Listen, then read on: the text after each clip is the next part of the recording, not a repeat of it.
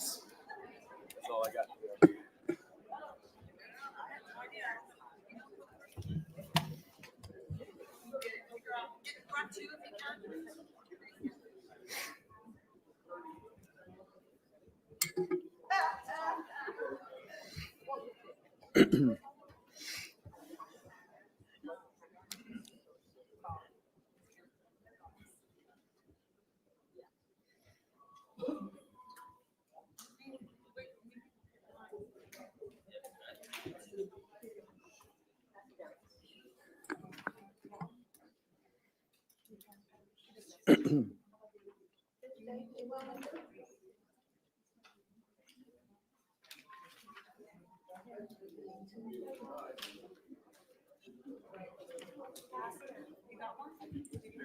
It is now 1800 hours. I'm going to call this regular council meeting 2025-24 to order. The invocation will be provided by Pastor Jerry Clem of Covenant Church, and the Pledge of Allegiance will be led by our Deputy Mayor, Mike Jaffe. Please rise.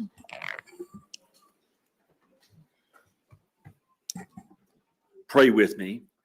Heavenly Father, we thank you this evening for letting us live in a nation where we are free to participate in the political process. We are free to come regardless of our station in life, regardless of our sex, our color, our backgrounds, and we can participate and we can have our voices heard. We thank you for the men and women through our history who have died, shed their blood so that we could have this freedom tonight. I would ask you, Lord, to enable us tonight through your Spirit to honor you by treating each other in an honorable and respectful manner. We confess, Father, that all here are created in your image and therefore are worthy of your respect, as we are all image bearers of the Creator. Give us the grace we need to not forget that fact, even when we may disagree with one another. May we disagree with one another agreeably and never forget what is most important, that we are your servants and your children. Father, I ask that you would bless the public servants in this room. Yes. Who every day imperil their lives by protecting and serving and rescuing us when we are endangered. Father, I would ask that you would bring them home safely each evening to their children and to their loved ones. We praise you for their sacrifice and their willingness to serve us. And Father, I would ask that you bless the men and women in our leadership on this council. Would you fill them, Father, with your Spirit?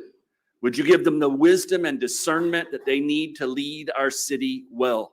Father, give them the wisdom to know when to stand firm and when to compromise for the public good. Father, I ask that you would prosper them and bless them. And may all that they do bring honor to your name as Palm Bay becomes a city that all can find refuge in. In your name we ask these things, Jesus. Amen. Amen. Amen. I pledge allegiance To the flag of the United States of America and to the republic for which it stands, one nation under God, indivisible, with liberty and justice for all. Hoorah!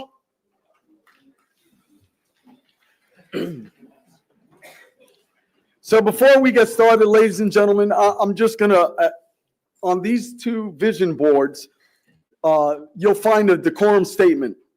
So I just wanted to read that out loud.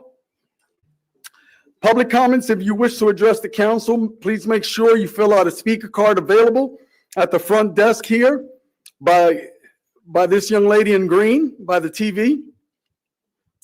When called, go to the podium, speak clearly into the microphone, state your name and address. Each person will be limited to 3 minutes and only allowed to speak at once. And there is no yielding of your time for someone else. Just wanted to address that. Direct your comments to City Council, preferably right at the mayor. Don't address them individually. Don't address staff or members of the public. Speakers and members of the audience shall refrain from shouting, using threatening language, and the violating rules of order, including for agenda items, limiting comments to the subject item being addressed. Violations of these rules may result in the issuance of a verbal warning. If violations continue, violators may be removed from our council chambers. A speaker may not be removed merely because of the content of your speech would be politically pleasing or acceptable. So let's please respect one another.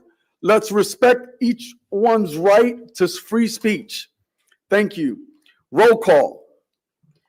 Mayor Medina, Present? Deputy Mayor Jaffe, Present. Councilman Johnson, Present. Councilman Hammer, Present. Councilman Langevin, Present. Mr. Morton, Present. Ms. Smith. Present. Thank you. We are now on agenda revisions. Mr. Morton.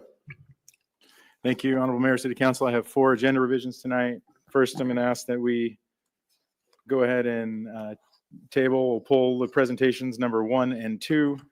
Out of respect to the many folks here who want to speak tonight and giving priority to our community and our citizens and our speakers, and for staff listening in the bullpen, if that gets approved, you can go ahead and go. You don't have to wait tonight. Thank you so much. Second, at the request of. Did you need a motion for that, or just you You wanna just go ahead, pulling sure? them? I'll make a motion to table presentations number 1 and 2 to the regular council meeting October 16th. Second. I got a motion by Deputy Mayor Jaffe, seconded by Councilman Johnson. All in favor signify by saying aye. Aye. Passes unanimously. Carry on, Mr. Next Moore. revision at the request of Mayor Medina, discussion of conduct and decorum of City Council has been added as item number 3 under new business. Okay, and the other one? At the request of Councilman Johnson, discussion of directing the city attorney to draft a letter to the office of the governor requesting the governor suspend Councilman Chandler Langevin pursuant to section 11251 Florida statutes has been added as item number 4 under new business. So, council, I think if you would like, perhaps merge both those, 3 and 4 new business, and then perhaps I would like a motion to move those right before public comments.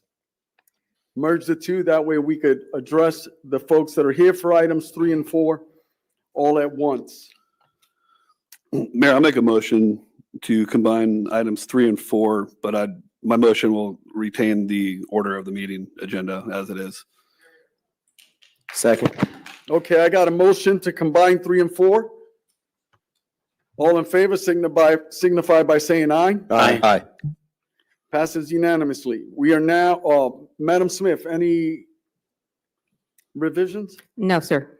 Any other council members have any revisions? Yeah, I'd like to make a motion just to move public hearings before public comments. Second. To move public hearings before public comments? Correct. I got a motion by Deputy Mayor Jaffe, seconded by Councilman Johnson. All in favor signify by saying aye. Aye. All right, so we're now on proclamations, and we'll start off with the mayor's business spotlight. Is GEI Works Incorporated here? Awesome.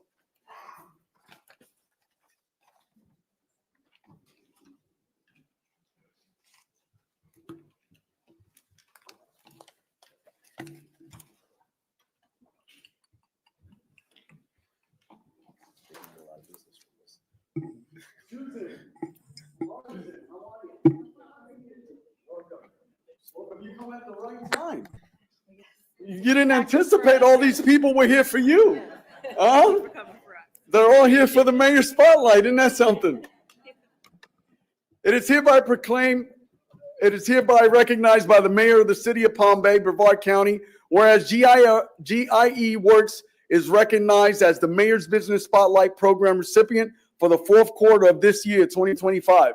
And whereas located in 2725 Kirby Circle, has been a valuable part of the local business community since its founding, providing environmental and infrastructure solutions to clients locally, nationally, and around the globe.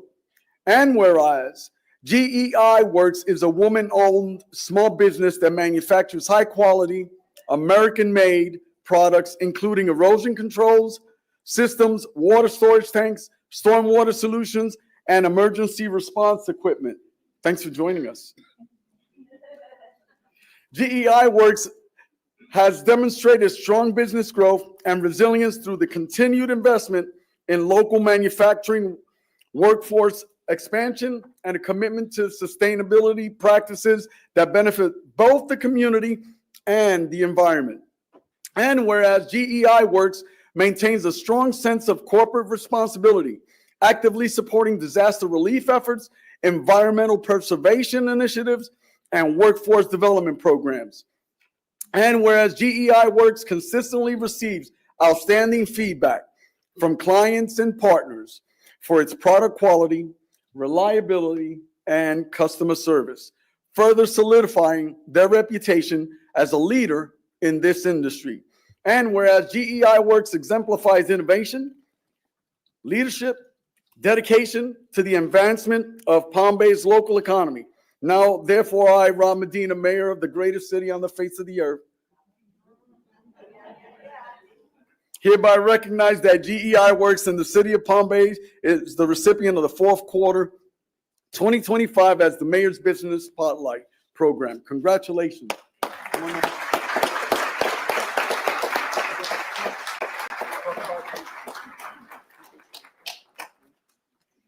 Thank you very much. On behalf of GEI Works, I want to thank Mayor Rob Medina and the Palm Bay City Council for recognizing us for the 2025 Mayor's Business Spotlight winner this quarter. It feels especially meaningful because this is National Manufacturing Month. And so as we celebrate the vital role that manufacturing plays in the economy of our good city, we're grateful for the opportunity to be here. We're proud to call Palm Bay home. Over the last several years, we've grown from a very small manufacturing facility to triple its size here in Palm Bay. We appreciate being part of a city that values diversity, welcomes all people, and provides an environment where businesses and communities can thrive together. Over the years, GEI Works has been able to be involved in global initiatives in supplying products that support and protect our waterways, stormwater management, and best management practice products for responsible construction. Here in Florida, our work has a special meaning as our products help protect the Indian River Lagoon, erosion control systems that protect our shorelines, and we continue to take that responsibility very seriously. We share the values of Palm Bay with honor and service and integrity. We know that that guides Palm Bay's leadership, and we believe in those principles. And we believe that it matters not just in business, but in how we treat one another and in being a community that is successful and recognizes all people for their contributions. I want to thank you again, Mayor Medina and the Palm Bay City Council for the honor, and we are appreciative of being here tonight. Thank you.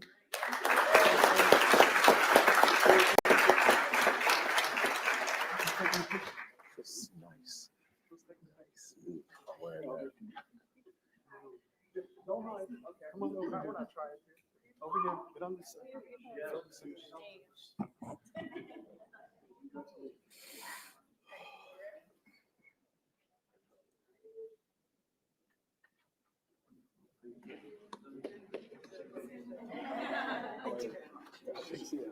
See you, man. Thank you. Thank you. Thank you. Thank you. Oh, thank you. See you, sir. Thank you.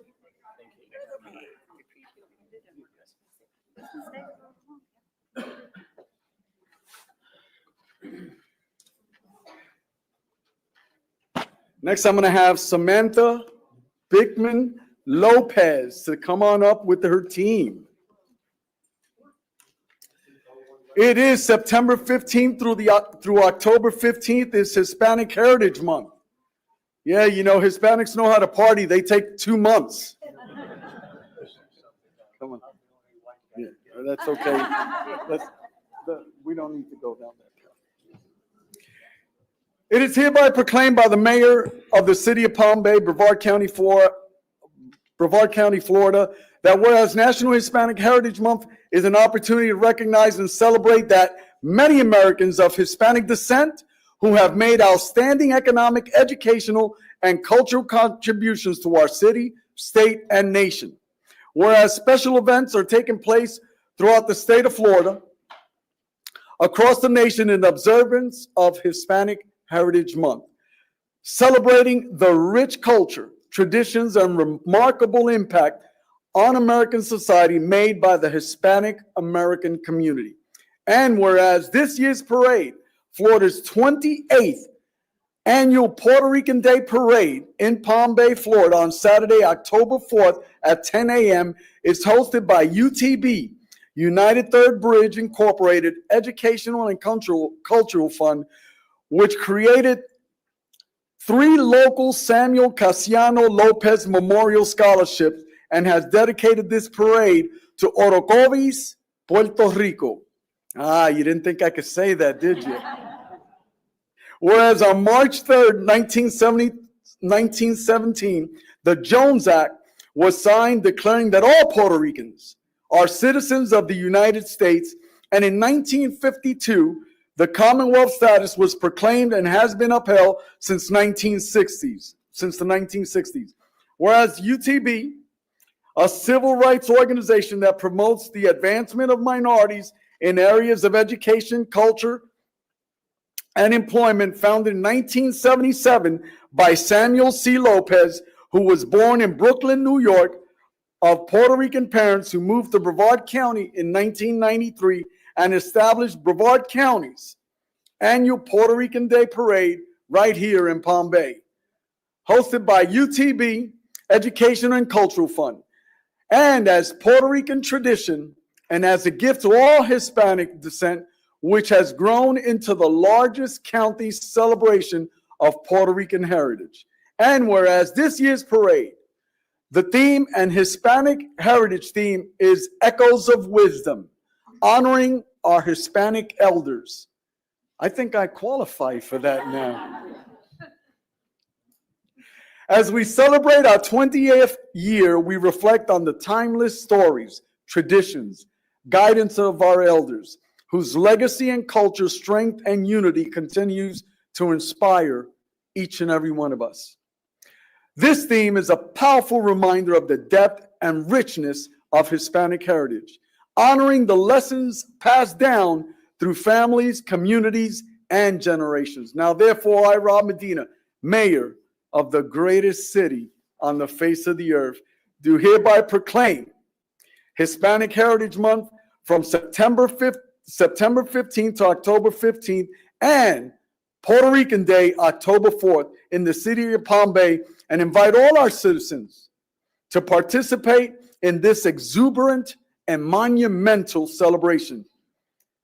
Signed, my hand affixed, this second day of October 2025.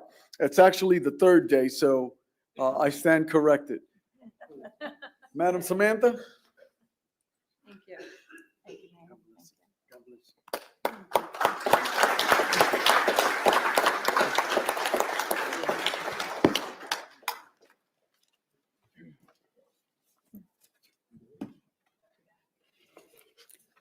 On behalf of UTB, United Third Bridge Incorporated, and the Florida Puerto Rican Hispanic Chamber of Commerce, I want to thank the mayor and the council for this proclamation.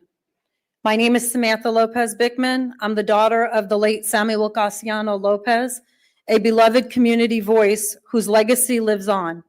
My father founded the first Puerto Rican Hispanic Chamber of Commerce here on the Space Coast in 2002, and his work continues through both the Chamber and United Third Bridge.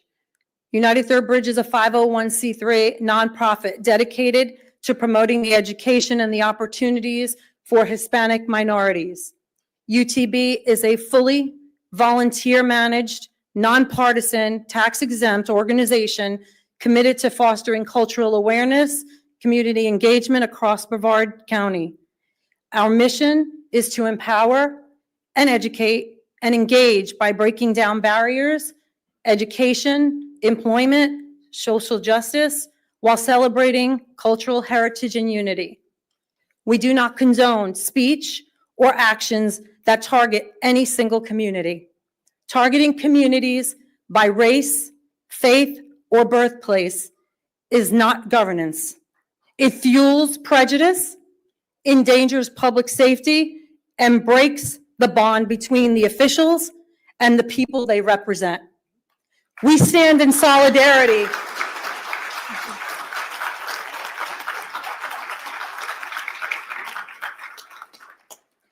We stand in solidarity with the Indian community tonight and always.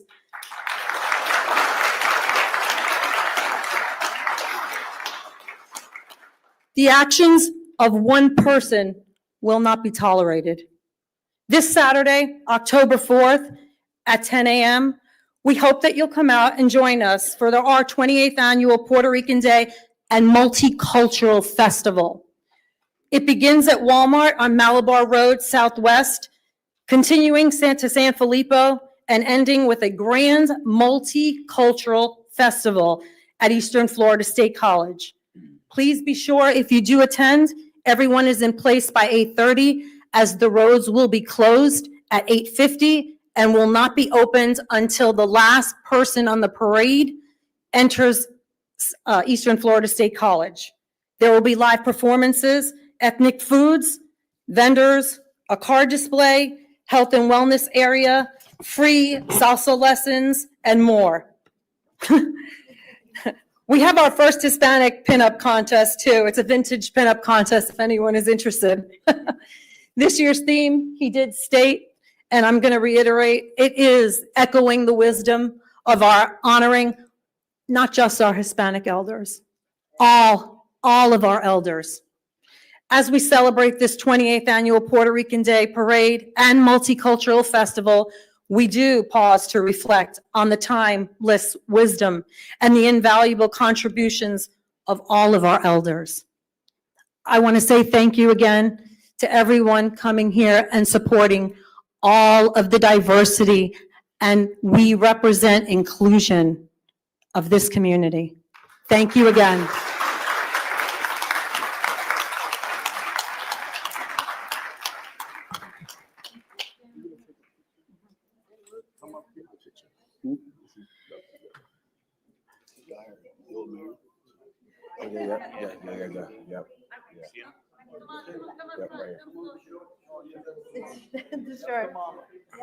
Eddie guy. He's a while out when he's still on my toes. Thank you. Oh. Mayor. I guess I'll start.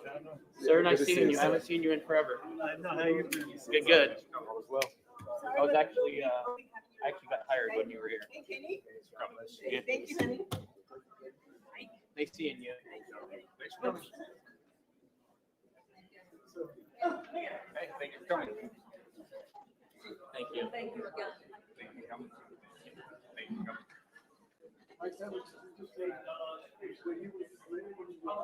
Yeah. That's funny. Hey, what's up? He was, no, my dad was here. Next, we have National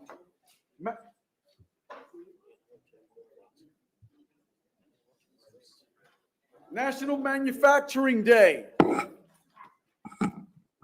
Come on up.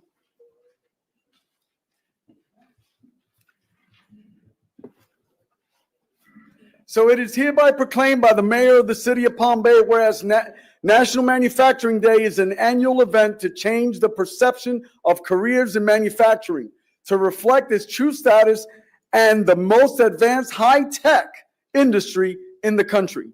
Whereas National Manufacturing Day is an effective way to reestablish the United States as a global leader in manufacturing education. And whereas for the third year in a row, Florida ranks #1 for having the strongest economy in the nation, according to U.S. News and World Report. And whereas the Space Coast is the epicenter for manufacturing in the state of Florida, with over 500 manufacturers that call our region home. Now, therefore, I, Rob Medina, mayor of the greatest city on the face of the earth,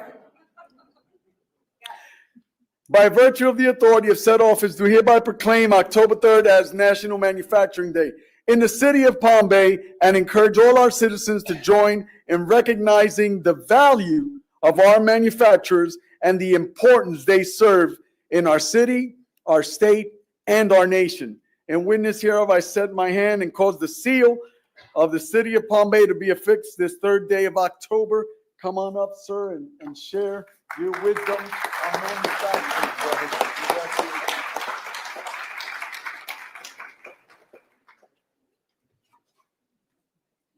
I need my extra set of eyes, excuse me.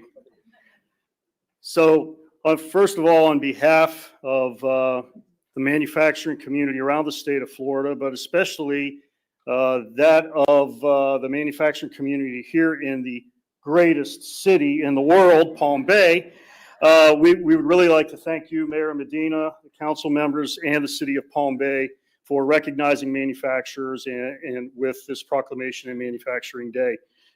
Manufacturing is really the backbone and the heartbeat of America. It's essential to growth of this country, growth of our regions, growth of our national security. It's really, manufacturing's in my heart, has been in my heart for over 38 years.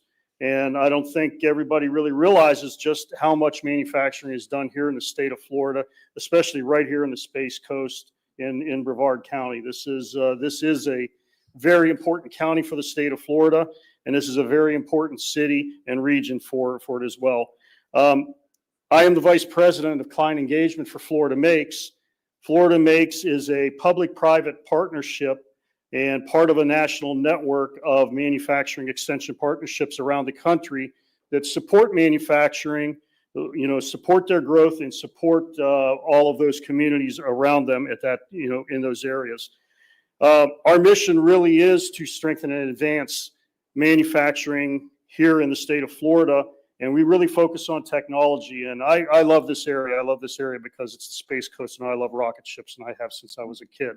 So that makes it the greatest city in the world. So, but once again, I thank you. I thank you, great folks of Palm Bay, Mayor Medina, Council.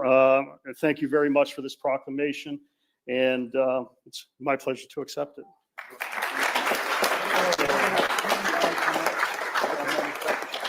I'm going to ask our GEI Mayor Spotlight winners manufacturing company right here in Palm Bay to join us for this picture.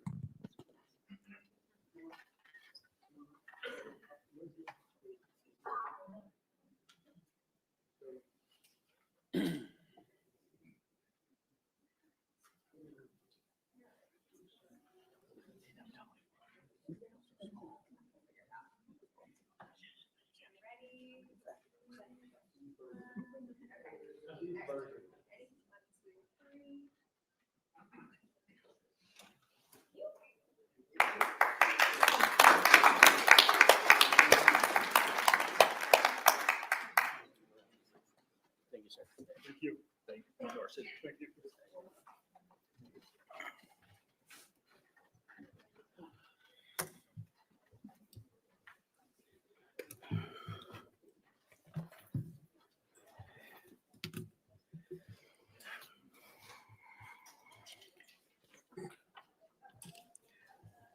So we are now on public comments, item number 1.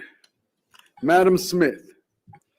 Ordinance 2025-39, an ordinance of the City of Palm Bay, Brevard County, Florida, vacating and abandoning a portion of the rear 20-foot public utility and drainage easement located within Lot 18, Block 2014, Port Malabar Unit 46, according to the plat thereof, as recorded in Plat Book 22, page 61 of the Public Records of Brevard County, Florida, and legally described herein, providing for an effective date.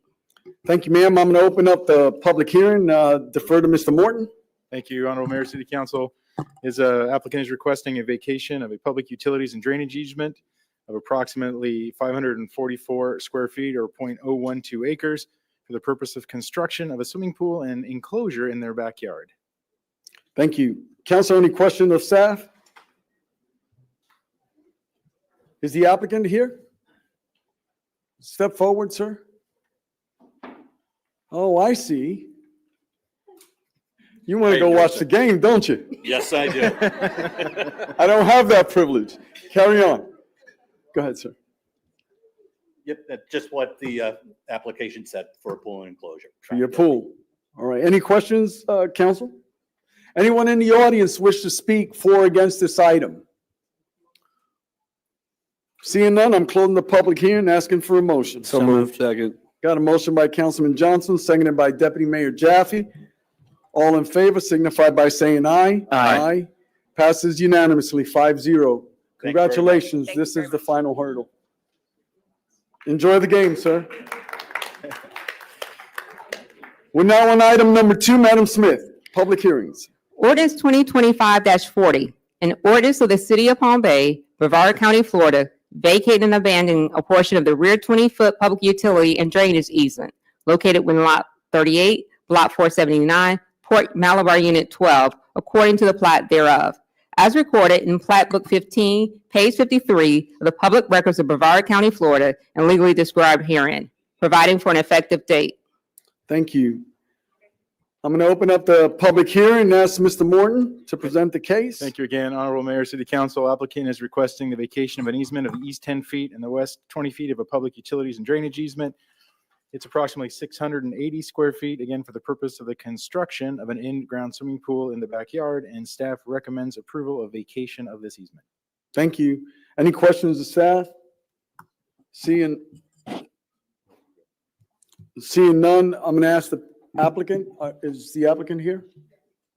You want to come up?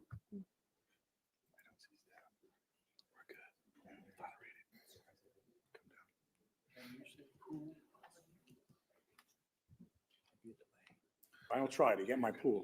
Copy that, sir. Anyone in the audience wish to speak for or against this item? Seeing none, I'm closing the public hearing and asking for a motion. Make a motion to approve ordinance 2025-40. Second. Got a motion by Deputy Mayor Jaffe, seconded by Councilman Hammer. All in favor signify by saying aye. Aye. Any nays? Passes unanimously. Congratulations on your pool, sir. Thank you very much. Yes, sir. What's the next step? That's it, buddy. That was the final step. That's it. Congratulations. Thank you. That was it. And I think the next step, sir, is everyone wants to enjoy your pool next.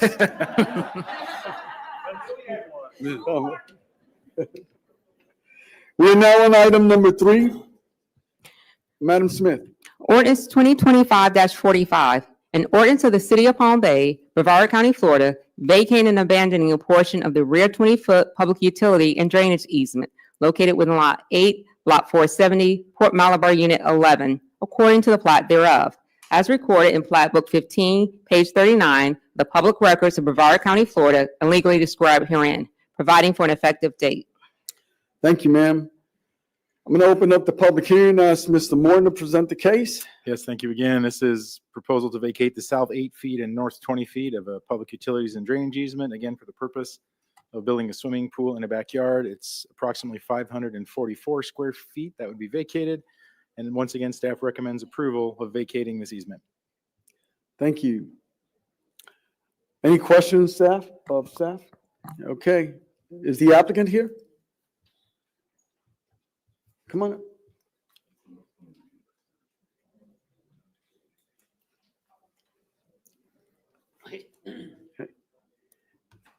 Pool in the backyard. Thank you, sir. Is there anyone in the audience that wish to speak for or against this item? Okay, I'm closing the public hearing, asking for a motion. Motion to approve ordinance 2025-45. Second. Got a motion by Deputy Mayor Jaffe, seconded by Councilman Hammer. All in favor signify by saying aye. Aye. Passes unanimously. Congratulations, sir. That was the final. Thank you. We're now on item number 4. Ms. Smith. Ordinance 2025-46, an ordinance of the City of Palm Bay, Brevard County, Florida, vacating and abandoning a portion of the side 6-foot public utility and drainage easement located within Lot 14, Block 2642, Port Malabar Unit 50, according to the plat thereof, as recorded in Plat Book 23, page 8 of the Public Records of Brevard County, Florida, and legally described herein, providing for an effective date. Thank you, ma'am. I'm going to open up the public hearing. Mr. Morton? Thank you, Honorable Mayor, City Council. The request is to vacate the northeasterly 4 feet and southwesterly 6 foot of a public utilities and drainage easement of approximately 572 square feet for the purpose of accommodating an existing carport structure that was constructed by the previous property owners. Staff has recommended approval of vacation of this easement. Thank you. Is the applicant here? Come on up.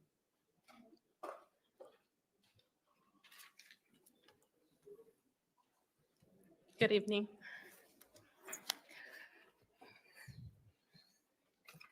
My name is Lourdes Quiñones. This is my husband, Wilfredo Prieto.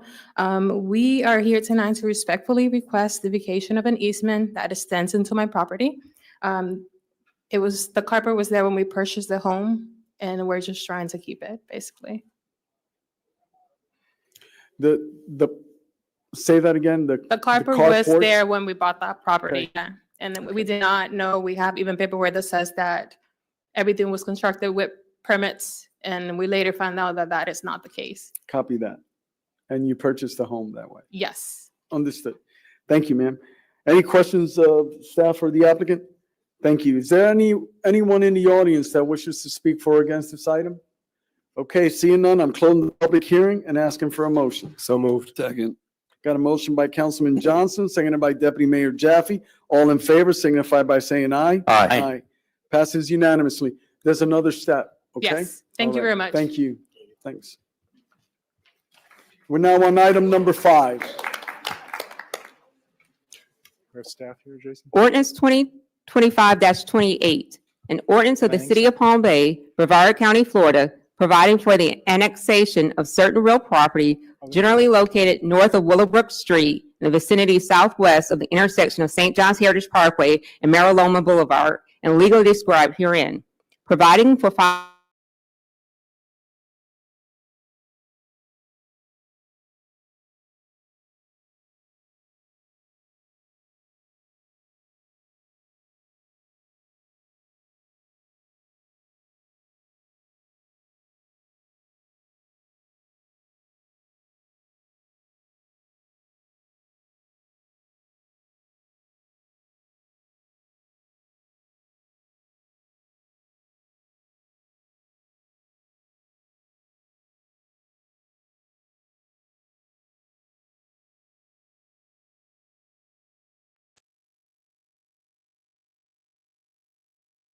Presentation and ask any questions that you have. Thank you. Ms. Althea? Thank you, Mayor and City Council, City Manager, City Attorney, and Clerk. The applicant is requesting that the City Council accept their voluntary annexation petition for nearly 33 acres of land located just southwest of Mariloma Boulevard Southeast and St. John's Heritage Parkway. Everything was reviewed by staff pursuant to Chapter 171 of the Florida statutes, and we find that the proposed annexation area is reasonably compact and doesn't create any finger-like serpentine patterns, nor does it result in the creation of enclaves. The Planning and Zoning Board heard this item September 3rd with a vote of 5-0 in support and recommendation to the council to approve. You heard this 2 weeks ago, I believe, with the same result. And that is all that staff has on this item. Thank you. Any questions, council? Is the applicant wanting to present their case? Thank you. Jake Wise, civil engineer for the project. As Ms. Jefferson identified, we had just come before you a couple weeks ago. We have 3 agenda items tonight. I won't come up here 3 times and talk about the same thing. So just wanted to just do a quick, brief summary. This is a voluntary annexation. At first reading, we were recommended by approval for approval by staff. You were kind enough to unanimously recommend us for approval. We have been working for 2 years with staff to get to this point, so we're very excited to do so. Last presentation talked about 4 stars, commitment to Palm Bay and to the private-public partnership that they've had for so many years, talked about their over 1,800 single-family lots that they've been developing. They brought a 20-inch force main to this region over 3 miles for the good of the whole area. Extending the parkway as part of this project and previous projects. They looped Mariloma Boulevard, which took a tremendous load of traffic off of Babcock Street. And we're very excited because this particular project has the ability to have walking distance to a new Odyssey school that's coming. We have a lot of different amenities across the site. We are extending utilities at our cost, again, to help the infrastructure of the entire city-wide system. There are 2 more agenda items tonight. One's a small-scale comprehensive plan amendment. One is a rezoning. As you see in the staff report, we made all 10 criteria for the small scale and all 6 criteria for the rezoning. So we did have a neighborhood meeting. We have not had any opposition at all. We have, again, had staff support of all 3 of these items. So with that, I'd be happy to answer any questions you may have. And if there are any public comments, appreciate a chance to respond. Yeah, so you didn't want to come up the other time, so I'm just going to hit you with what I believe, right? So this is the annexation portion of that. The next is regarding the comp plan, the future land use, right? So you know I've been consistent, but we're going to go from 1 per 2.5 acres units, and then it's going to be a higher density. And I get that you don't see the value to 1 acre lots, right? Or even larger, but would your client even consider half acre lots? Like yeah. You know, Go ahead. if it's okay, we'll come back up with that agenda item. Okay. But in order to bring this into the city, which Yeah, again, we've been working on for so long. I understand. Yeah, we have to go with a land use that you have. Your lowest density future land use is the low density residential. It allows up to 5 units an acre. We're only proposing 2.2. It's 33 acres. It's only 74 lots. But I'll be happy to answer your question. I thought you didn't want to keep coming back Yeah. up. That's why I figured I'd ask now. Yeah. Okay, all right. Thank you, Mr. Wise. Is there anyone in the audience that wish to speak for or against this item? Please step forward, Master Chief. So we're still working it out is my point. Okay, thank you. Bill Batten, 586 Ocean Spray Street Southwest. First, I'm always against annexation of land into the city of Palm Bay because it makes the city bigger in land mass. And to make it bigger in land mass because that means we're going to increase in population. Increase in populations means we then have to hire more police officers and more firefighters. We can't keep up with what we have now, but in this case, I'm going to speak in favor of the annexation strictly because if these homes are still going to be built there, and if the city of Palm Bay doesn't have the annexation from this builder in the city, those tax revenues would be going to the county and we'd still having to deal with the exact same population increase. But we wouldn't have to increase with the police and fire, but we'd still be stuck with every other aspect that comes with it. I'm also very happy that the builder is saying that they're going to extend the utilities at their expense. Let's see if they can extend the St. John's Heritage Parkway all the way around at their expense also. Then I'd be real happy with the annexation. Thank you. Thank you, sir. Anyone else wish to speak for or against this item? Anyone else? Seeing none, I'm closing the public hearing and asking for a motion. So moved. Second. Got a motion by Councilman Johnson, seconded by Deputy Mayor Jaffe. Any additional comments? No, sir. All in favor signify by saying aye. Aye. Passes 5-0. We're now on item number 6. Ordinance Ms. 20. Smith, yes. Ordinance 2025-47, an ordinance of the City of Palm Bay, Brevard County, Florida, amending the 2045 Comprehensive Plan to change the future land use map designation from Res 1 2.5, residential 1 unit per 2.5 acres, Brevard County, to low density residential, LDR, 5 units per acre, providing for the repeal of ordinances or parts of ordinances in conflict herewith, providing for an effective date. Thank you, ma'am. I'm going to open up the public hearing, and Mr. Morton or Ms. Thank you, Honorable Mayor. City Council has noted this is step 2 of a possible step 3 and 2 and 3. is to amend the city's comprehensive future land use plan, flume map, for the underlying comprehensive plan designation of this piece of property. And we have staff here to present or answer any questions that you may have. As you noted, Mayor, would take it from the residential one, which is 2.5 unit density, to the current city, I believe it's residential 3 density, correct? Thank you, RS3? sir. Yes. So the applicant has made it clear on the previous application that when we annex, typically we have the county's future land use designation and their zoning. So as we bring this into the city, we need to change our map to a designation that we have. The lowest density residential future land use we have is LDR, as he mentioned, and so that is what staff has recommended. We did have a concurrency review, and that is from police to utilities. We had a transportation review. I will add that this particular ordinance would only need one reading pursuant to our code and Florida statutes, as it's under 50 acres for the future land use designation. However, the next case you hear, which is the rezoning, will have 2 readings. Between now and the second reading, staff is negotiating, as Mr. Batten mentioned, the extension of the parkway westward as part of this annexation. And those details will be worked out and available to you upon second reading of the rezoning. With that all said, the Planning and Zoning Board heard this item early last month, and they were in support. With that, I'll take any questions. Yes, ma'am. So have you discussed this at all? I know that you're saying you're in negotiations, but how Yes. far are those negotiations?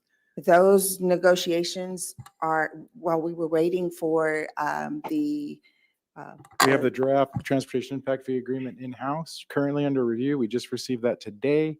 And I believe And we the have. appraisals. and the I'm sorry, that's appraisal, the word. no, And the easement dedications, all in process. We will not bring it back for the second hearing until those are resolved. Okay. So do you, in your opinion, they're going well? Yes, I think we'll get them resolved on time and ready for the next hearing. Okay. All right. Thank you. Thank you. Thank Yeah, you. primarily the timing of the appraisals has been our backup. With the appraisal, did you say, Althea? As part of the negotiations, we were waiting for an appraisal so that we could negotiate properly. Thank you, ma'am. Don't go anywhere. I think Councilman Hammer has got a question for you. When we say we're working on the negotiations, are we working on negotiations for 1 lane? Or on the 2 lane all the way to the end? Or are we talking about 4 lane all the way to the end of the property? That I would have to leave to our Public Works Director, who I think is trapped outside at the moment. So But the Because negotiations are for the 2 lanes at this point until something else would trip. But But is for the the right of way? But for the right of way, Okay, for the full yes. 4 laning was the key to this project. So the Okay, right of way for the full okay. 4 laning, the interim construction of the 2, and the impact fee credit to build those 2, and then potentially in the next phase of the project to finish a build. That was a future discussion. Okay, and my Yeah. second thing is this going to coincide with everything we're going to need moving forward to extend the parkway all the way around? That would have to come as. For this we portion, Look at the correct? other projects. This portion? For this portion, that is one of the reasons staff brought this forward and worked with the engineer and the applicant, because they were willing to do the full 4-lane dedication instead of a piecemeal or potentially never get the next piece. And for this current identified section of St. John's, it does fill in a critical gap. That's what I wanted to make Staff's sure, opinion. because I don't want to have a portion here to where we can never connect. Correct. So I just want to make sure that's, okay, thank you. Councilman Hammer, I'm right along there with you. The right of way is a big acquisition with this project. Thank you, ma'am. You're welcome. Any other questions, Council? Okay, thank you, ma'am. Anyone in the audience wish to speak for or against this item, please step forward, sir.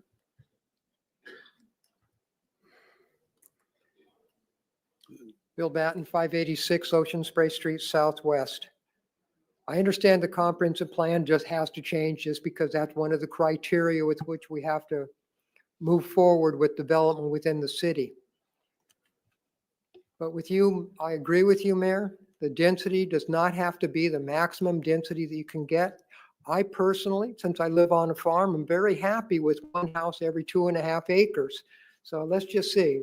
They're only proposing 70 on the 32 acres, which is very nice. They could get more. I'm very happy that's all they're asking for. But when I look at the difference between 70 versus what it would be of only 15 houses, that's more my lifestyle of what I'd like to see in the city of Palm Bay and not a higher density population. Thank you very much. Thank you. Anyone else wish to speak for or against this item? Yes, sir, come on up. Well, I was going to let you rebut but let me, sir, Mr. Wise, I guess no one else wants to speak, so come on up. Just wanted to get all those questions out for you. Thank you. I appreciate that very much. As I mentioned earlier, we are requesting the lowest density that the city has, and that is 5 units per acre, and we're only proposing 2.2 units per acre. We have designed and permitted, and our majority are under construction of well over 2,500 single-family lots just north of us. And if you've been in this area, you've seen it's going vertically very quickly and growing quickly. We already have the Publix open, and 4Star is a big part of that, who's the applicant tonight. They brought in the utilities for that infrastructure. They built the stormwater management systems, including the one that Publix and the future Odyssey School will tie into, and all of these commercials. We have 9 or 10 applications right now for different commercial end users, and that's because of all these residential rooftops that are coming in. So this does support all of that commercial. What we're proposing is different than all those 2,500 plus lots that are just north of us. These are 60 and 70 foot wide lots. They don't get to a half an acre, but this are the largest lots that will be in this entire area. We did that because we wanted a different product. We wanted to bring in something larger, but to go to a larger size with the infrastructure cost to extend utilities, extend the parkway, put in our own subdivision road, stormwater management and amenities, we just couldn't have that few lots and be successful. The shape of it, as you will see, is very narrow L shape. So if we did something with larger lots, they would be extremely shallow and difficult to build on. This is a total of 35 parcels we put together to make this project happen. And so we're pretty excited about the ability to provide that different larger lot product than anything else in this area that's bringing in new homes. And of course, we're extending, as I mentioned earlier, the parkway and the utilities. So with that said, this vote, of course, is for the small scale comprehensive plan amendment. And so we're requesting for us just 2.2 units per acre. So any questions, gentlemen? So I'll say this, Mr. Wise. Thank you for hearing what I've been saying on the dais for 5 years. That's the first thing. I want this to be successful so that your lot capacity increases as well. I'd like to see that one day. So I'm going to support this item because you have compromised over time, and so has your client. So thank you for listening. Thank you. I appreciate that. And it doesn't go unnoticed, sir. Thank you. We do have another one coming your way that Yeah. has the 1 acre to Yeah. the 3 acres that you've been asking I'm for. just Stay one at a tuned. time. Mr. Wise? Stay tuned. One at a time. I'm one at a time. All right. I think that concludes. Thank you, sir. I'm going to close the public hearing and ask for a motion. Motion to approve ordinance 2025-47. Second. Got a motion by Deputy Mayor Jaffe, seconded by Councilman Johnson. All in favor, signify by saying aye. Aye. Passes 5-0. Ms. Smith? The following item is quasi judicial in nature. Public hearings agenda item number 7. Any person who wishes to testify on such a matter must sign a speaker card which contains a sworn oath to tell the truth. Any individual addressing the council must state his or her name and confirm that a speaker card has been signed. Council should disclose any ex parte communication by disclosing the subject matter of the communication and the identity of the person, group, or entity with whom the communication took place. The order of this proceeding will be as follows. First, staff will make its presentation, followed by the applicant, then any other interested party. Any speaker may be subject to cross-examination by the council or any other interested party.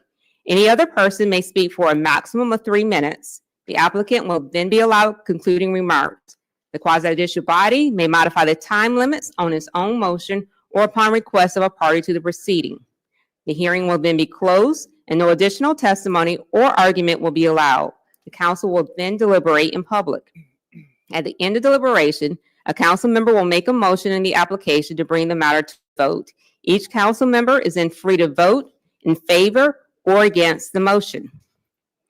Ordinance 2025-48, an ordinance of the City of Palm Bay, Brevard County, Florida, amending the zoning ordinance of the City of Palm Bay by changing the zoning of property from GU, General Use Holding District, and AU, Agricultural Residential, Brevard County, to RS3, Single Family Residential District, which property is located north of Willowbrook Street in the vicinity southwest of the intersection of St. John's Heritage Parkway and Mariloma Boulevard, and legally described herein, providing for a change of the zoning map, providing for an effective date.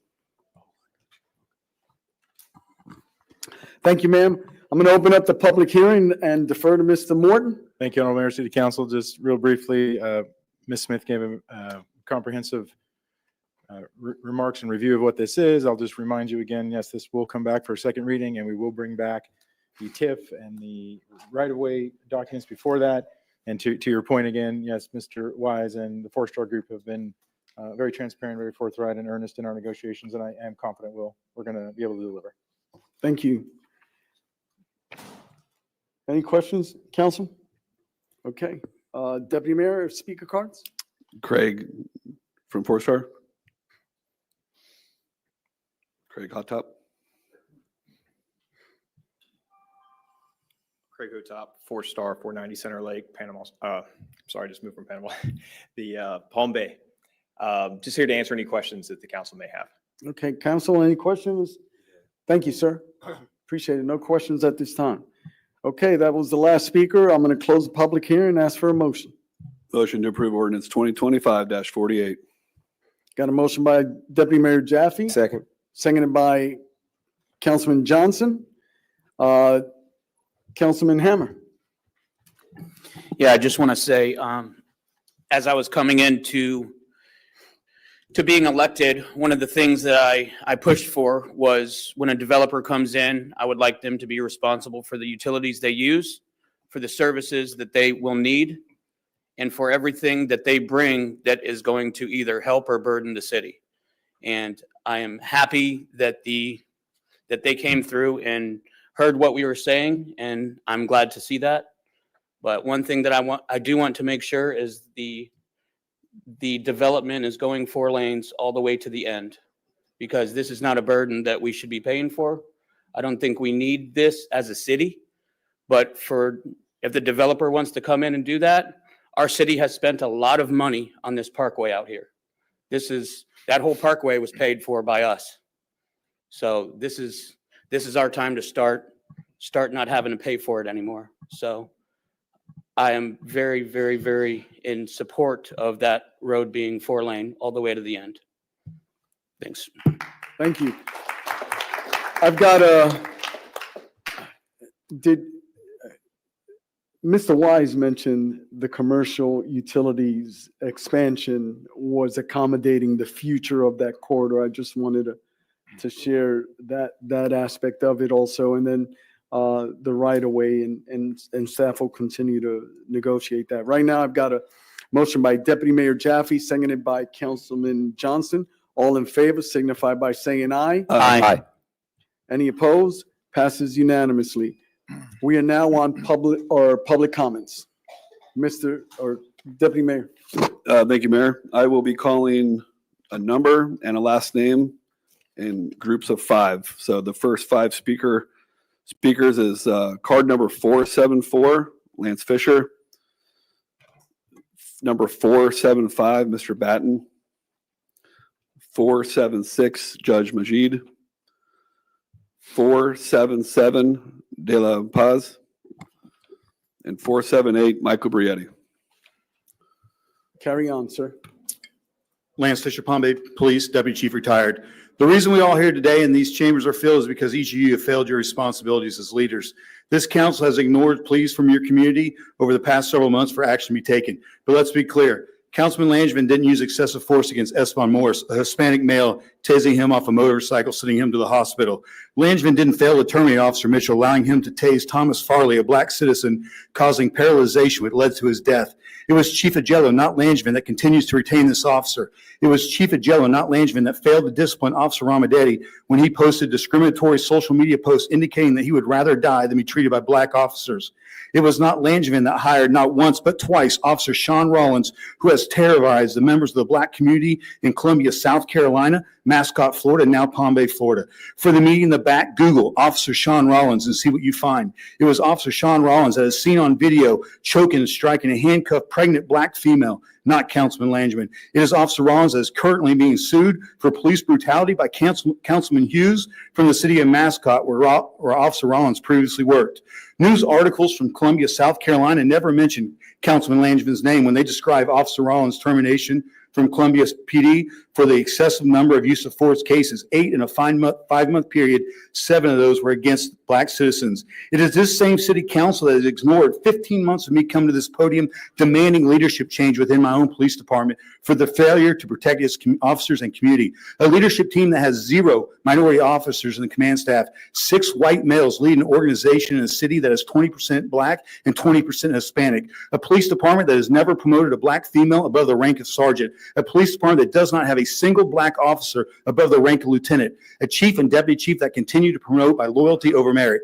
This council failed to even acknowledge the 185 times that Chief Agello weaponized his own police department to target, harass, and discriminate against his own neighbors. Yet this council has done nothing to ignore the complaints and pleas from your community. But now you want to break your silence. Why? Not because it affects your community, because the community you serve, but because it affects you as individuals. It affects your campaign funds. This council, city manager, and city attorney, you don't have the right to pick and choose which racially discriminatory words or actions you will stand against.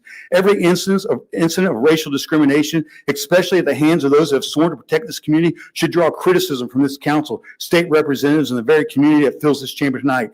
Tonight shouldn't be about the resignation of Councilman Langevin. It should be about the resignation of each and every one of you that have failed this community, ignored multiple accusations of discrimination, and done nothing to prevent tonight from happening. Again, I will speak to anyone, anytime, in any place, to include Chief Agello and his command staff, and provided documentations that support my comments tonight.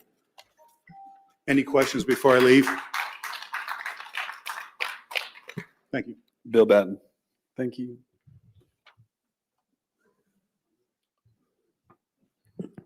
Bill Batten, 586 Ocean Spray Street, Southwest. First, I'd like to thank staff for all the extra work that they've been having to do tonight to make this thing happen. I see it and I know that I appreciate the extra effort. That's number one. Number two, we should have a crowd like this every council meeting to be actively engaged in our community. I've been coming to these things for a long time, long time, almost 40 years. And I only see activity like this when somebody's feelings get hurt. I want to see the same activity for engagement into my city on the daily city business, if that would be possible. Item number 3, I appreciated not revamping the agenda to the extent that you did. It worked out very well. We'll see how it goes from there. And item number 4, under consent agenda item number 4, since I won't get a chance to discuss it, I was going through the packet and I did a quick tabulation on what it was going to cost. It was over several $1 million worth of activity that I could not discuss with you. And that since we're revamping on stuff, let's go ahead and revamp. The consent agenda items can be addressed in the chambers so that people understand where their millions of dollars go. Thank you very much. Thank you. Next speaker.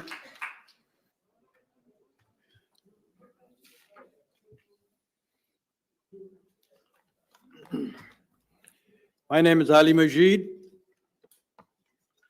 I served as a felony prosecutor and as a judge for 27 years in the 18th Judicial Circuit. Tonight, I stand before you not only to show solidarity with my Indian community, but also to serve as a bridge of peace and conciliation. As Mother Teresa said, peace begins with a smile. And to you, my friend, I offer a refreshing smile and a warm handshake. You sail openly on the ship of Christianity. John 13. By this, all people will know that you are my disciples if you have love for one another. A new command I have given you, as I have loved you, so you must love one another. I ask you, my friend, do you truly wish to enter old age known for insults and unrestrained vitriol? Will your children remember you as a father with a heart as black as coal and a tongue as caustic as acid? Will your words be remembered for human degradation or for kindness and dignity? Are you among those whom President Trump might label a loser, a nasty person, or a foul and festering sore in our midst? Do you want your legacy to be that of an elected official whose overheated words incited and justified violence against the harmless, the innocent, and law-abiding citizens?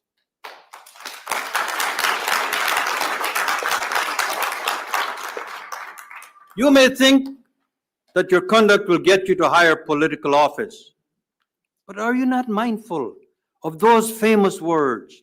For what does it beget a man, that he shall lose his soul and gain the world?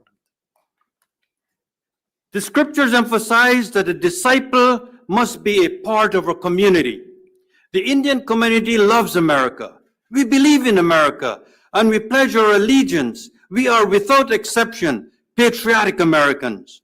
3 of my nephews, Steve Majid, U.S. Navy, Rick Majid, U.S. Air Force, Omar Majid, U.S. Marines. Did you just Google me? Sundar Pichai, an Indian, is head of Google. Did you just check the time? Arabic numerals. Did you just access Microsoft? Another Indian, Satya Nadella. Oh, and do you have Bose earphones? Another Indian, Omar Bose.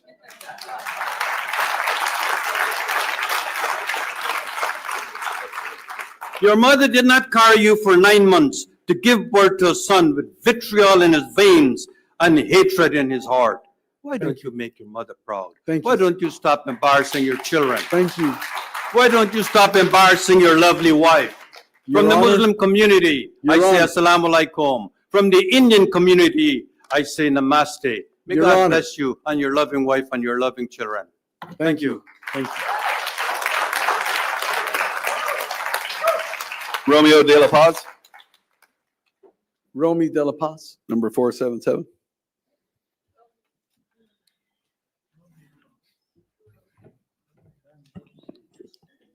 Good evening, Mabuhay, Mayor Rob Medina, and the City Council of Pambay, and to our community. Romy? Yes. I'm standing already, but I think it's better for me to be in the higher platform. No, right there. No, Romy, right there. Can someone lower the podium for him? Thank you. Thank you, Jonathan. Okay. Oh, very good. Very good. Thank you. Thank you. That's, My name again is Romeo De La Paz. My family came to Pambay in 1972, building a house in Abbott Avenue. Although I arrived here in 1986. Now that house is still our family residence. I am here to support and extend solidarity to the Indian community.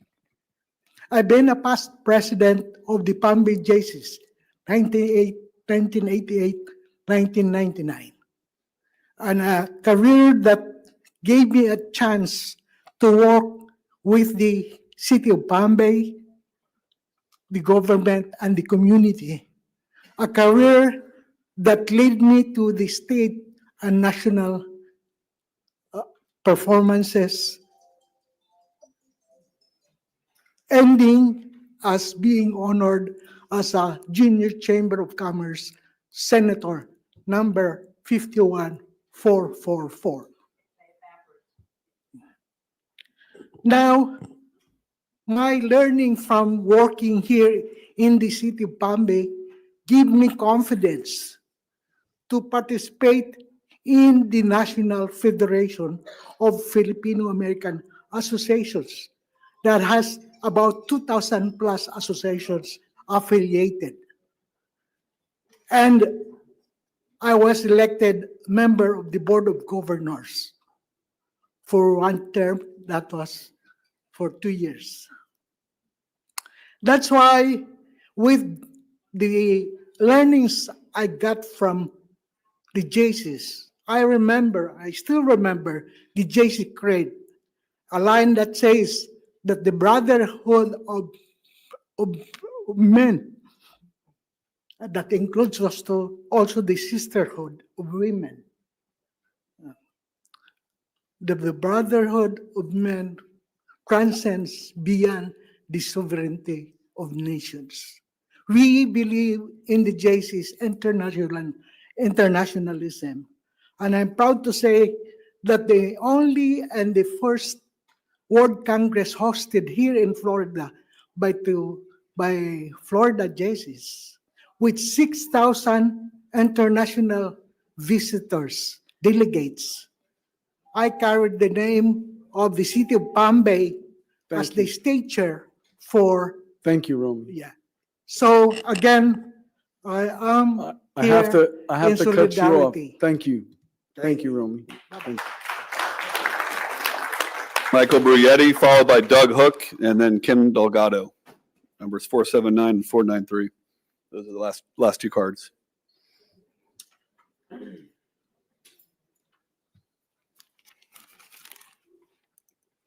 Michael Brady, 742 Cornelia Avenue. First, I'd like to say I love the Indian community. Very kind and generous people. I'm here tonight not to call Langevin out on his behavior because Langevin has been open on his views well before he was elected. I'm here to call out everyone else on this dais for knowing these facts from the beginning and doing absolutely nothing. Since Langevin was elected to that seat, he's had derogatory statements against the Latin, Hispanic, Muslim, Jewish, and even the African-American communities. I take no offense to it. That's Chandler being Chandler. I am Latin, my wife Hispanic. Yet none of you had a problem with that. It wasn't until Langevin spoke against the Indian community that it now became an issue in all of your eyes. Why? And I'm going to tell you why. It's because the Indian community is the largest contributor of your campaign funds, and I'm quite sure a record request of your donor sheets would prove what I'm saying. Wasn't it you, Jaffe, that campaigned with Langevin? And wasn't it you, Medina, along with Herodopoulos and Fine, that endorsed both Jaffe and Langevin in their respective races for those seats? You all knew Langevin for who he was all this time. But now that none of you can control what he says or does under your direction, you turn on him. So the puppet show came to an end, essentially. So if everyone named within deems to suddenly hold Langevin accountable, you should all hold yourselves accountable. In fact, I'm asking you, Medina, Jaffe, and Johnson, to resign your seats with Langevin, if that's the case. Let me give you three another reason to resign with Langevin. You, Jaffe, Johnson, and Langevin voted to silence the very community that voted you in office, but suddenly had a change of mind when realizing that it was upcoming election year. So obviously that was miscalculated. Now, I do not agree with Langevin's views on race at all, but if you're going to crucify him for exercising exercising his constitutionally protected right, then crucify yourselves for not acting on this from the beginning. I'm ashamed of all of you, as you unwarrantedly stated to Lance Fisher at one time, two of you up on that dais, adding that he's far more honorable than any one of you up there. You are not my mayor and council. You are not and have not been representative of me, the citizens, nor our tax dollars as evidence in your decision-making this past year. And I hope moving forward, the citizens hold you accountable. Doug Hook.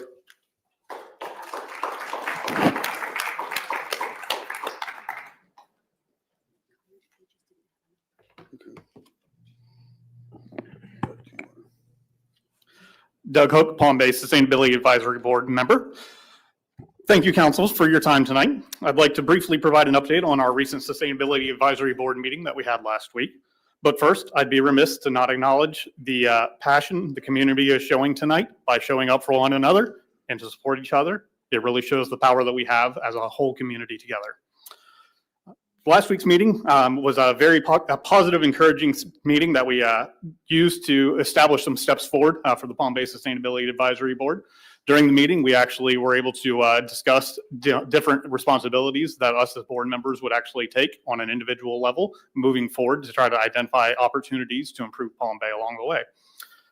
Some of these ideas were to re-engage the community, such as individuals, organizations, and even developers coming to Palm Bay, and finding areas of opportunities to where each one of those different organizations are able to bring forward sustainability practices in Palm Bay.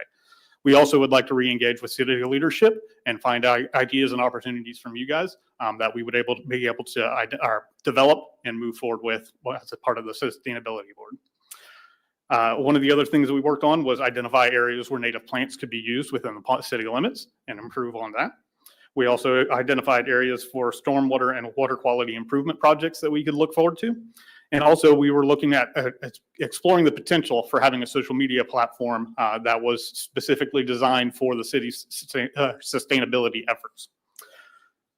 During the meeting, city staff also presented an opportunity to utilize some native plants at the monolith that's at the end of Port Malabar Road at US 1. We are going to visit that land and see what kind of plants might be able to work in that and see what city staff might be able to do and advise them in that manner. Multiple board members were also able to attend this week's Coffee with the City Manager on Tuesday, where we gathered some ideas that we might present towards the board from that meeting itself. Lastly, I'd like to say that we would love to hear from the community at large and participate in our board members. Kind of like Mr. Batten said, the turnout for tonight is fantastic. The turnout for some of our boards are not so much fantastic. And we would love the opportunity to hear from the community on what is important to them.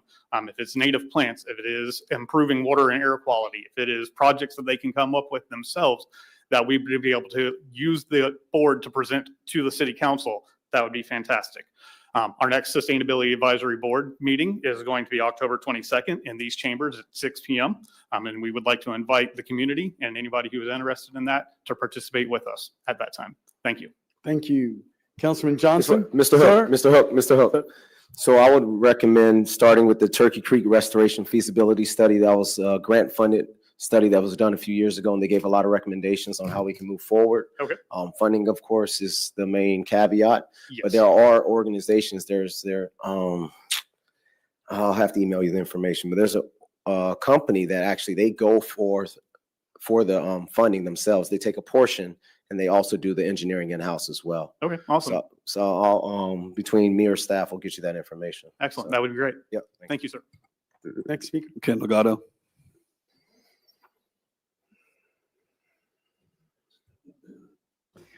Ken Delgado, 154 Angelo Road, Southeast Palm Bay. Just came back from Lake Mary at a seminar for pastors, for Liberty pastors. And today I just wanted to talk about Charlie Kirk, if I may. We know that he lost his life not too long ago, and he lost it for different reasons. But today I'd like to honor him. Some people think that his views was all about politics. And so I have here a note from Lori Vincent, who was there when his life was extinguished. And this is what she said. She said, he didn't just want people to be conservative, he wanted them to be saved. You could tell the passion in his voice when he shared the gospel. While those who hated him for his political views, there is no doubt that underneath all of that hatred was a hatred for Christian worldview and the proclamation that Jesus is Lord and God over all. Because of that, I think Charlie was a martyr, not just for his politics, but more importantly for Christ. His last message to the world was that of Christ's deity, death, resurrection, and supremacy over all things. And I think it's important to share that his number one priority, wherever he went, to the universities and to the schools, was to share Jesus Christ. That was number one priority. His second priority was this, to make sure that the first priority was accomplished. Jesus Christ came down, and it says that he came with grace and with truth. Truth is important, but if we don't have grace in there, then we're missing the point of Jesus Christ and the very message that Charlie Kirk gave. As the first person who spoke said, that by this we'll know that there is a God and that we love one another. And love is a principal thing.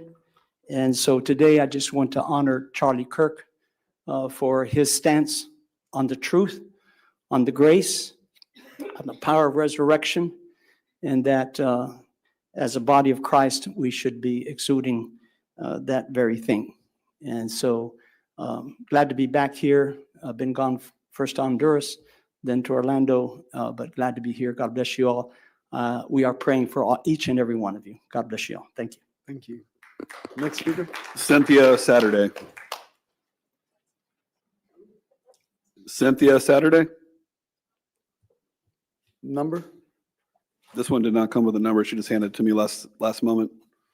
Cynthia.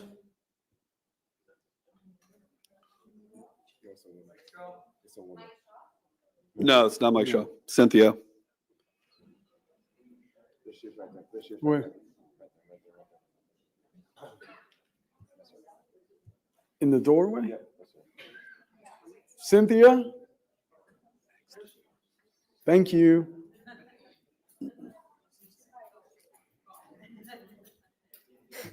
Okay, I gotta put my stuff back in the pockets.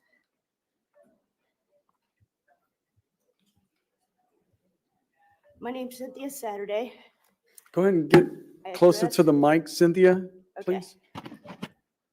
Hold on. Trying to close this out.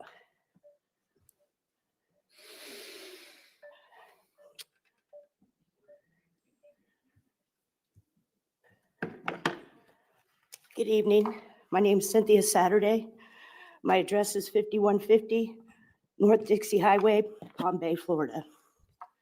The last few months, Chandler has demonized Muslims, Democrats, per the vigil for the left-wing violence victims, which is interesting. Over 70% of, I'm sorry, I had to run, of all political violence and death are from right-wing supporters. And now the homeless and Indian Americans, all of which are citizens of Palm Bay. Chandler even demonized Section 8 housing folks, which is ironic considering that I've read that Chandler himself was in Section 8 apartments before he ran for office. Last week at the city council meeting, the public brought up their concerns and outrage over City Councilman Chandler's printing and distributing of his hate for left, which is another dog whistle target, Charlie Kirk visual for victims of left-wing violence, and marched to City Hall. At the bottom of Chandler's flyers, he used his official title as Palm Bay City Councilman Chandler Langevin, as if his dog whistle march was sanctioned by you all on the Palm Bay Diocese. and you all voiced no real dissent or protest. Many citizens, right, left, and center, voiced their concerns over Chandler's flyer and how decisive and potentially dangerous Chandler's repeated use of dog whistles was for our community. Jaff voiced his dissent over Chandler's anti-Muslim dog whistle. Thank you. Jaff also voiced his dissent over Chandler's flyer. Thank you. Reverend Mayor and Preacher Kenny Johnson took us to church with scripture and another proclamation of not doing the people's will, but doing what God lays on your heart. Like not showing up for Filberto's arrest incident and delaying the vote, blocking the vote. You all took an oath to the U.S. Constitution to serve all the people. When you pull your scripture routine and commence to religious pontifications, you violate your oath of office and you violate our First Amendment rights. By the way, the U.S. Treaty of Tripoli states, the United States government is not in any sense founded by the Christian religion. Citizens asked you repeatedly if taxpayers paid for those flyers and security and police presence during Chandler's march to the People's Palm Bay City Hall. All of you guys sitting on the dais largely ignored us. Several people left, right, and center asked you all to censure Chandler. All of you sitting on the dais didn't address those questions and largely ignored us.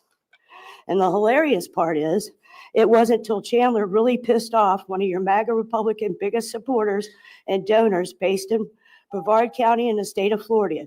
It was then and only then you all on the Palm Bay City Council dais, Ma'am, along with time's up. along you. with Your- my time's up. Yes, ma'am. Cool. Thank Thank you. you. Thank you. Mike Shaw.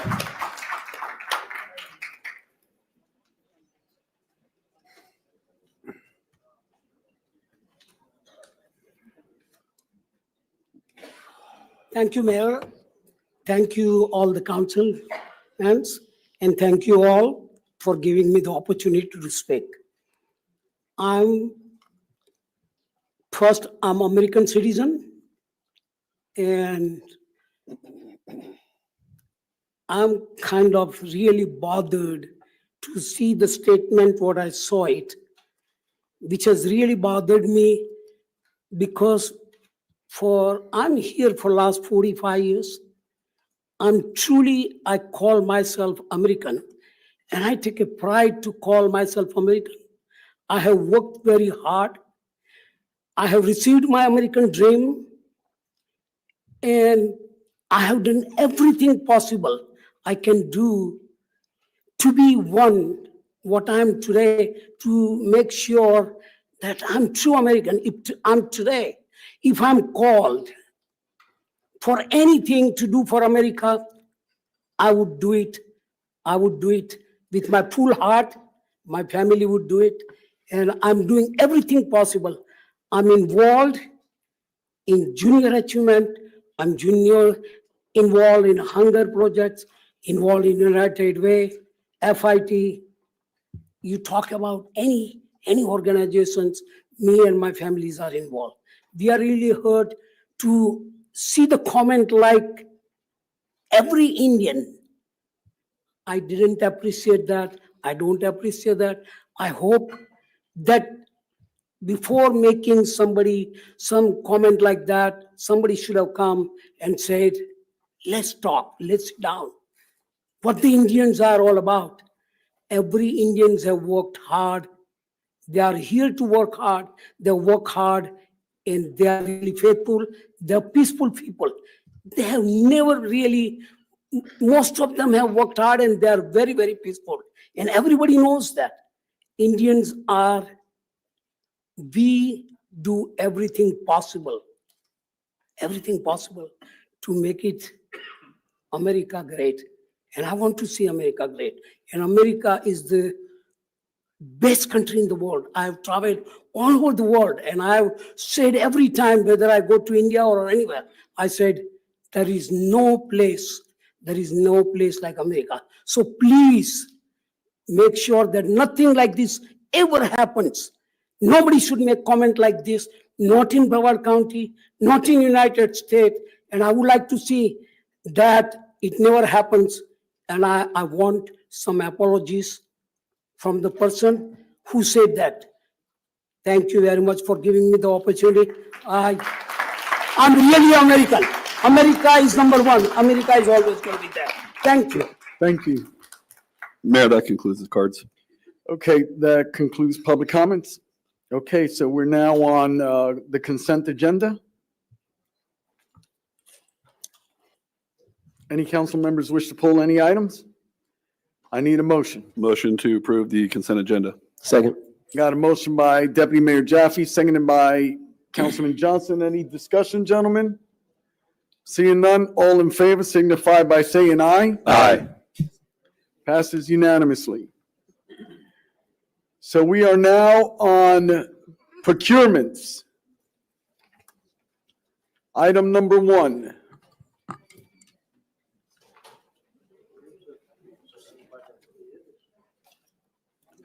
Mr. Morton. Thank you, Mayor, City Council. This item is to, make sure I'm on the right one, increase the South Regional Water Treatment Plant and expansion from 6 million to 8 million gallons a day.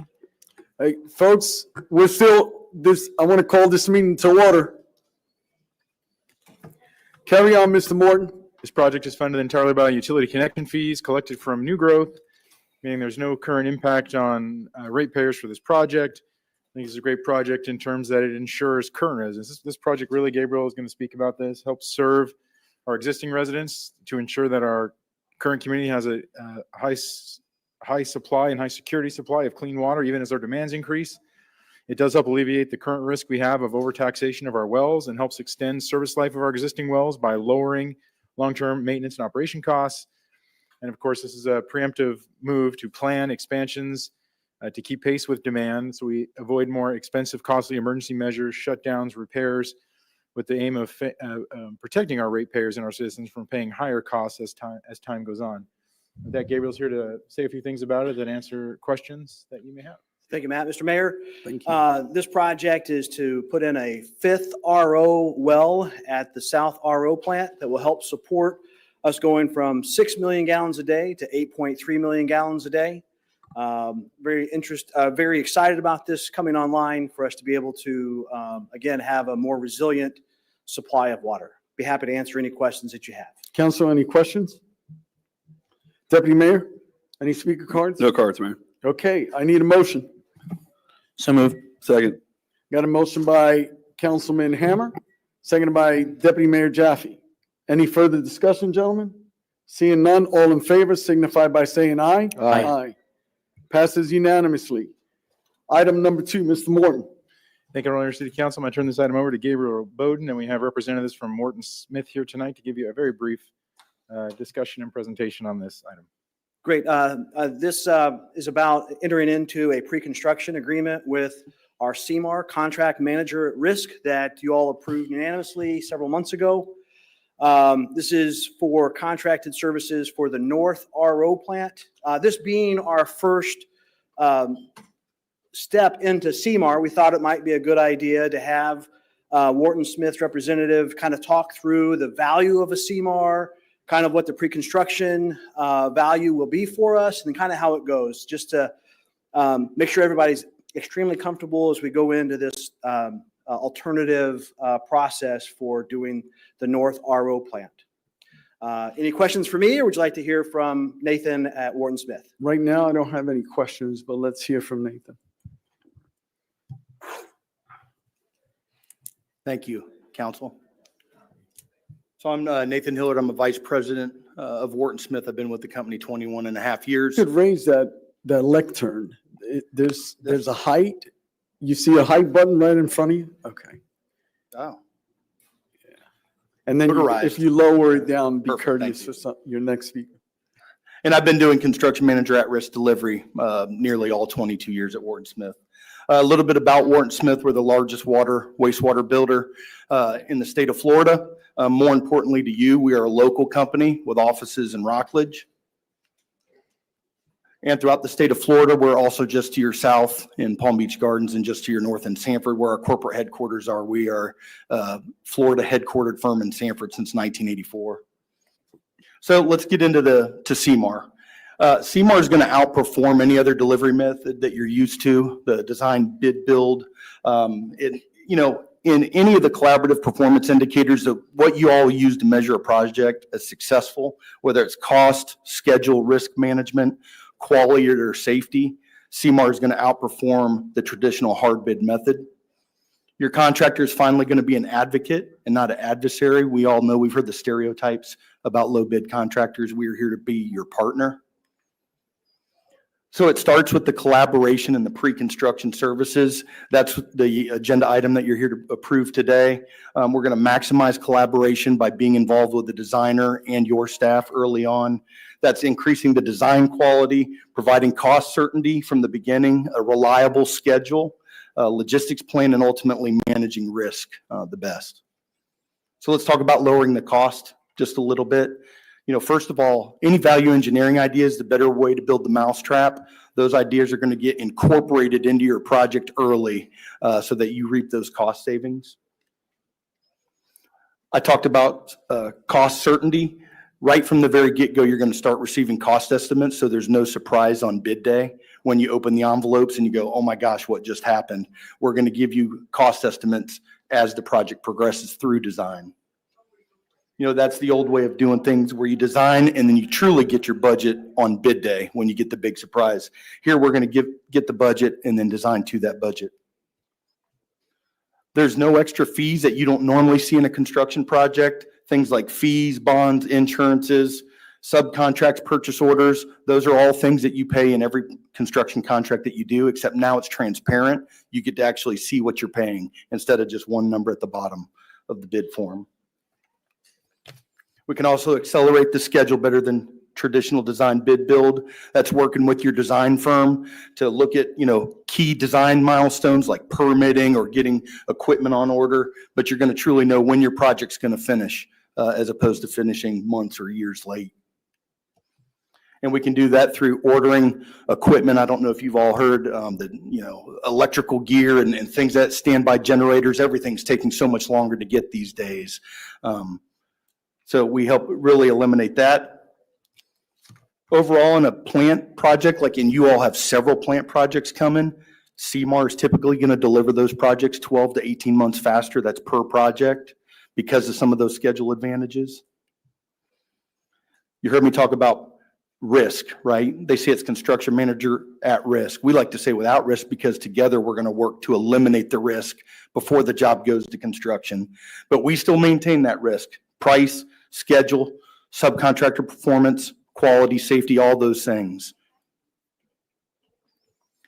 Perhaps most importantly, though, the risks that you avoid are the limited contractor interest, the big surprises on bid day, late finishes due to equipment or poor performance of a contractor, and those lost value-saving opportunities. You avoid those risks.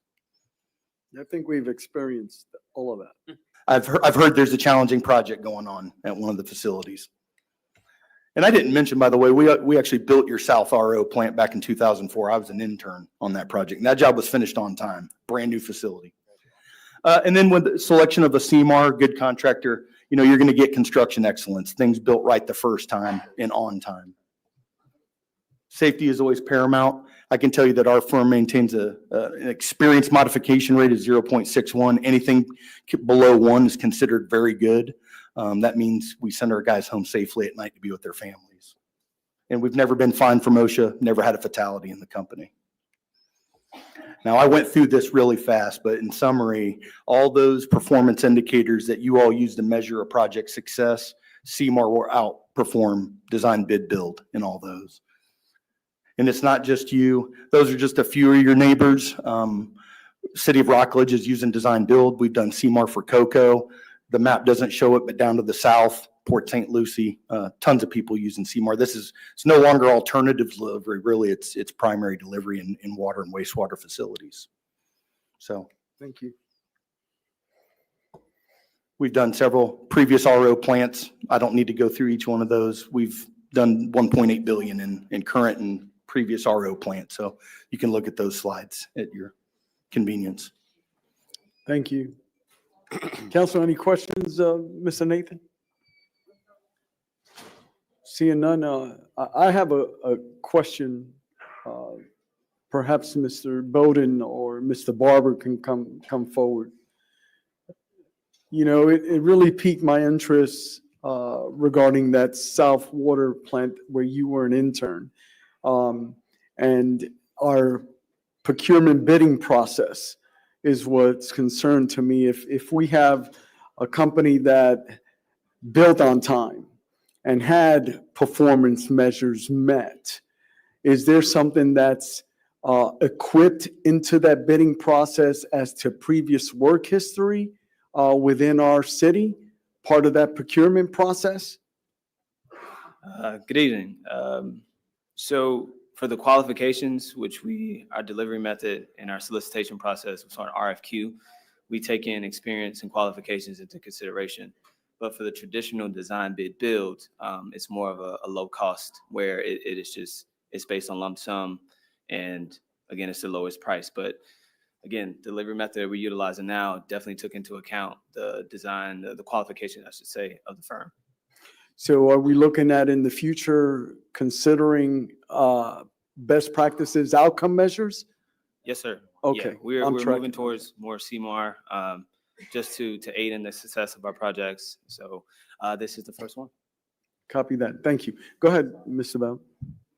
So that there's the invitation to bid, and then there's also Yes. an RFP, request for proposals, Yes. which you could also have a little bit of that would be outside of CMAR. So CMAR isn't the only way that we can get some qualifications. And there are some others, and George and I have been talking about the best way and which projects to do that, to deliver the results for the city on time and on budget. Yes, sir. I'm just thinking outside of yes, sir. Thank you. I appreciate it. Thank you. Council, any speaker cards? No, Mayor. Okay, I need a motion. So moved. Second. Got a motion by Councilman Johnson, seconded by Deputy Mayor Jaffe. All in favor signify by saying aye. Aye. Passes 5-0. We're now on new business, item number 1. Madam Smith.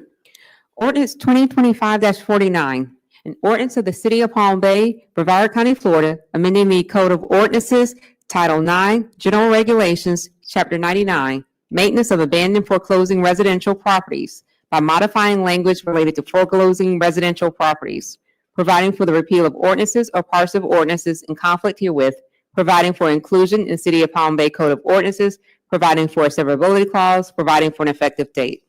Thank you. I'm going to defer to Deputy Mayor Jaffe. Thank you, Mayor. There's just some small language cleanup and this, and I'd ask Mr. Morton if he or city attorney could present it. We have one speaker card on it. Okay.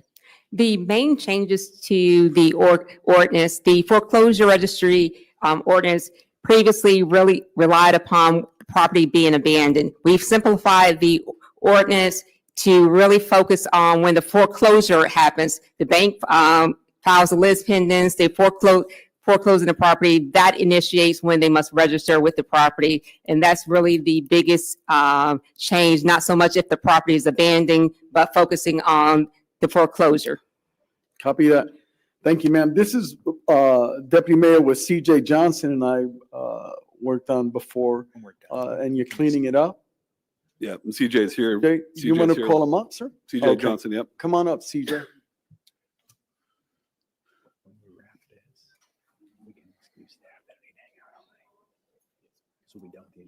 How you doing, sir? Doing well. Carry on. So this is an amendment to change the current language, which originally had that the property had to be in foreclosure and vacant. And as your current vendor, it's not a best practice that we manage for our 200 clients across the country. And this is language that will help get more registrations in from banks. So this is not going to impact your residents. This is going to be registrations coming directly from banks. And right now we're tracking about 362 foreclosures within the city of Palm Bay. So that's going to help require the banks to also maintain those properties through the foreclosure process. So it doesn't lower the value of the surrounding communities. And one of the things that we would also like to recommend is currently your fee is set at $100. And the national average right now is $300 per registration. I think that would bring in additional revenue to the city of Palm Bay coming from banks and non-residents. to the tune of anywhere from $75,000 to $100,000 a year, depending on how many foreclosures happen within the city. That was my next question, because you and I have discussed that previously, right? So, yes, I like the fact that you continue to work for us, right? And I think it's really sincere that you're sharing it. That information is going to come directly from the banks. You don't even need to get that information. They'll voluntarily send it to you? Correct. We mine the data every night. We get about 500 million lines of data coming in every night from all over the country. And we're bringing in everything for the city of Palm Bay. We have all the contacts for every single bank in the country, every servicer, property preservation company. And as that foreclosure hits, we immediately let them know of the registration requirements and what they need to do to make sure that they maintain the property. Thank you, sir. Any other questions for Mr. Johnson? Anything else you want to add, sir? Just we're in support of this ordinance. Copy that. So Deputy Mayor, the increase in funding, is this the opportunity to do that in a motion? I guess I can ask that of the city attorney. The current fee is 100. If I make a motion, approving ordinance 2025-49 and increasing the fee to the bank to 300, cannot be done on this motion? We're going, I don't see user fees in the ordinance. I just, because usually the user, is this one where the user fees are in the resolution? A lot of our user fees aren't actually in ordinance. Can we find out first where the user fee is? Yes, Typically, ma'am. we keep those separate. There are oh. some that are within the ordinance, but a lot of times we have a separate list that only includes our user fees. I don't have the entire ordinance. Let me pull it. I mean, I guess I'll just make a motion approving ordinance 2025-49, and staff will bring back at a future meeting language to approve a rate change. Okay. Second. I'll second. Okay. Got a motion by Deputy Mayor Jaffe, seconded by Councilman Hammer. You said we couldn't do it in the ordinance. Oh, I didn't. No, They were checking it out. yeah, can we possibly amend that to, if it's possible to do with the ordinance, we won't bring it back. If we have to, we'll bring it back. If it's done, it's done. Yes. Okay, Yeah. so remove the second, then I'll remove my then I'm a second. second. I will I'll amend my second this motion one. to approve ordinance 2025-49 as stated, and if possible to be done through this ordinance, increase the user fee to $300. I'll second that. Okay, I got a motion by Deputy Mayor Jaffe, seconded by the mayor. All in favor signify by saying aye. Aye. Passes 5-0. We are now on item number 2. Mr. Morton. Mayor, real quick, we don't have speaker cards on it. And if entertain the board, if we make a motion to table this until the Okay. October 16th meeting. Second. Okay, I got a motion to table by Deputy Mayor Jaffe, seconded by Councilman Johnson. All in favor signify by saying aye. Aye. Thank you. Tabled. So now we're on, we combined items 3 and 4. And the first thing I want to say, Councilman Johnson, thank you for bringing this item forward. I really appreciated the fact that you brought this forward. I had gone down a separate avenue only because I felt the urgency of the community. I anticipated the urgency of the community well in advance. So I reacted since we're combining the two, the discussion of decorum mixed with yours, I think it was appropriate. I was being more loving and kind. But I anticipated the outpouring of our community. And I just want to police a few items, if I will. The very first thing I want to share, as we discuss this, the very first item I want to share and disclose, because a lot of misinformation has already been spoken on the public comments. But let me be clear. When I was a very young man, back in 1990, I worked for the state of Florida. And I was honored and blessed to serve the community as a marketing consultant for the Florida Lottery. Many of the people that are here today knew me as a young man over 35 years ago. And in that, the man that embraced me, there were several, but one of them was Mike Shaw in his store. So for those of you that don't know, I had no inclinations of ever running for office. But when I did, Mike Shaw and many of these individuals did come and support me, not because of any political issue, but because they knew the man that I was. They knew the fact that I was a man of the Most High God. So with that being said, there was much was said here accusing me and several other individuals on this dais. And I just want to make that clear and paint that picture, because people that support me long before I ever ran for office. They're supporting a man that loves God. They're supporting a man that loves this community, that has given volunteer hours and service to everyone by lifting families up. So I'll start with that. And I also wanted to share, as I thank you for bringing this forward,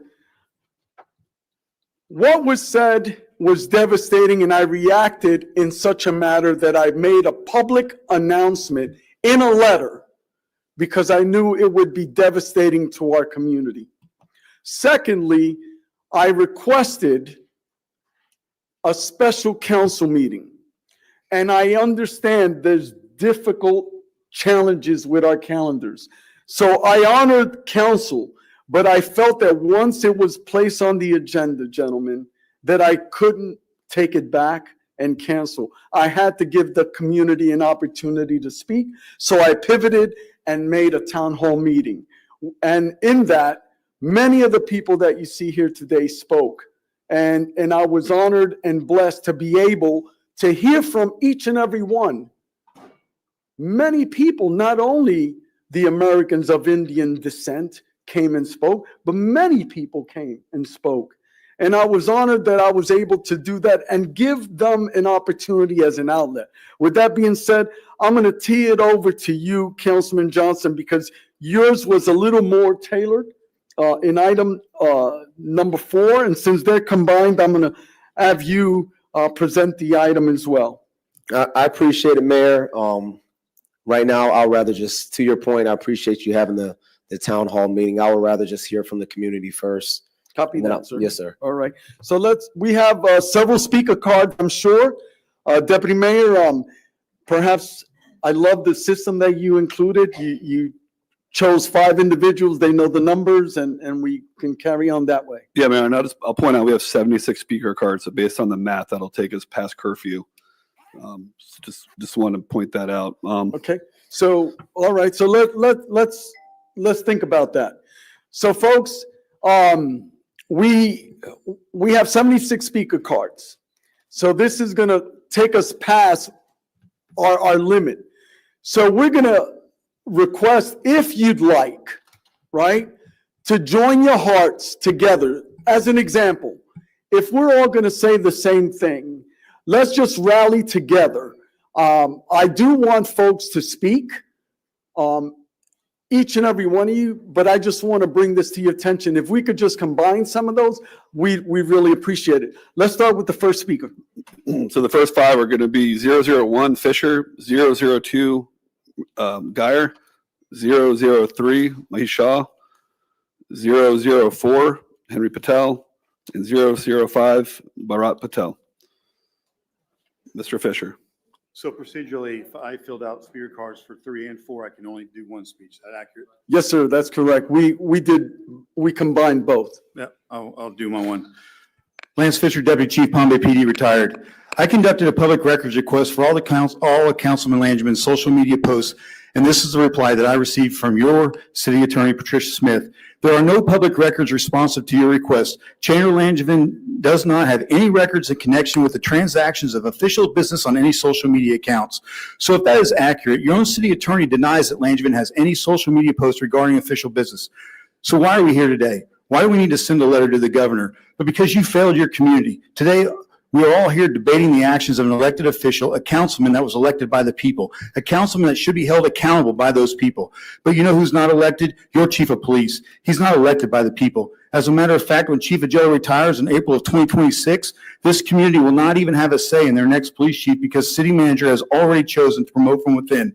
Promote from the very culture that creates an environment that we are all speaking for and against tonight. An environment that a few bad officers praise, attacks, harm, and has even killed our minority citizens. Yet today we want to send letters to fix our problems with this council, which ignores the much bigger Mr. issues. Fisher, could you try to stay on topic of the item, please? Please stop me if I can get that 10 Yeah, seconds back. it's already. Mayor, I'm stopped. discussing my for and against a letter to the governor.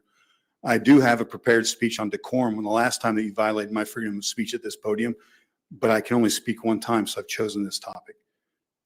Instead of writing to the governor, take action on what you have the ability to fix from the very seat you're elected to. Ask your city attorney, Patricia Smith, why is her deputy city attorney, Rodney Edwards, also the South Brevard NAACP president? Why does this city allow a conflict of interest?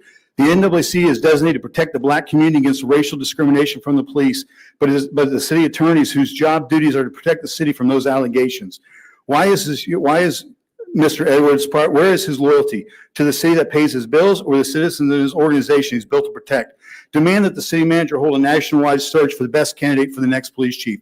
A chief like Kissimmee Police Department that has no friends and family within the walls, that will hold each individual equally accountable. A police chief that believes in diversity throughout its ranks, not just at the bottom. A chief that will allow officers to not write falsified police reports, amend facts, or submit false evidence to better suit their narratives. A police chief like Chief Broadway from Kissimmee Police Department that will place his deputy chief on leave pending an investigation for covering up police misconduct and excessive force, instead of a chief like Agello that forced out his deputy chief for speaking out. And now Chief Agello wants to reward Chief Spears for his silence by promoting him to chief in April of 26. Is this refusal to hire an outside chief so that this council will continue to have an umbrella of protection from one of their own? Is it because an outside chief will hold this council accountable for past and present actions? Is it because an outside chief might prove that what I've been saying for 15 months is accurate? Or is it because Chief Spears comes with the protection of the local FBI office since his wife was a previous Palm Bay officer and a current Brevard County FBI agent? In 2015, Palm Bay current and past city officials and government officials were investigated by the FBI, and maybe, just maybe, by selecting Chief Spears, this will be prevented from happening again. It's too little and too late for letters to the government. Take responsibility and clean your house instead of expecting others to clean it for you. Any questions? Ed Geyer. No, sir, hold on. Set the clock for 10 seconds more, please. Carry on, sir. Thank you, sir. I appreciate that, Mayor. When you guys change the agenda, your citizens prepare. I spent 4 hours today preparing 3 speeches for 3 items. So when you combine item 3 and 4, like you did to Mr. Batten last council, you guys are disrupting your citizens that come to this podium to speak. I have a whole speech on decorum, Mayor, from when you bashed me, and this dais bashed me on July 3rd for talking about the very police misconduct and the racial discrimination that we're here today. I have an entire speech prepared for that I won't get to speak, that this audience, this media that's here today won't get to speak, won't get to hear me speak on that. You guys bashed me on November 25th of 2024, Mayor, you personally, and then again on July 3rd by Deputy Mayor Jaffe for bringing up police misconduct. So we're actually going to be bringing that agenda item to a future business. Which one, sir? The discussion of conduct and decorum of the city council will be placed on a future meeting, so your letter will not go to waste. Well, this unfortunately will probably be the last time I speak to you all. You've ignored me for 15 months. It's time for me to move on and take different avenues. Ed Geyer.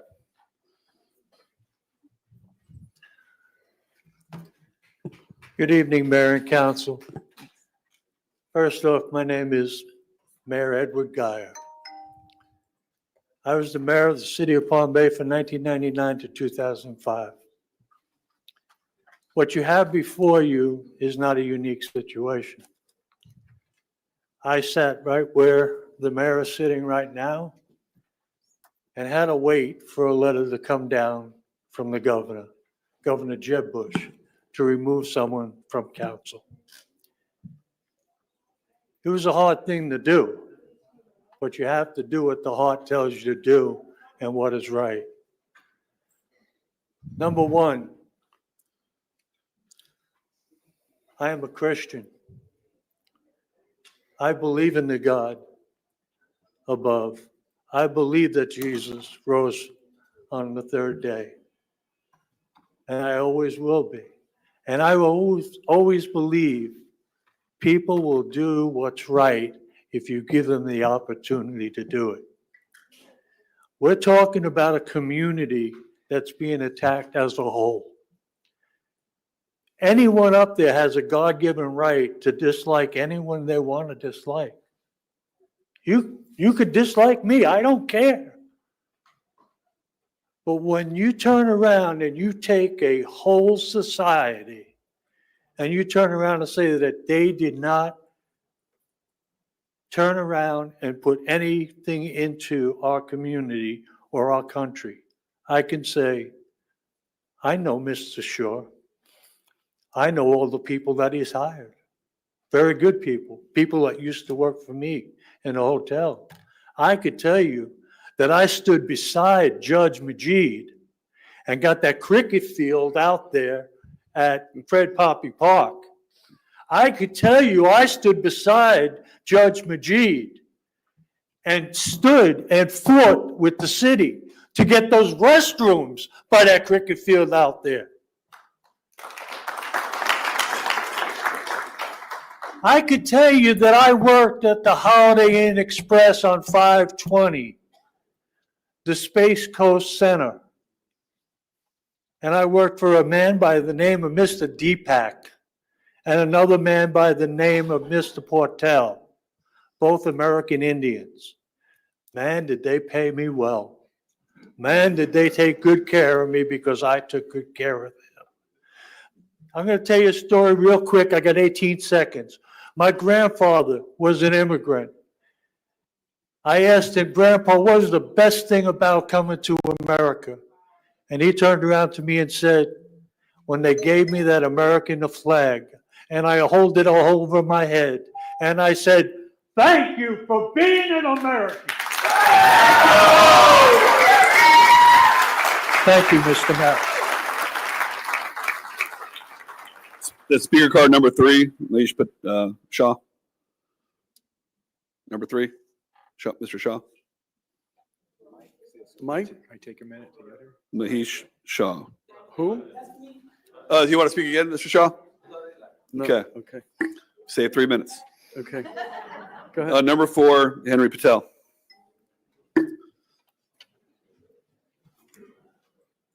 Up on top. Right on the top. Look. Thank you. Thank you. That's good enough. Thank you, Mr. Mayor and the commissioners, and obviously the law enforcement officers and firefighters who are here to make sure we are all safe and secure. Thank you so much. My name is Henry Patel, and I don't live here. I'm from Miami. What brings me here is the comments which were made about my community. As an immigrant myself, being in Miami from 38 years, I take pride in the country I adopted as my motherland. Maybe it's time where we need to communicate better, but our contributions are second to none. We are the highest tax-paying, law-abiding, well-educated, non-criminal, non-violent, and very, very, very passive and very docile people. Yes, our country and the world is going through a turmoil of sensitivity, but our comments should not make it worse, it should make it better. When we run for office, we represent few of our friends, but when we get elected, we represent everybody, whether it's our opponent or whether it's our supporter. So I personally take the comments of Commissioner Langevin very personal. As a hotelier, we own 60% of the industry in the country. I'll run through statistics done by Oxford Study. We have hired 459,000 people in the state of Florida. We own 64.8% of the hotel industry in Florida. Our direct job impact is 263,000. Our annual job and wages is 23.4 billion. And we pay close to 1.43 billion taxes in this state of Florida.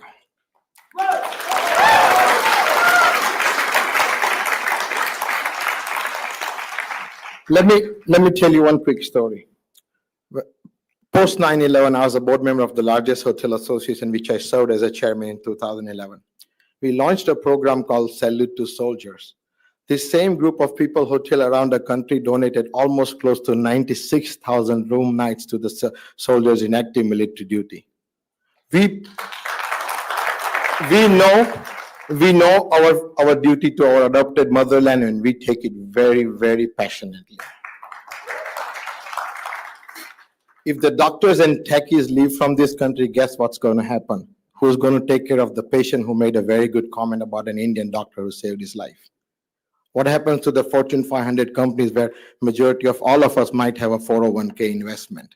Is that what we want? I don't think so.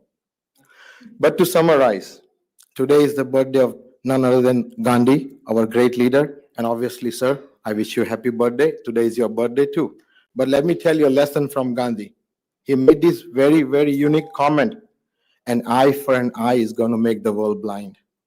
Thank you. Thank you. I'll reach out to you. Let's have a better communication, but let's have a harmony. We are all in this together. I pledge allegiance to the same flag you do, sir, and I do respect you. Thank you so much. Thank you. Speaker card number 5, Mr. Patel. And following that will be number 6, Mr. Patel, number 7, Kearns, 8, Orend, 9, and 10, Jackie Clem.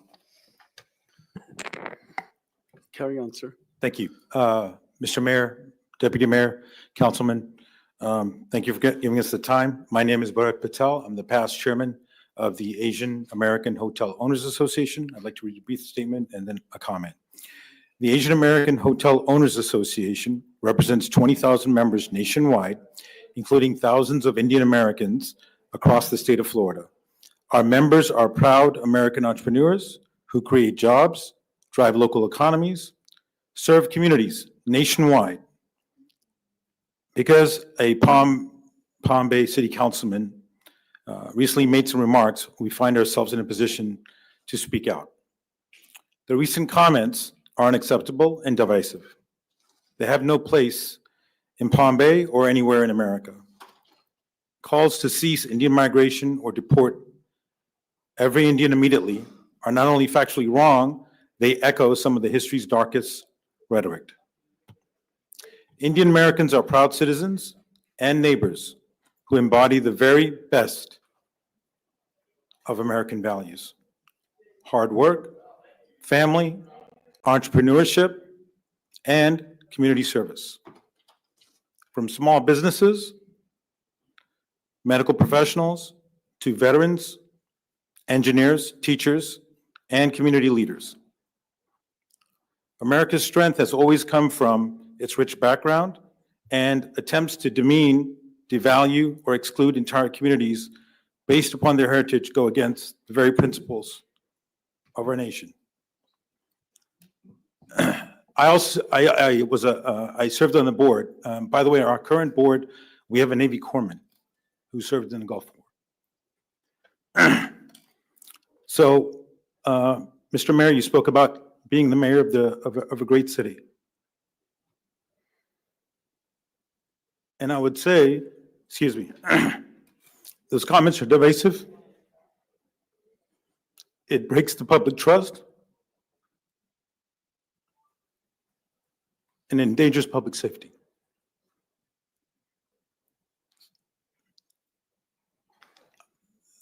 You know, I'm not best at quoting scripture, but it comes down to, am I my brother's keeper?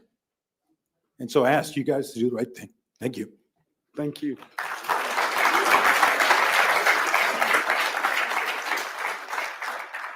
Number 6, Prashant Patel.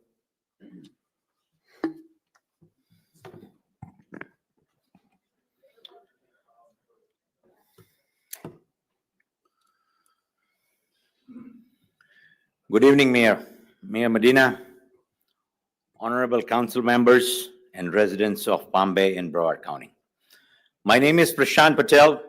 I stand here before you as the president of Indian American Business Association Chamber, IBA, here to represent the business owners, professionals, and community here today in chamber who contribute daily to the Palm Bay and Broward County economy. We stand here before you as American defending the very foundation of American society. We are here to clearly assert who we are and how we are irrevocably part of this society. The recent rhetoric is a direct attack on our dignity, and a zeal of appearing in the good books of some narrow-minded individuals takes toll on the principles of coexistence and diversity. This creates entropy, a destructive drain that pulls focus away from serious business of economic upliftment. Our loyalty and commitment to this region are proven through our actions and investments. Our community is a major stabilizing force for public revenue. Indian Americans, comprising just 1.5% of U.S. population, pay an estimated 5 to 6% of all U.S. income taxes.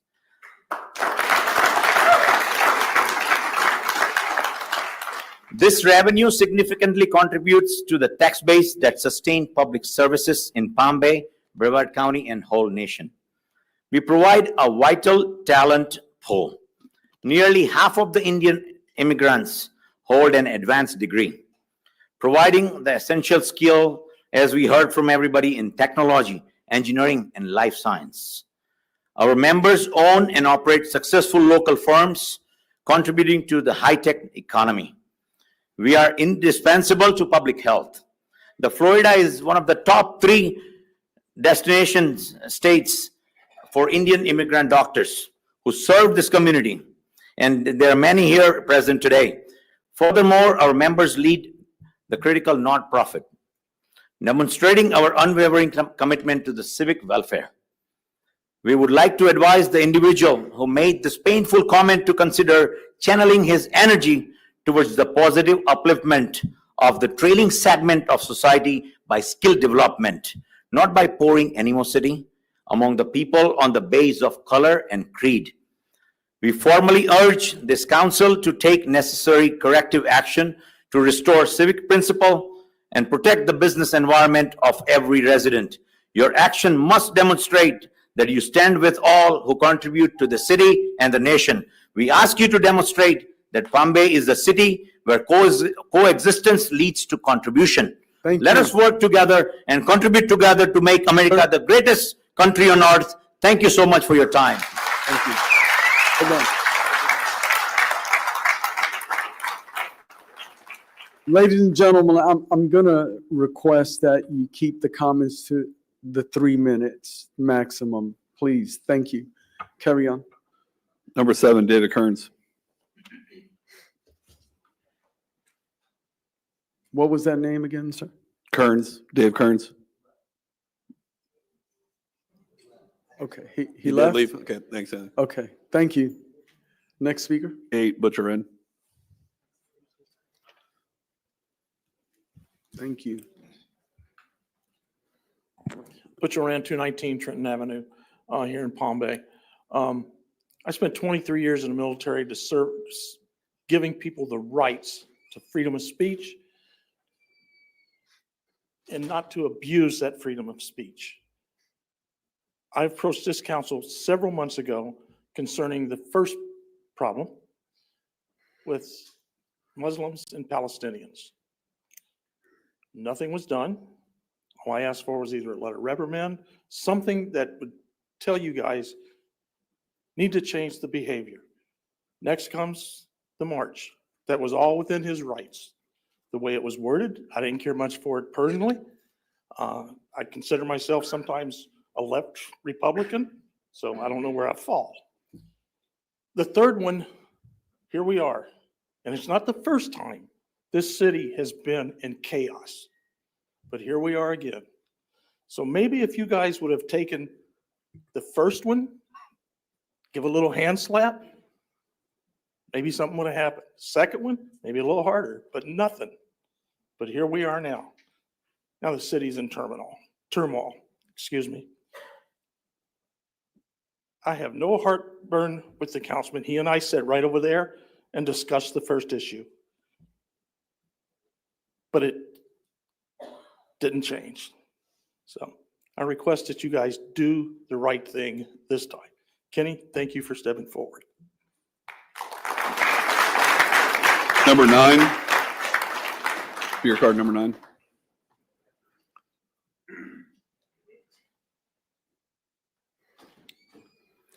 Good evening, ladies and gentlemen, Honorable Mayor and Honorable Councilman, and of course, happy birthday to you, sir. Again, good evening, Palm Bay, and of course, the best city in the world. Is that correct? I stand before you today, not just as a concerned citizen, but as a voice for dignity, unity, and truth. The recent comments made by Councilman Chandler, calling for the deportation of Indian Americans and claiming they exploit our country. And not only deeply offensive, they are factually wrong and morally dangerous. Let's be clear, Indian Americans are Americans. They are neighbors, doctors, teachers, engineers, and business owners. They serve in our military. They pay taxes, they raise families, and the same dreams and value we all share. Here are the facts. I'm not going to go again what has Judge Majid and Mr. Hemant Patel has said, but Indian Americans are the highest median household income of any ethnic group in the US, over 120,000 annually. They contribute billions of our economy through entrepreneurship, innovations. Over 8% of all US doctors are the Indian descent. And Indian Americans are the leaders in tech, medicine, academic, and public service. 65% of the hotels are owned by Indian Americans. And I'm sure everybody remember when the Hurricane Maria came, it flooded the whole Puerto Rico. Guess what? Thousands of rooms given free of cost by Indian Americans.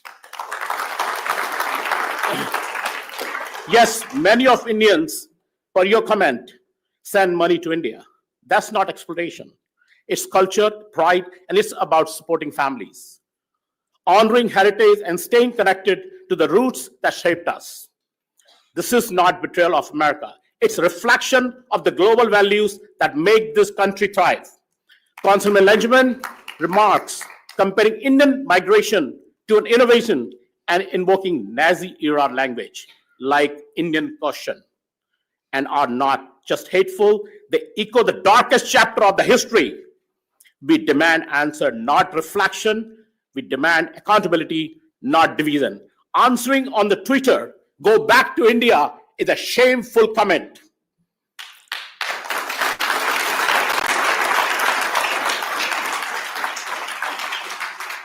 It's a struggling economy. We need everyone hand on deck. We need to lift each other, not tear each other down. There's not about left or right. It's about right or wrong. It's about standing together as Americans, proud of our heritage, united in values. Let us remember, America's strength has always come together at its diversity. From Irish, Italian, Chinese, Latino, America is a melting pot of cultures, traditions, and dreams. That's not a weakness. It's our greatest strength. Thank you, Indian sir. Americans. Thank you. Thank you. Jackie Colon, followed by number 11, Patel, 12, Hosey, 13, Russo, 14, Patel, and 15, Lee. Thank you. Good evening. My name is Jackie Colon, and I want to be perfectly clear that it's not just the folks that are right here. There's hundreds of us outside that were not able to come in. So hundreds and hundreds of us are outside. Outside. So I want to be perfectly clear why I'm here. I am here to support a letter to get this gentleman out of here. I don't mix words. He has disrespected Palm Bay. He has disrespected Brevard County. He has disrespected the state of Florida. He has disrespected our nation. So I absolutely want to make sure that this cancer is removed. Why am I saying that? I want to be perfectly clear that I sat in your seats making very hard decisions as deputy mayor of the city of Palm Bay. Not only here, but also you're looking at the former commissioner of Brevard County. I was chairman of the board where Mayor Medina did an amazing job serving our community. I want to be perfectly clear that when folks say that they're Christians, I want to be able to talk about what it means to be a Christian. You know, this is a wonderful book, and that I hope that I'm going to go ahead and give it to all of you for Christmas. You know what it says? It says, Jesus, the High Road Leader by Dr. John Maxwell. Amazing book. Pastor Chris Hodges. Beautiful book. So those of us that call ourselves leader, people of faith, let's be perfectly clear that Jesus was a servant leader, a leader. And it was very clear, don't just worry about what would Jesus do, that bracelet that we wear. No, why don't we do what Jesus did? Jesus valued all people. All people. Jesus placed others first. Everyone. And Jesus brought people together. So I don't know what Bible people have been reading lately. I am so confused because my Jesus is amazing. My Jesus is a loving God. My Jesus is beautiful. Namaste. He loves everybody. So, Mr. Johnson, gentlemen, we must cut this cancer out of our community. And for the record, I am a Second Amendment girl. I carry a gun, but I don't go around showing it off. My husband, he trains military. And for the record, I am honored to be in the same room with our chief. Chief, you are amazing. And I honor you today. And my men and women who are the taxpayers, who absolutely care. Again, let's get rid of this cancer. Number 11, Patel.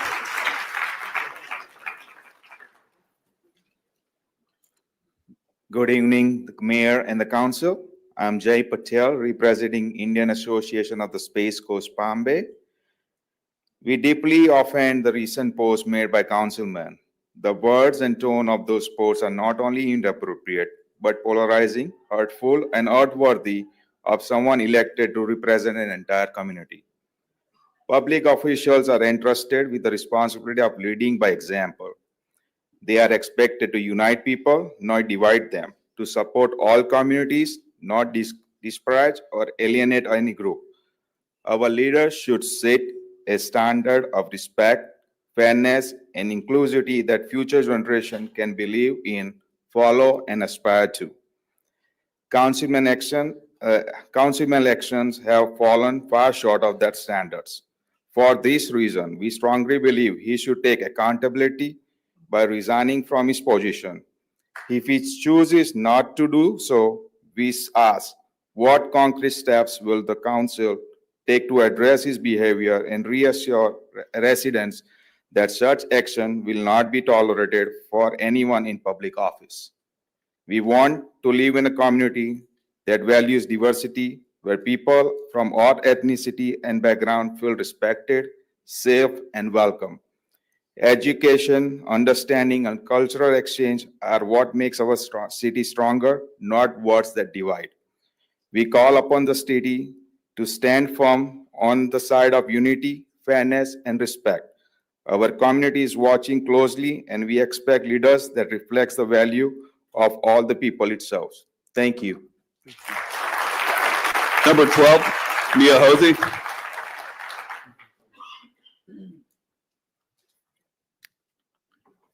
Good evening, Mayor. Mia Hosey, 456 Lake Victoria Circle. I stand on behalf of the Brevard County chapter of Black Democratic, the caucus, the Black Democrats.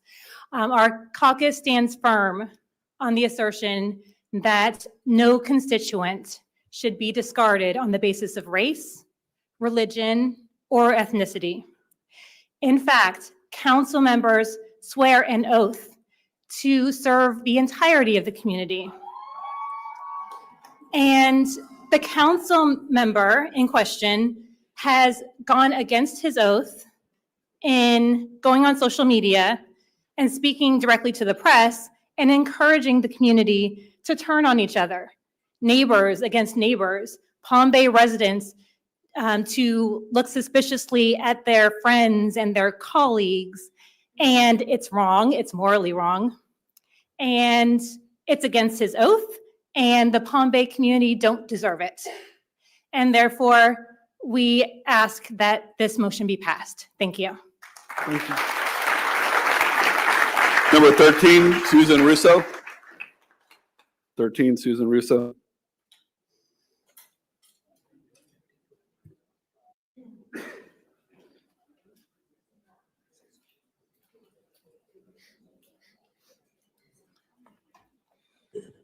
Good evening, Suzanne Russo, 740 Glendale Avenue, Palm Bay, Florida.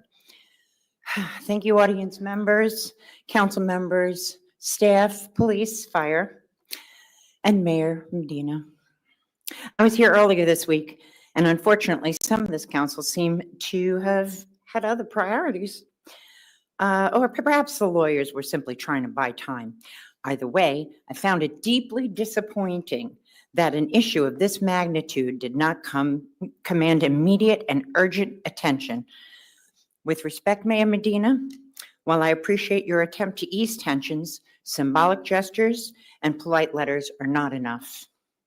I was here the day of a particular person's when he stained our city by holding that shameful Klan meeting disguised as a rally. On that day, I spoke the names of those lost to gun violence, every life that deserved to be remembered, not just the ones you selectively chose. Sadly, I only made it as far back as August 14th. I'll admit, I was almost surprised when the event ended without a burning cross. We all know that in today's world, some people chase clout or online fame at any cost, but I refuse to allow this notoriety to be built on the hatred and mistreatment of our fellow Americans. If Chandler were not blinded by racism, he might recognize the love, joy, and kindness that these families bring to our community. Over 20 years ago, when I first volunteered at India Fest, and through my husband's longstanding work with Ned, the Garias and their friends welcomed us with open arms. Their generosity of spirit gave us a new way of seeing the world. I love my Indian American friends and family. I love their joy, their music, their dancing, their traditions, and yes, their clothing. I love their children, many of whom I've had the honor of watching grow up. And I stand here as Susie Auntie, proudly fighting for them. While a friend calls me everyone's advocate, I will not advocate for those who spread hate and speak cruelly about others. While they may have the legal right to do so, they are not protected from the consequences of their actions, and many have learned the hard way. Chandler, you and your gun do not scare me. I have faced death more than once, and I'm here to tell the story. I will not be intimidated by you and your posturing or your unresolved grudges. And to the other members of the council, and to those who voted for this particular councilman and his allies, you knew who they were, and yet you chose to empower them. That choice carries responsibility. Therefore, I urge this council to pursue his removal by every legal means necessary. Thank you. Thank you. I had 1 second, Rob.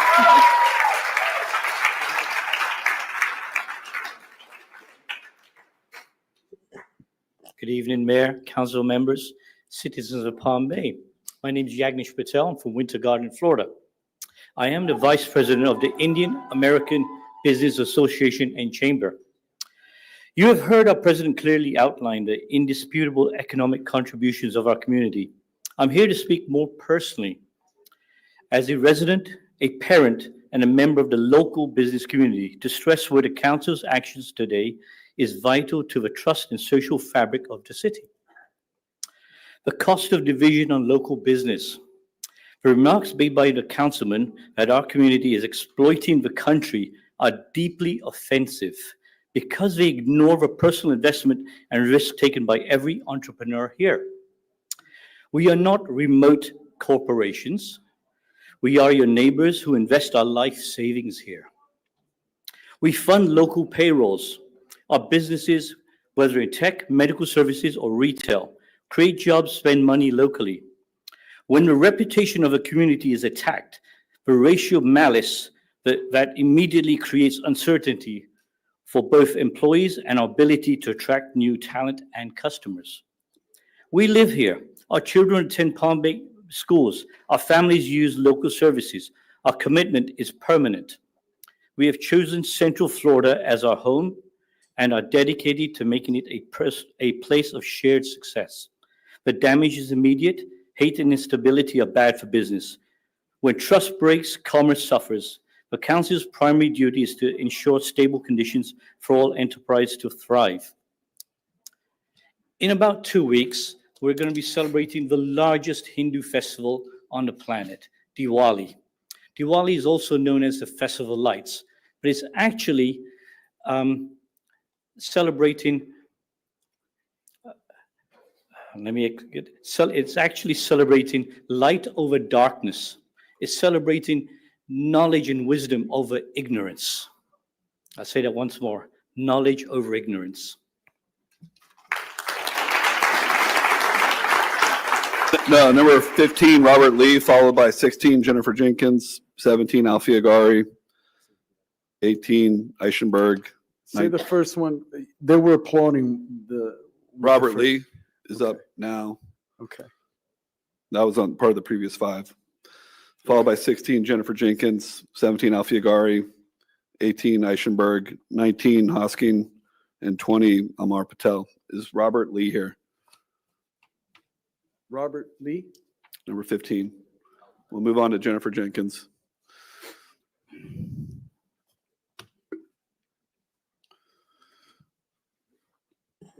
Good evening. I know what it's like to be on the receiving end of extremism, so trust me, I've heard a lot. But your councilman shocked me. He shocked all of us. And many of you know that I'm unafraid to tell it like it is because somebody has to. Those were intentional, divisive, racist, white supremacist comments from your councilman. And to the Indian American community that is here today and all across Florida, you are our neighbors, you are our friends. And to my beautiful godson, you are part of this country, and we are proud that you are here. Councilman, you brag about a proud Confederate heritage. Well, the Confederacy was a racist rebellion that lost. White supremacy lost too. So when you cling to that heritage, you're not showing strength, you're showing loyalty to failure. I applaud this council for considering asking for his leadership responsibilities to be stripped, but still too many have not treated this with the seriousness it deserves. Mayor, I heard your speech, but hear me when I say this. Silence when he marched against what he called left-wing evil. Silence when he targeted Muslims in your community. And silence today when he told a Black representative he will name Confederate monuments after her. But suddenly some of you have found your voice. I hope that the leaders are not speaking out today because they've been asked to do so by the ones that have supported them in the past. Standing up against hate shouldn't be transactional. It should be a moral obligation. And if that is the case, and if you're in this room and you had to ask somebody to speak up to defend you, the next question you should be asking is, why did I have to ask you? There's a difference between moral courage and political calculation. Real leaders don't wait to see who their donors are. They stand up the moment that they see hate, because leadership isn't about protecting yourself, it's about protecting the people that you serve. You aren't that man's boss. It is not your job to reprimand him personally, but it is your job to represent your community. Palm Bay and Florida deserves leaders who rise above fear, stand firm against hate, and work to build community, because that's what leadership means. And finally, Chandler, you are all for open carry. Here's a recommendation. Maybe you should stop carrying around your hate, your racism, and your white supremacy.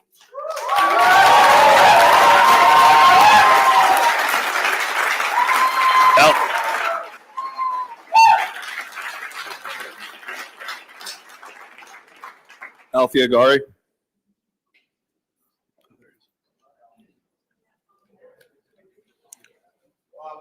After Alfie. It's been called.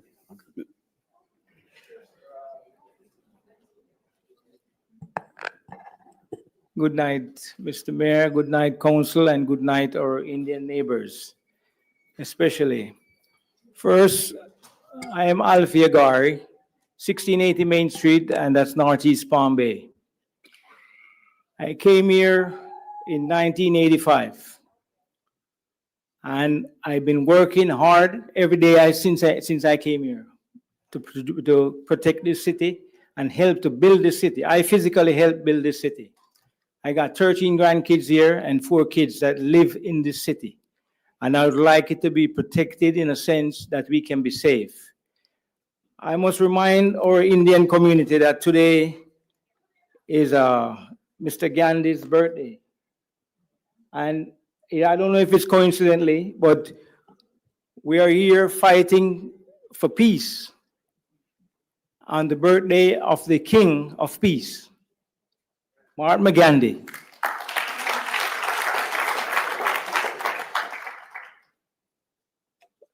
I am here tonight not just as a resident, but as a voice of our Indian community, a community that has been heartfelt, and these recent comment, words matters. And when those words are used to insult and degraded, they leave a lot of scars. Indian family have given so much to our community and this city of Palm Bay, including myself. They are our doctors, teachers, engineers, business owners, friends, and neighbors. To hear them spoken about in the recent terms of words, it's unbelievable and unacceptable and heartbreaking. We need to be clear. Racism is anywhere from here.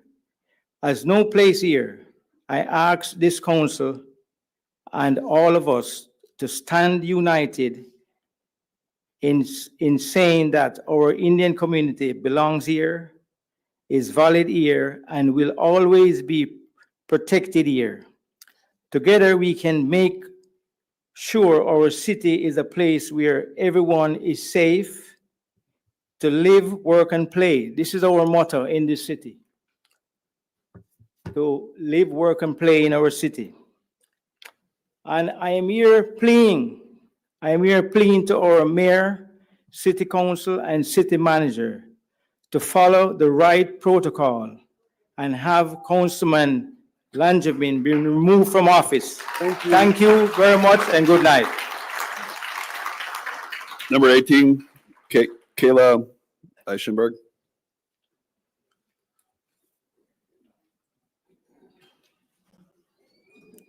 Hello, I'm Kayla Eschenberg, and I'm here from Rockledge.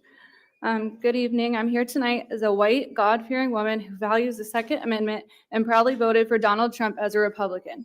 My ancestors came here on the Mayflower. I want to make that clear because after reading the comments from Tuesday night's meeting, it seems some believe only the left or non-Americans support the Indian community. It's 2025, and the fact that I even have to preface my remarks this way just to be taken seriously is absurd. I am here to formally request the removal of Chandler Langevin from his seat on the Palm Bay City Council. While the First Amendment protects free speech, it does not shield someone from the consequences of that speech, especially when they hold a respected public office.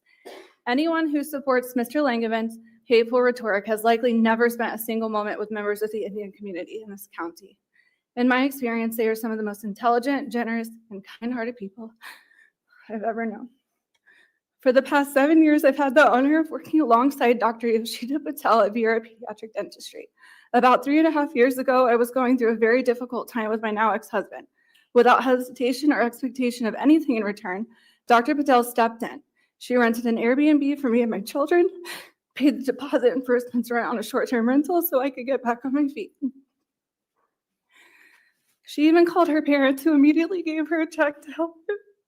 Chandler, pay attention. To help buy me a car. That act of kindness has changed the course of my life, and I am forever grateful. Beyond what she did for me personally, Dr. Patel has quietly and consistently provided free dental services to children in need for years. But don't just take my word for it. Here are a few excerpts from the hundreds of Google reviews about her. Dr. Patel is extremely kind and comforting. Dr. Patel is patient, kind, and professional, the gold standard of pediatric dentistry. Dr. Patel generously offered her support for 4 weeks following the procedure. We visited the office daily. These are just a few of over 1,500 reviews that reflect her true character. Over the years, I've had the privilege of meeting many of Dr. Patel's friends and family. Anyone who has experienced the love, support, and generosity within the Indian community knows just how lucky they are. I know I do. As a proud Bayside High School graduate and lifelong resident, I'm saddened not just by Mr. Langevin's words, but by those who cheer them on. Palm Bay has always been a diverse city, and of all of the communities I've lived in throughout Brevard County, it's been one of the most inclusive and supportive. As a fellow Christian, I believe it is not just our right, but our duty to call out wrongdoing. Scripture is clear. 1 John 2:11. But anyone who hates a brother or sister is in the darkness and walks around in the darkness. They do not know where they are going because the darkness has blinded them. Galatians 3:28. There is neither Jew nor Gentile, neither slave nor free, nor is there male and female, for you are all one in Christ Jesus. We must look at the heart of this community that's being attacked. Their hearts are for their towns, for their neighbors, for their patients, for their customers, and for this country. For my children's generation, I would love to see a heart transformation in this city, this county, and this country. Thank you. Number 19, Yoshida Hoskin. And then it'll be followed by 20, Amar Patel, 21, Bree Stanley. Good evening. Thank you for your time. My name is Dr. Yoshita Patel Hosking. I'm a board-certified pediatric dentist. I own Vieira Pediatric Dentistry and treat approximately 6,000 children from Brevard in my clinic annually. I speak tonight not just as a resident of Brevard County, but as a daughter of a retired radiologist and microbiologist, a mother to Indian American children, a wife to an endodontist, a sibling to an interventional cardiologist, and a proud Indian American who has called this country home for 35 years. Every day I care for children, I treat their pain, comfort their fears, reassure their parents, and sometimes I do it for free because it's a privilege to serve our community. It's not just a job, it's one that I've dedicated my life to because I believe in service, compassion, and the power of healing, all rooted in my Indian upbringing. When Councilman Chandler Langevin said that all Indians should be deported back to India, I was shocked and I was hurt. Not just because the words were ugly, but because they came from someone elected to serve this city, someone who's supposed to represent all of us, not just the ones who look like him or pray like him or come from where he comes from. This is not about political correctness. This is about the core American values of dignity, equality, and respect. Values he seems to have forgotten when he made those racist and xenophobic remarks. That kind of comment doesn't just hurt feelings. It causes fear. It chips away at the sense of safety and belonging every child deserves. Not just mine, but every child with an immigrant parent, every child of color in Palm Bay. My family is American. We may have been born elsewhere, but we chose this country. We earned our citizenship. We raised our kids here. We built our lives here. My parents have lived in Africa, India, England, and they chose the United States of America just like millions of others who came here looking for the best opportunities for their families. To be told that we should be deported simply for being Indian is not just racist, it's cruel. And it is ignorant of everything immigrants have done to build this nation. These are people who have saved lives, paid taxes, who have never broken a single law. How do we explain to our children that a city leader wants them gone just because of where their parents were born? That is not the America I believe in. If we let those words slide, if we treat them like a joke or a mistake, then we tell every immigrant, every person of color, that their place here is conditional, that their safety depends on staying silent, and I refuse to accept that. I came here tonight not just to speak out, to remind us of all that hate has no home in Brevard. We are better than this, and he must be held accountable. Because words like his are not just words, they are wounds. Silence in the face of racism is complicity, and leadership means speaking up. In Hinduism, love thy neighbor is expressed through the principle of ahimsa, non-violence, and the understanding of Atma, being one in all. Thank you. Amar Patel.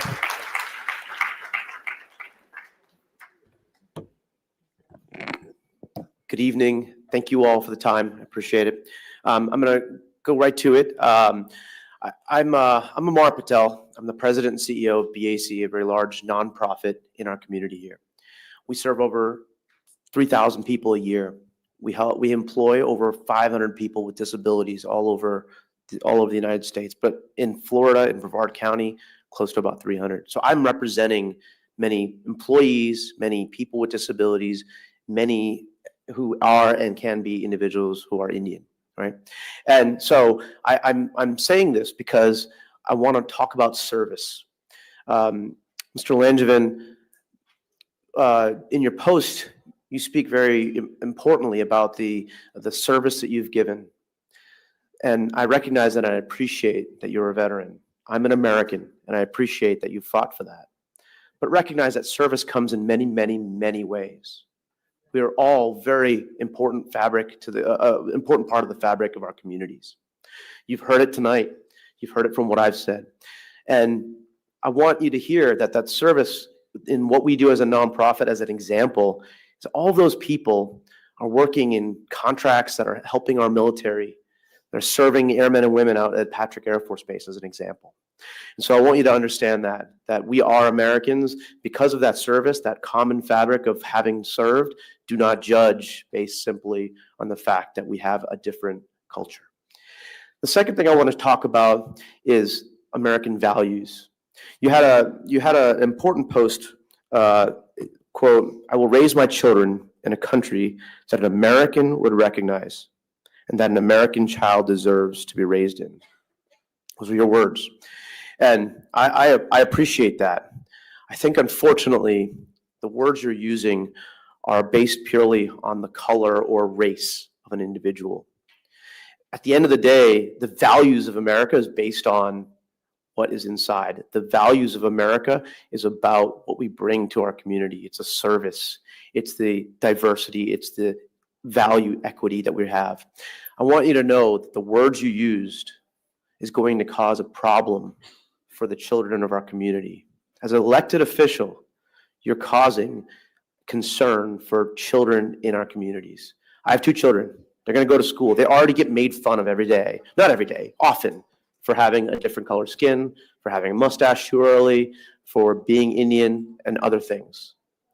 The words you used put my children and other children of other color or whatever in harm. And that is unacceptable as an elected official. And for that reason, I ask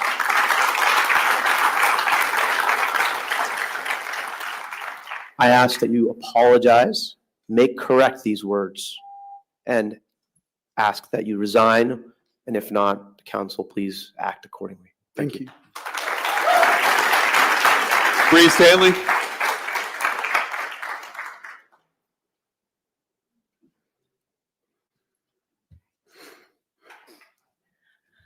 Alrighty. Hi, my name's Bree Stanley. I'm a resident of Melbourne, so y'all's neighbors. Thank you for the opportunity to speak once again against intolerance and intentional division. I am also here speaking as a family member of Langevin's. I am his cousin, his wife's cousin. And there's no room for hate in my family if I can help it. Hate will never make us great. United we stand, divided we fall. There's no backpedaling his way out of this. He said what he said, then his initial refusal to apologize, and now he's sorry because of consequences. He seems pretty clearly embarrassed that he's been caught. You're free to say and believe whatever the heck you want. That doesn't mean there's not consequences, unfortunately. That's part of life. As an elected, nonpartisan council member, you must be held to a higher standard by your fellow council members, constituents, friends, and family. I'm going to preface this last bit with actions have always, always, always spoken louder than words. So please, if you guys could show me instead of, say that we don't like this behavior, whatever the exact quote was, I'm not sure what you guys said specifically, but actions speak louder than words, and just show me you mean what you've said about not accepting this sort of behavior. I'd like to see some sort of real solid action taken to keep hate out of our government.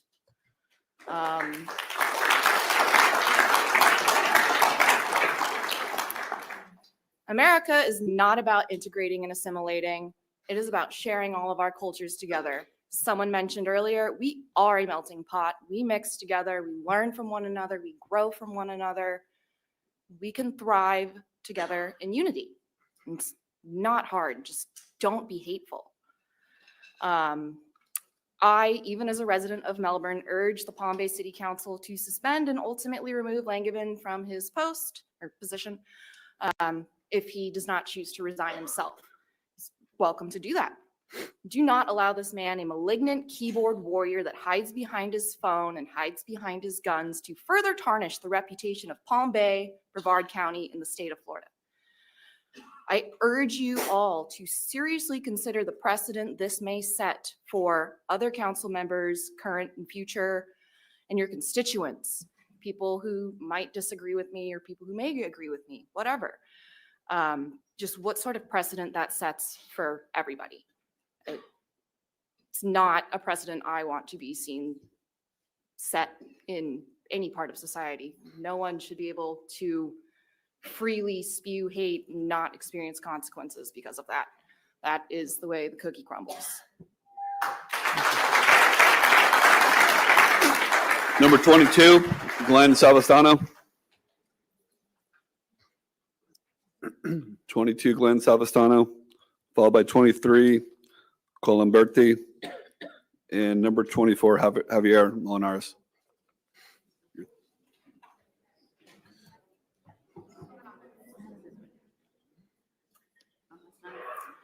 Thank you. I appreciate that. All right. Good evening, council. My name is Kelly Colamberti, 1554 Elmhurst Circle Southeast. I expect every council member to pay attention. Councilmember Johnson, thank you for proposing the motion tonight. I don't think it goes far enough. I think Chandler is too mature for this position. I think he needs to resign, and hopefully his Republican cohort will pressure him into that, the same way they pressured him to run for this very position.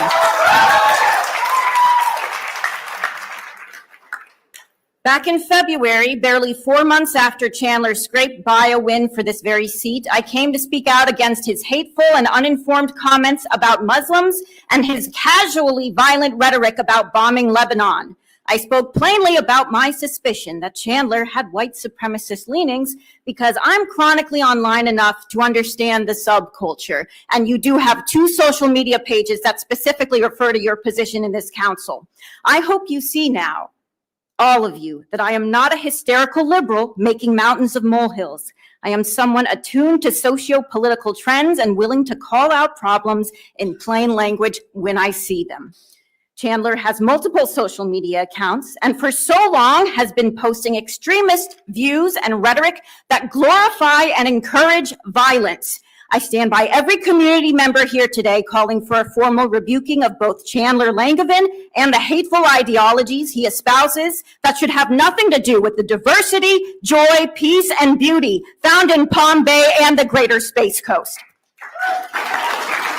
Chandler does not exist in a vacuum, though. He is just one figure in the modern political landscape who seeks to portray our nation's troubles as spiritual warfare and neglect the very real problems that average constituents of all faiths or no faith have to face every single day. Housing is unaffordable. Groceries are more expensive than ever. We just had a gas leak at the FAR facility that a lot of us are curious about what the true nature of that leak was.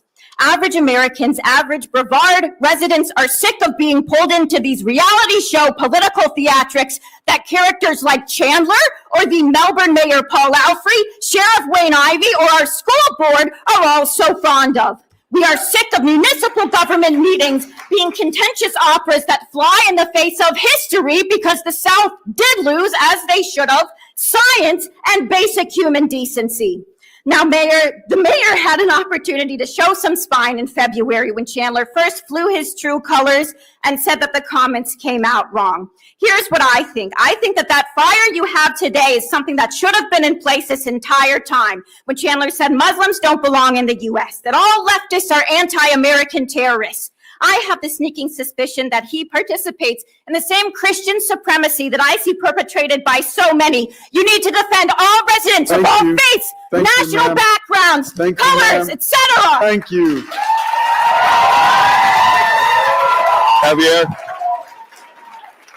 Javier Molinares. Javier.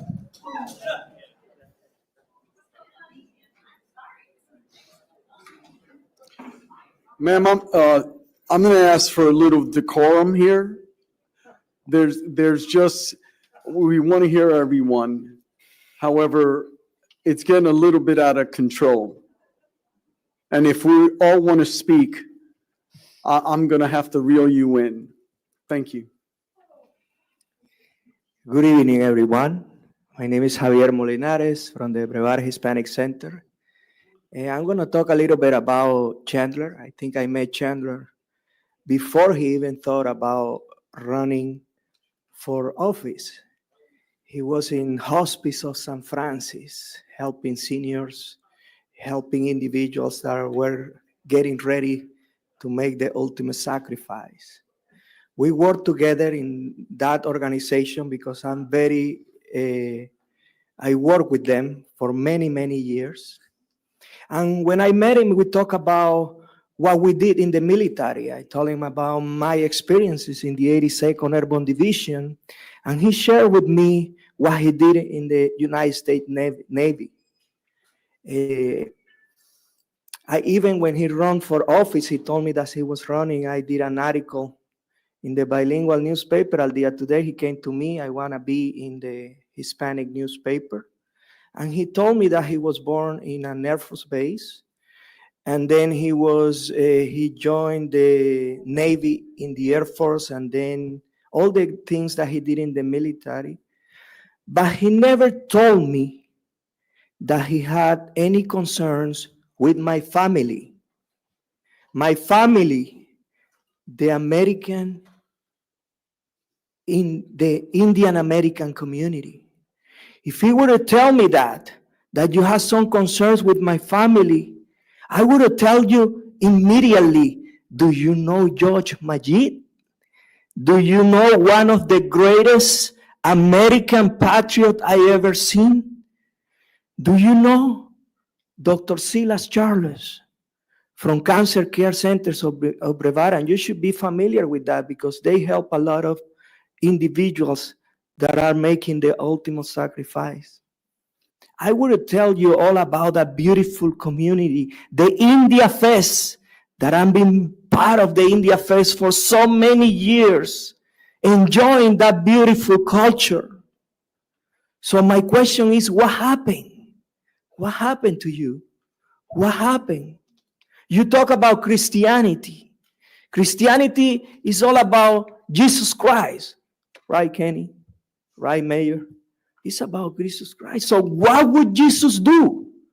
What would Jesus do? Brother, you are not doing what would Jesus do, right? Because you're trashing a community that is beautiful, that contributes so much to Brevard County. If you ever think about forgiveness, please do what the Erica Kirk did. She forgave the killer of her husband. Thank you. You do that because this beautiful Indian community will forgive you. Thank you. Thank you. Number 25, Jen Sizemore.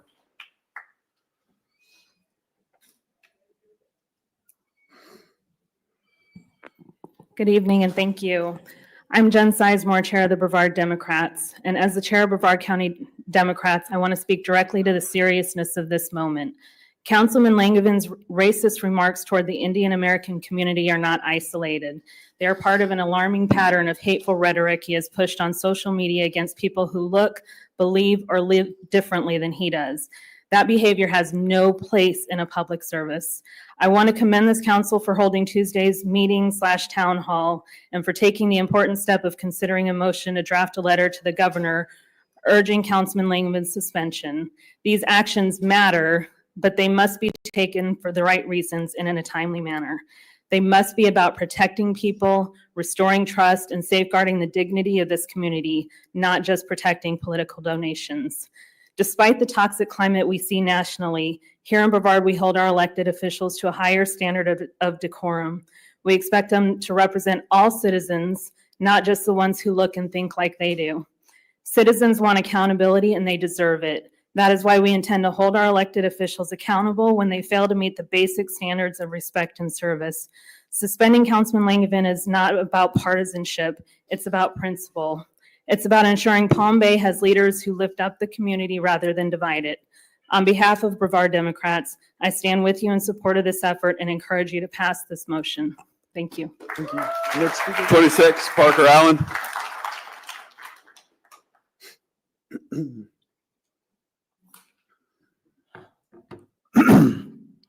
Good evening, Parker Allen, 198 Ninth Street, Palm Bay.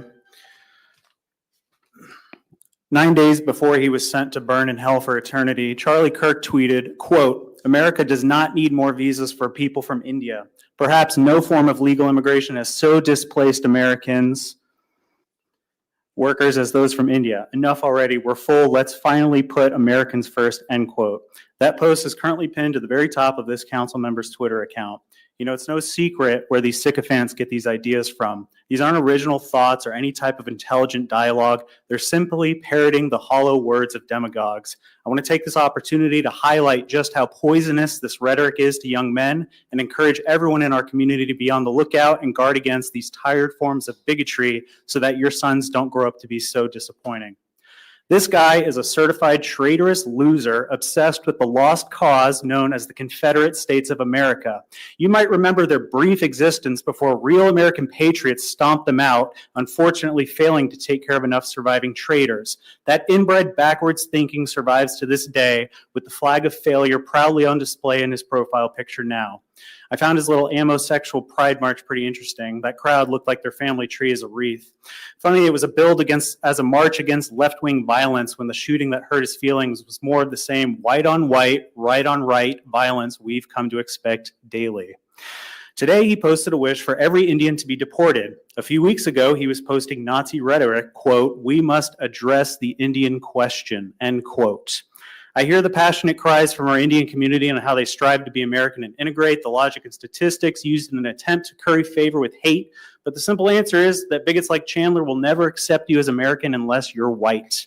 Posting evil comments seems to be his full-time job. His cry to the governor defending his job includes worthless things like drafting letters or concepts. Second on his list was removing fluoride. I'll remind everyone here that the fluoride plants have been out of operation since at least 2017. I'm tired of the lying clowns. It's all worthless culture war nonsense, and it's a drain on our tax dollars.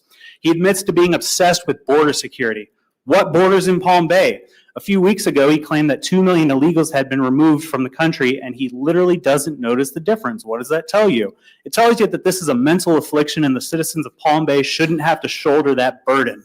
He claims to be the only elected official in Brevard representing the under 40 group. I'm here to loudly reject that notion and state clearly he does not represent me, he does not represent young Americans, and he does not represent Palm Bay. I don't know anyone else that gets offended at imagery of a stick figure throwing away a swastika. I request the City Council move forward in correcting this poor representation of our community through any means possible. Thank you for your time. Randy Wickens. Randy Wickens.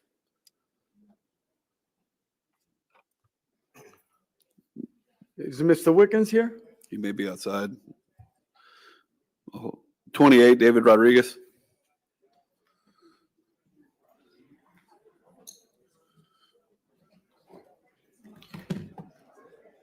Hi, my name's David Rodriguez, 530 Wildmere Road, Southwest in Palm Bay. Thank you, Mr. Mayor. Thank you, Councilman Johnson. Thank you, the rest of the council.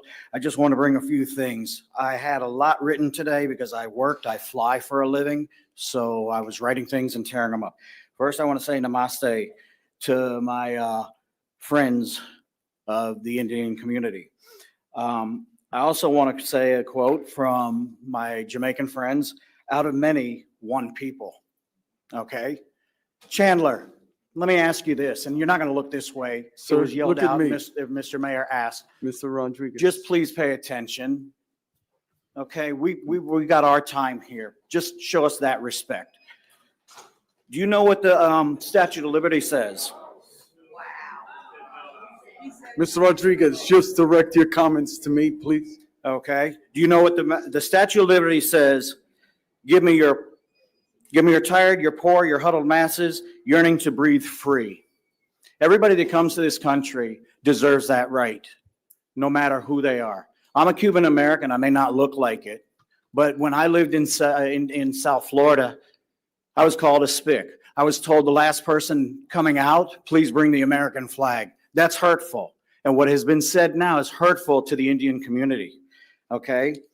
I grew up in North Florida going to high school. I've seen the Confederacy. Okay? It's dead. It's gone. You lost. It's time to take the trash out. And once again, this is the United States of America, not what you want it to be, the divided states of America. Okay? And last, once again, it's just hurtful. And I urge the council to do whatever they need to do to have him removed. And I also urge everybody outside and in this room listening, write also to the governor. Voice your expression. The more they hear it, the more it'll happen. The next 5 cards are 30, Patel, 31, Hollier, 32, Brackalon, 33, Harris, and 34, Ali. So now up is Hyman Patel, 30. Are they in another room or? I was, and they brought me over here. They're trying to bring us as we. Okay. 5 more people? Okay. Those 5?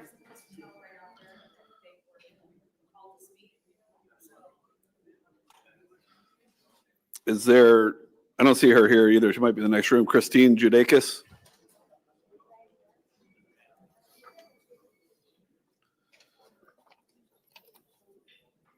$36, Pete Filiberto. Well, who, 30? They weren't given to me in a numerical order either. So everyone will speak. Okay. Oh, I'll get you on the next one, man. I get it now. I understand. Carry on, sir. Good evening, Mayor, Councilman, and residents of Palm Bay. I had the privilege of serving the people of Palm Bay, sitting in that very seat. I understand the weight of that responsibility, and I also understand the accountability that comes with it. Tonight, I speak not out of politics, but out of principle. The recent comments made by Councilman Chandler Langevin targeting Indian Americans and other minority groups are deeply troubling. Statements like they don't care about the United States or they're dangerous to the South are not just offensive, they're dangerous. They erode trust. They divide communities, and they have no place in the leadership of the city. When I served, I was far from perfect. I've owned that. But never once did I use my position to vilify an entire group of people based on their background, faith, or nationality. That's not a lapse in judgment. That's a lapse of character. Let me be absolutely clear. This isn't just inappropriate, it's dangerous. The words of an elected official do not exist in a vacuum. They set the tone for city staff, for our residents, and how we treat one another as a community. When hate-laced rhetoric is left unchecked, it doesn't just tarnish reputations, it erodes public trust and invites division into the very heart of the city we call home. Palm Bay deserves better, especially the Indian American families and legal immigrants who have built lives here, followed the law, and contributed to our shared future. I urge this council to act. It is time for council to stop burning bridges and start building them. And I want to end with a quote, Mayor, since I have a minute left. By Pastor Martin Nomoller. First they came for the communists, and I did not speak out because I was not a communist. Then they came for the socialists. I did not speak out because I was not a socialist. Then they came for the trade unionists. I did not speak out because I was not a trade unionist. Then they came for the Jews. I did not speak out because I was not a Jew. Then they came for me, and there was no one left to speak for me. Thank you, Mayor. Thank you. Deborah Bracalone. And I'm going to keep coming back until you say it right. Broccoloni. Bracalone. Bracaloni. Nice Bracaloni. Italian name. My name is Debbie Broccoloni. I live at 1821 Agora Circle, Apartment 7, Palm Bay, Florida.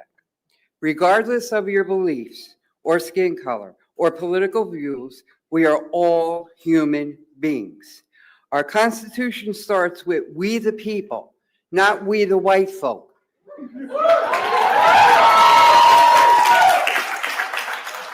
Speaking about the No Kings March, you said you had your boys stand down. Nothing was said. When you turned around and you spoke about the Islam and the Muslims, just a little ripple. When you turned around and you talked about left-wing evil, we got put on the agenda and we had a meeting. Now, all of a sudden, his rhetoric has started again, and you had a special council meeting. Sorry, I lost my place. I'm tired of turning the other cheek. My great aunt, Sister Mary Laudine, used to tell me all the time, there is always going to be ugliness and hate in this world. It is up to you how you react to weaken it or strengthen it. This is where I am extremely disappointed in each and every one of you. You had several chances to nip this rhetoric in the bud, and you turned a blind eye. The last meeting, we asked you to censure and help to heal the divided community. We were told he has strong beliefs. Everybody wants to fit in. I don't agree with his words. He practiced free speech. We did not attack him personally, but when he called every one of us in that room a socialist and a communist, not one of you spoke out. So I asked, what kind of message does that send to our community? That only some folks deserve outrage and action on your part? As Christians, shouldn't we have morally outraged against all the rhetoric? You have let this community down by your actions, actually your inactions, until it suits you. This is not how leaders should act. You should set the example and not be part of the problem. Thank you. Number 30, Patel. 30. I was just circling back to the, Okay. in case somebody came in. Okay, there was a 31, Les Holler. 33, Harris. Thanks. Good evening, council. Good evening, community. My name's Laura Hirsch Harris. I live at 2027 Muirfield Way in Palm Bay. And I'm here to speak from the heart. There are a few things I wanted to start with. Two quotes come to mind. One is one by Stan Lee from Spider-Man. With great power comes great responsibility. My role in the community and over the last 25 years has been a homeschool teacher, a teacher. I work with young people as a mentor, as a leader, as a servant leader. And what I witnessed over the past few months, not only in our community with you, Mr. Langevin, but also the larger community and the nation at large, is what I perceive as a abuse of power, using a position of power for influence in a negative way. And I'd like to see that change, and I'd like to see that stop. I heard some voices the other night at the special meeting specifically addressing the way that these remarks have affected the kids, and that really touched my heart, because I work with kids, and kids can be pretty ignorant, and they just follow along with what their parents do, what they see in the media, and it's dangerous because left unchecked, that's what creates more of this, what I perceive as ignorant behavior. And I don't think that positions of leadership should be displaying this behavior. Maya Angelou said, when someone shows you who they are, believe them the first time. Actions speak louder than words. I do believe people have the opportunity to change, and that would take time and trust. And I do believe that, Chandler, you could do the right thing and look within and see. Just, there's a leader, Tadadaho of the Iroquois Confederacy, who he was not a bad man initially, and he eventually became a great leader, and there are more. You could be that person. I don't agree with what you've said and what you've done, but I would implore you to look within and be the kind of leader that our kids and nation could look up to, and our community, because what you said and did, I don't believe was right, and I think we could all do better. Thank you. Thank you. Next speaker. Les Holler. The Les right there. What's the name? Les.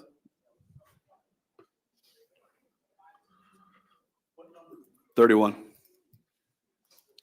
I jumped back because people were outside. You got her. She's coming. Oh, yeah.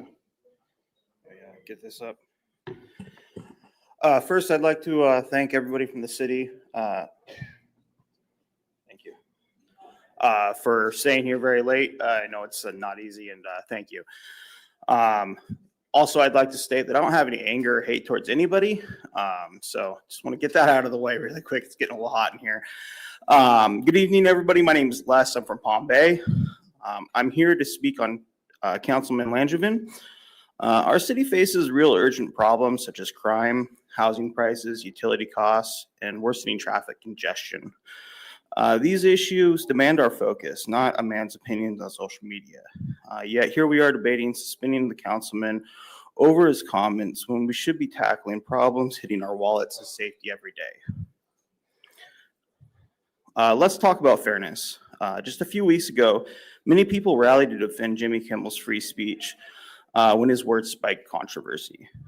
Where's that same energy now? Those same voices that were quick to attack the councilman for his speaking his mind on illegal immigration and H-1B abuses, issues that affect American jobs and our economy. His posts, like the one saying, if your loyalty is to America, I don't care what you look like. He's calling for an honest debate, not division. He's offered to meet with the Indian American leaders to find common ground. Punishing him for speaking out is hypocrisy and stifles free speech that we claim to value. Councilman Langevin's record speaks louder than his critics. In just 10 months, he's fired an incompetent city manager, removed fluoride from our water, prioritized police and fire funding, and pushed for NASA headquarters in Palm Bay. He's fought wasteful spending, scrapped school zone speed trap cameras, and proposed a George Washington monument on our nation's 250th birthday. Suspending him now would halt all this progress and betray the voters that chose him to shake things up. Now let's reject this witch hunt and focus on what matters, our city, and not sending this letter. Let's let Chandler keep fighting for us. God bless Palm Bay and God bless USA. Thank you. 34, Jennifer Lee.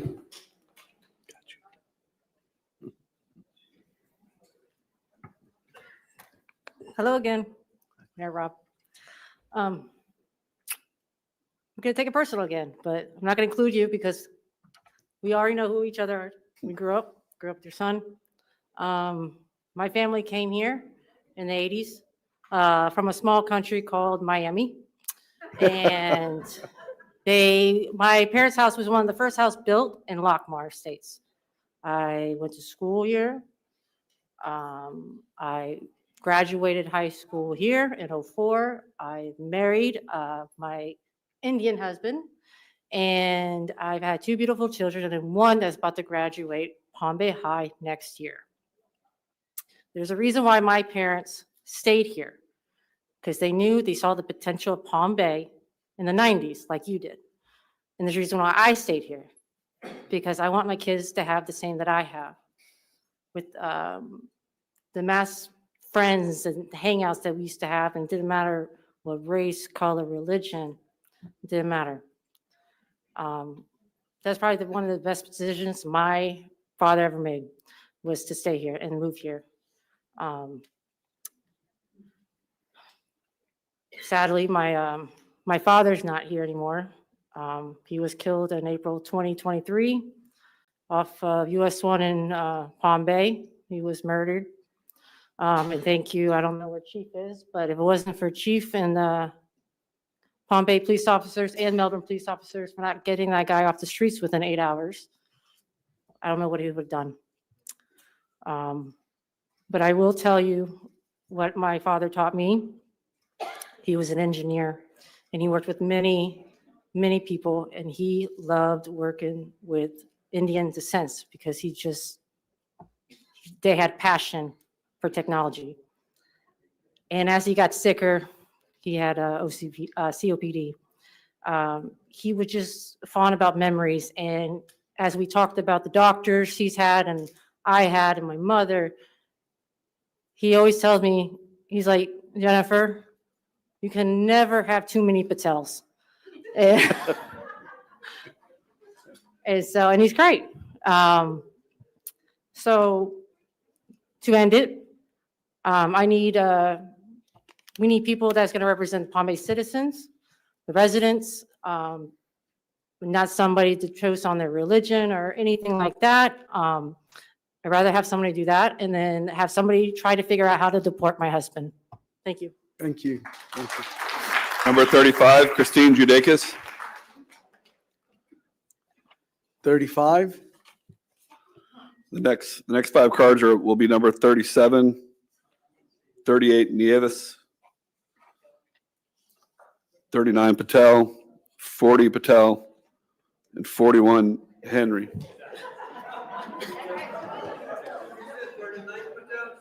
Coming up, yeah. So number 37, Kalpana Gadodia.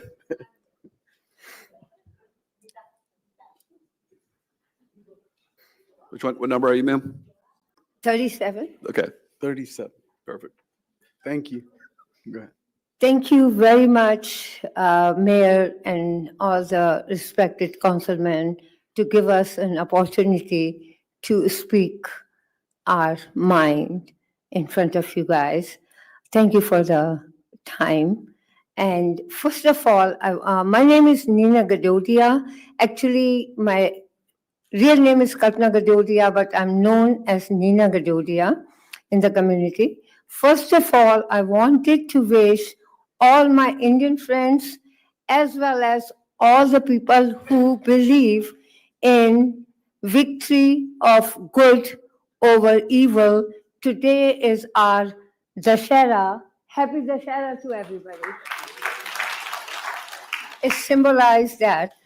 And second, very wonderful day it is because it is Mahatma Gandhi's birthday, which is non-violence is the way of life. That's what he taught the whole world. So we are here in peace. Thank you.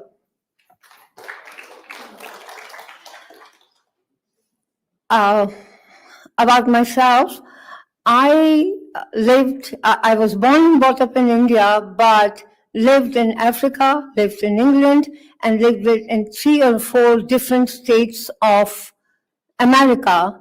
My journey in Brevard started in Palm Bay in 1990.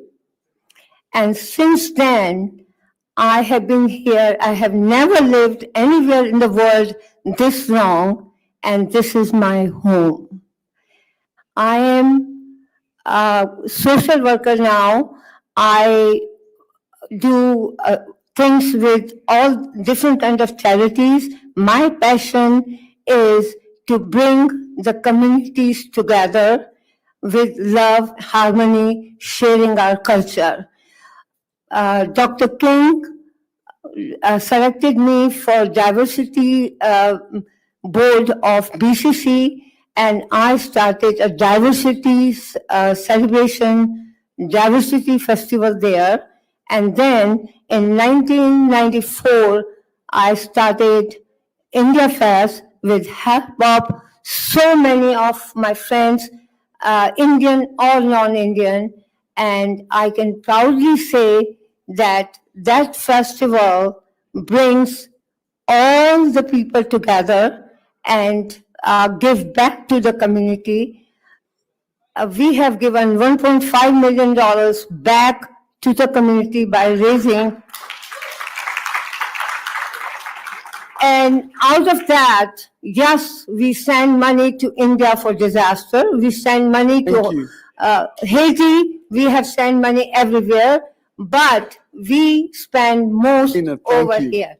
Thank you so much for listening. I don't want hatred in this community. Thank you. Number 38, Sherry Nieves. 38, Nieves. Carry on. 39, Patel. Dr. Vishnu Patel. 39. Okay. All right. Good evening, or good night now. My name is Dr. Vishnu Patel. I'm actually a physician here in your town, just around the road. I think we've met. I'm a nephrologist, been here for 20 years. Very proud to be here. And I grew up in this country. I just want to know that, Mr. Chandler, you made these remarks that there's no American Indian truly to be American. Well, I grew up here. I grew up rooting for the Yankees. Go Yankees. I also played baseball, grew up here in high school. So I do consider myself American. Your views obviously hurt a lot of people. And you know, we're forgiving folks. We really are. So we do forgive you for those comments. But we want to take home something from this. And I want to read to you a little passage from one of my guru, Mahant Swami Maharaj. He sent us blessings, which actually made me think of you. It says that may we walk together in unity. May Bhagwan, which is God, bless all with health and prosperity. May peace prevail everywhere. Prayers and blessings from Mahant Swami Maharaj. So we want to understand you. I mean, I know that you sort of created this hatred against us. We want to know why. I want to invite you, really, to our events. Maybe you can get to know us. And you can change your view. So, all of us have stated that we do a lot for this community. We do a lot for this country. We call home. We really call ourselves American, but we kept our Indian culture, and we're proud of that Indian culture.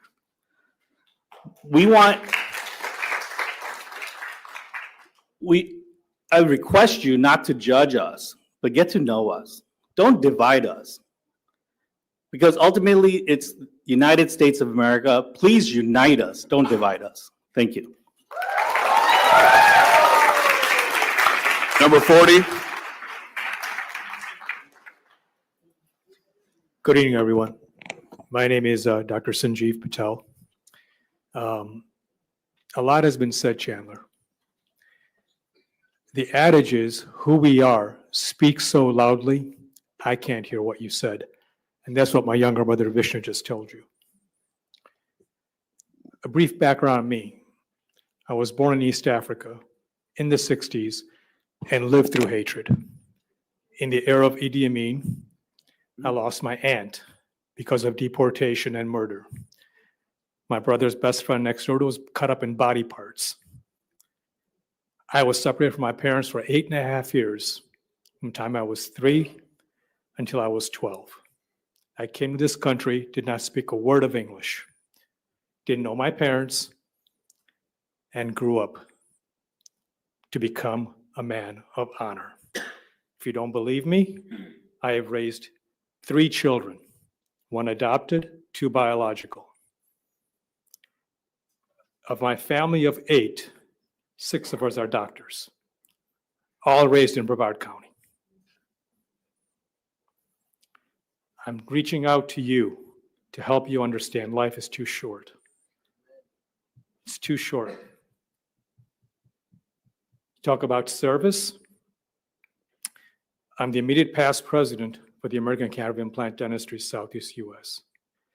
Currently, among the 15 doctors in the world that does credentialing for implantology and dentistry, I'm on the board of trustees. My son, who grew up here, is the vice president for the Polk County Dental Society, an orthodontist. I can go on and on and on.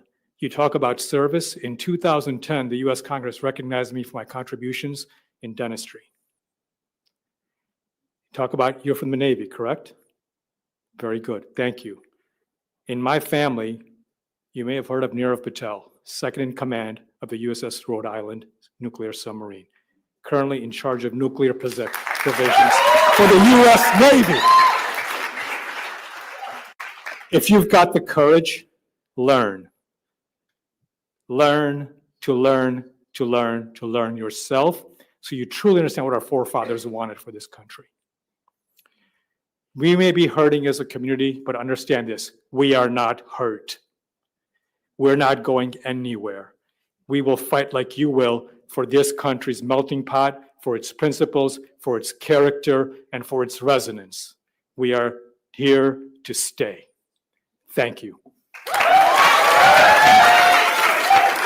Number 41, David Henry.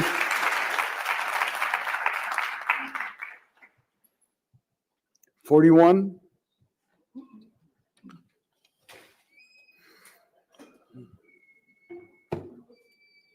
Good evening, council members. My name is David Henry. I'm here to address the silence from communities at the expense of African Americans. As an Italian immigrant myself and half Jamaican heritage.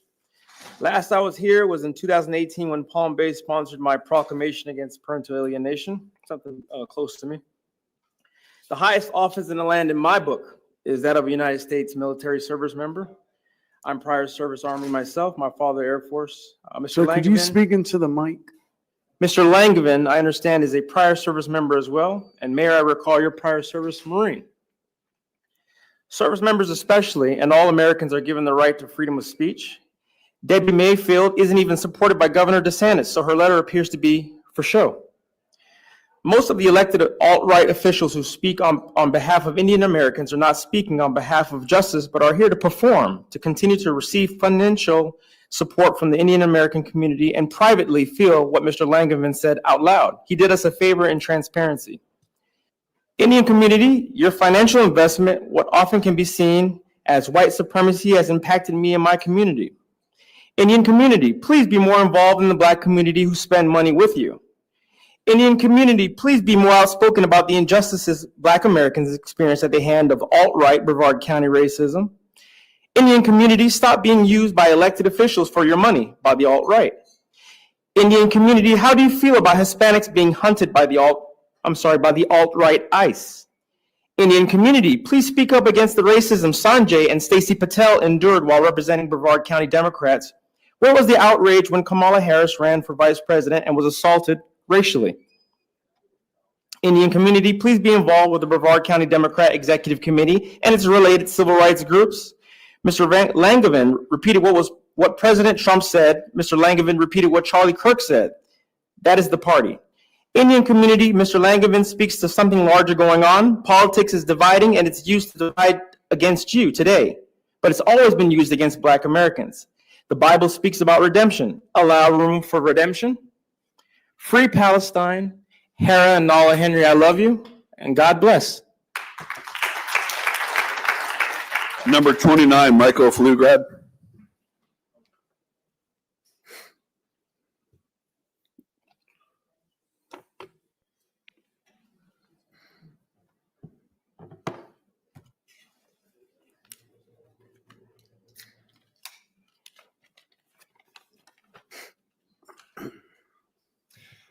Good evening, Council of Palm Bay, Florida. As a Christian, I have been taught to believe in certain truths. To claim Christ as my Savior, I must also obey his teachings. John 3:36 says, "Whoever believes in the Son has eternal life. Whoever does not believe the Son shall not see life, but the wrath of God remains on him." I obey Christ from love, for what he has done for me. I love my country. I love America. This nation was founded on Christian beliefs and ideals. For only under the God of Abraham, Isaac, and Jacob may we truly have life, liberty, and the pursuit of happiness. I challenge all to look at other nations for proof the fruit of their beliefs speaks better than I can. I was born a citizen of the United States, a nation under God. To become a citizen of this nation, one must, without reservation or purpose of evasion, swear the following. I hereby declare on oath that I absolutely and entirely renounce and abjure all allegiance and fidelity to any foreign prince, pontiate, state, or sovereignty of which I have hereto been a subject or citizen, that I will support and defend the Constitution and the laws of the United States of America against all enemies, foreign and domestic, that I will bear true faith and allegiance to the same. Chandler has voiced that there are people coming to America to reap the rewards without obeying the citizen's oath. He has pointed out, like the DOT sign on I-95, that there is a wreck 10 miles ahead, and that to continue will result in a community that can no longer take the off-ramp. People come to this nation, settle in our community to get a new life. And just like a Christian is reborn again, their old life must pass away. They must obey the teachings and live the values of their new land. Weaponized empathy will not change the fact that Chandler is faithfully serving his voters, the community, and his nation, that he is faithfully upholding the citizen's oath to live in this great nation. He represents those residents that have for too long clenched their jaws, knowing that a wreck is ahead. We must, as a community, put America first. There is no hyphenated America, only America. We must not remove Chandler, for he serves his community by putting America first. To remove him is to silence those whom he represents. May God bless America, Palm Bay, and Florida. Thank you. Thank you. Next speaker. 42, Joseph Mills.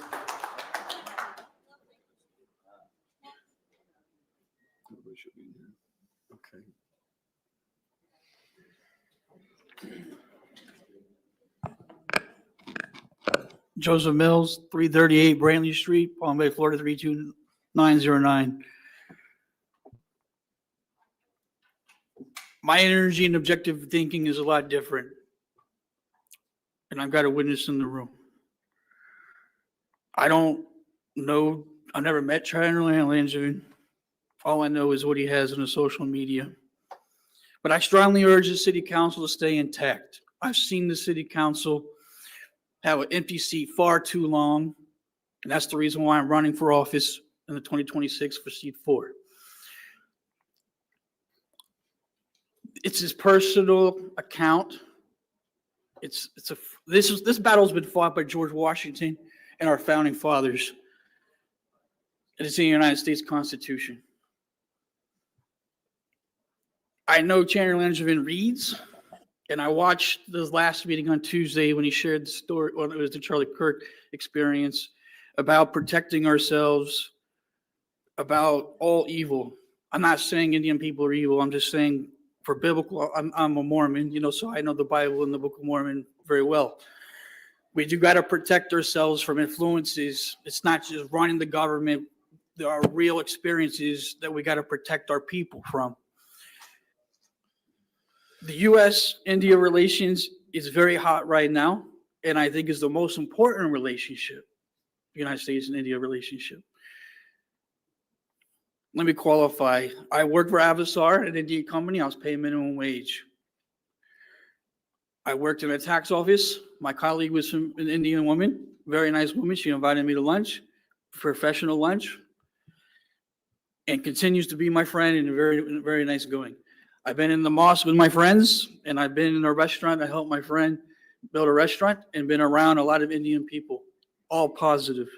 But there are a lot of political issues out there, whether it's H-1B visa, whether it's immigration, broken system there, or economic development. We could have used all the resources in this room.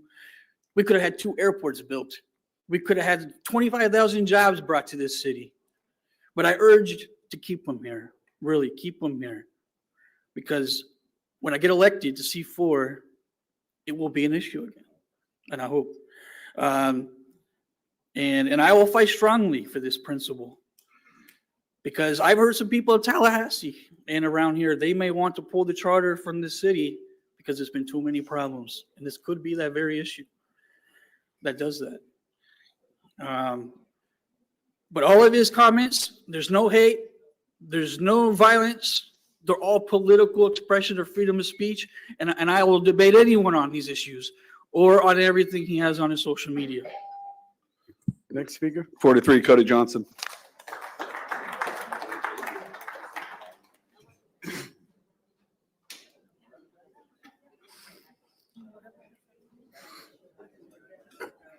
Hello, council. Thank you for your time today. My name is Patel. Kidding, my name is Cody. I'm a voter of Palm Bay, and frankly, I'm really confused by the fact that hundreds of people have descended upon our city council today from other cities outside of Palm Bay. And I wanted to address the fact that they've been completely dishonest about Chandler's statement, in which they're claiming that it's racially motivated, but Chandler clarified his statement today. He's not talking about Indian Americans. He's talking about people coming on H-1B visas that are abusing the visa system. And I think it's incredibly dishonest for people to claim that it's racially motivated. And furthermore, if you don't like his statement, don't vote for him. You know, he didn't say anything that was illegal. I don't think he should be removed against the voters' will, you know? And a couple weeks ago in Melbourne City Hall, the city council was intimidated by outsiders into voting something that they didn't plan on voting for. They were going to rename one of the streets for Charlie Kirk, and leftist agitators came from outside of the city and issued death threats, threatened everybody, and they voted against it. And today I'm urging you to not fall for that same intimidation from outsiders that are not from our city. Thank you. Next speaker. 44, John Norris. John Norris.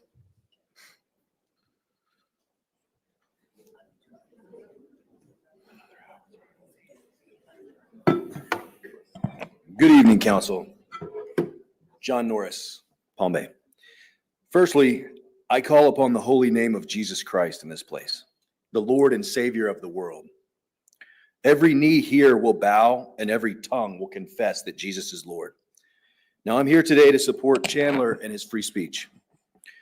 Why was every single speaker before me allowed to address comments at a council member? Is there two sets of rules? Now, we know why there's two sets of rules, and we know why you're attacking him for his speech, because you're corrupt. You're corrupt. Let me find where I'm at. And you work for your global donors, not your local constituents. You work for the global donors that gave you that scarf, give you your money, not for your local constituents. Watch this. Raise your hand if you've never accepted $1 from the Indian lobby. Well done. Kind of telling, isn't it? Mayor, would you be willing to tell me how much money you've received from the Indian community? No? Okay, I'll FOIA it. I'll find out. The outrage mob in this country is given total free rein to commit violence, call for violence, threaten us, and celebrate murder, just like they did with Charlie Kirk, just like the gentleman did earlier tonight when he made a joke about Charlie Kirk. But if we dare try to fight back or even speak our mind, we get fake conservatives like you crawling out of the shadows to condemn us. Well, we condemn you, and we condemn your cowardice in attacking Chandler for his free speech. Those of you who signed the letter calling for Chandler's removal should resign. And if you won't, we call on the governor to remove you. If you don't, when elections come around, we have multiple America First and pro-free speech candidates ready and willing to replace you. Nice scarf. Number 45. 45? Oh, wait, what should I turn? I guess. Thank you, Mr. Mayor. Bring on the mic and bring down the podium. Thank you.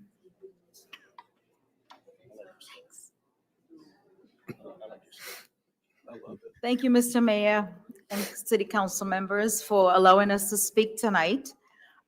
It's a little bit, that's a hard act to follow, but I will do my best. My name is Sita. Sita Begui. I was born and raised in Trinidad and Tobago. And I am Indian, and I feel very saddened by what's going on right now with Chandler's tweets and his social media. Because I don't know if you're aware, but there are Indian people that live in Trinidad and Tobago, in Jamaica, in Guyana, in Africa, in India itself. And when you wrote the tweet that Indians don't care about the United States, and then today it's your birthday, happy birthday. You said that on your birthday, you were hoping that we all leave. But here's the thing, I'm married to an Iranian. Where am I gonna go? I don't wanna go to Iran. And I'm from Trinidad, but my grandson is a Windian. He's white and Indian. My granddaughter is a Windian. She's white and Indian. Where am I going to go to live if I leave the United States? How do you expect me, Chandler, to watch my grandchildren grow up? How do you expect me to watch them go to high school and college? So I'm asking you to think about what you say. Freedom of speech comes with a responsibility. And that responsibility is the good Lord. People talk about being a Hindu or Muslim or Christian or Baha'i or whatever faith. The good Lord lives right here in our heart. He lives in your heart, Chandler, and he lives in mine, and he lives in everybody else's. And the minute you wake up in the morning and you open your eyes, it's a gift. It is a gift to be able to see, Chandler, to speak, to hear, to walk. You worked for hospice. I am a long-term care nurse for over 35 years. You know what happens at the end of life. People are looking for someone to take care of them. And you weren't there the last time when I spoke, but the same immigrants who are here in the United States, taking care of our nation's children and elderly, are the ones that's going to be in the nursing home when you get old to take care of you. The other thing, so I think the tone I want to take with you, Chandler, is one of peace. Ma'am, And to reach out to you, just like I would do with my son. You know, when my son was little, my husband had moved us to Marion, Indiana for his residency. We were one of the only dark Indian people in Marion, Indiana. That's where James Dean was born. I didn't know where Marion, Indiana was. But a little boy called my son a dookie stain. That little boy's father was the head of the country club in Marion, Indiana. My son was 6 years old. Thank you. And that Thank hurt you. him, Chandler. So I want you to Thank think you. about what you say. Thank you. Thanks. Number 46, Pervin Shaw. Thank you. Number 46. Number 47, April Smith. 48, Patel.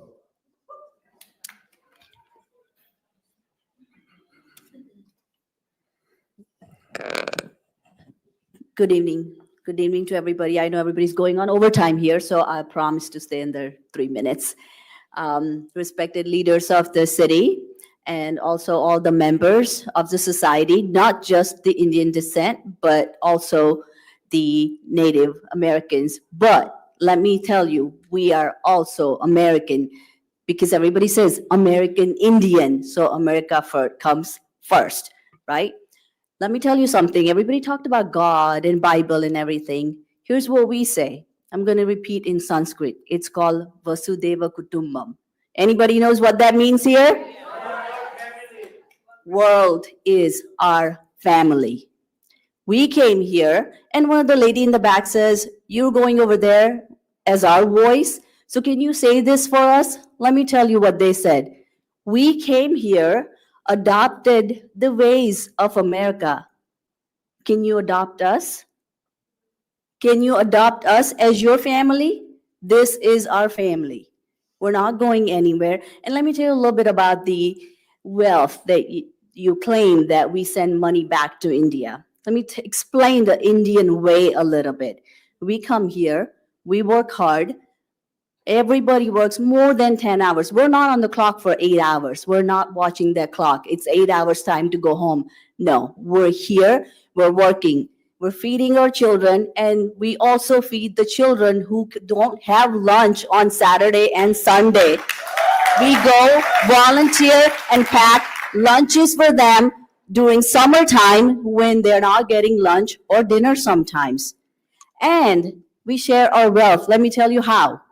We work, yes, we earn money, and guess where we invest that money? One more gas station, one more hotel, one more doctor's office, one more lawyer's office. And where does that all happen? Here in Brevard County. We're not opening up a gas station in India. We're not opening up a hotel. We are good citizens of the society. We are tax-paying, peaceful people, and we want to remain that way. And I urge you guys, that chair is very powerful. I know a thing or two about leadership. When you sit in that chair, you have a greater responsibility. Social media nowadays, please be careful with your words. Your words are very strong. They are stronger than a weapon. Once it's out the door, can't take it back, and it can hurt a lot of people, a lot of communities. So please use your words carefully. Help unite the country, not divide. Thank you. Number 49, Joseph Murray. 49, Joseph Murray. 50, Jennifer O'Connor.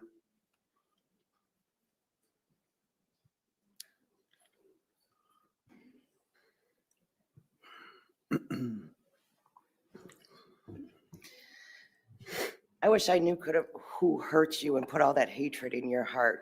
The fact that you are not even ashamed of your blatant racism against is absolutely intolerable, which means you haven't gotten to know your town and your community, your own constituents. I am so fortunate that I have so many friends that just happen to be Indian. I have friends from everywhere. I'm a mutt. I can't even tell you where my original country comes from. Ma'am, could you try and speak into the mic? I have to say that the gentlemen that I work with and work for are amazing men. And I have had more benefit and blessings to be working for them. I truly am blessed that they have come into my life and regenerated a business that I had pledged to keep going in my community. These men here are the ones that are pouring money into your communities and into the local communities. Even to speculate that they are not American is absurd, absolutely positively absurd. It is a shame that a culture of educated, family-oriented, and faithful people are being denigrated so evilly. I have so many proud Indian family, and to know that I am cared for by the Indian community here in Palm Bay. My family is cared for. My coworkers are cared for.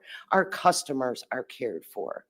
Even after the hurricane, the amount of people that came together to help one of my employees that had their house destroyed. And Mr. Trump and DeSantis were in the driveway, and we were there to provide additional assistance. I remember being taught as a child that America was a country of immigrants and that everyone had a significant contribution. Today, we have laws regarding immigration and assimilating into our country. And you are targeting the specific demographic of legal citizens that follow the law and contribute positively and financially to this township. I really do think that you need to get to know your community much more. Thank you. Number 51, Carlos McCauley. 49, Joseph Murphy.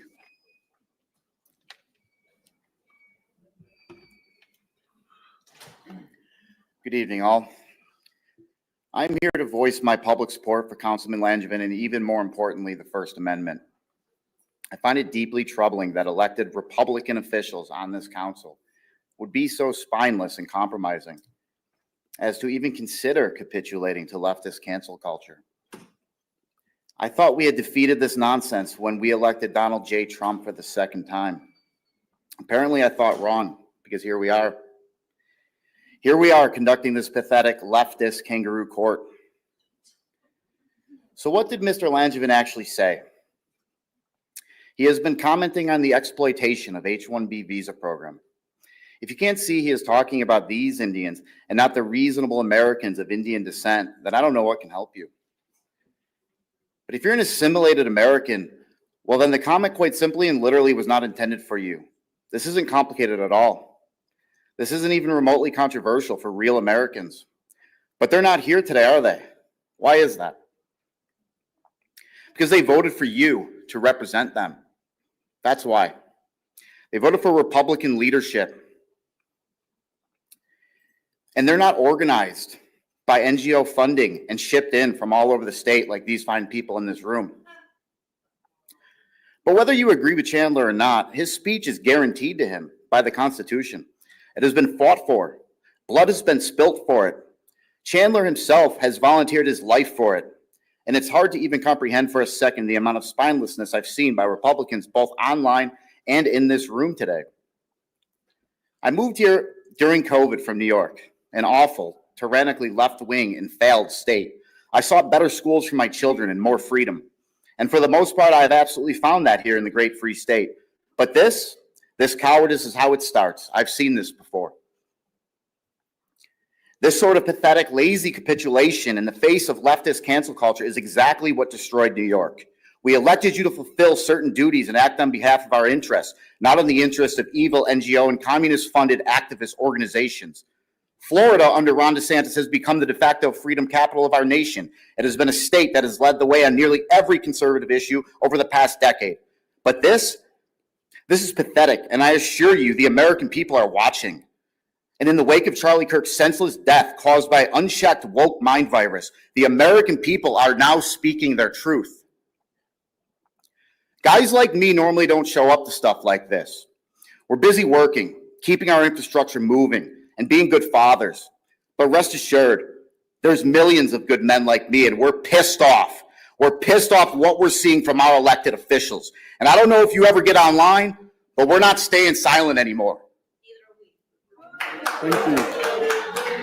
Carlos McCauley, Order, 51. order. 51, Carlos McCauley.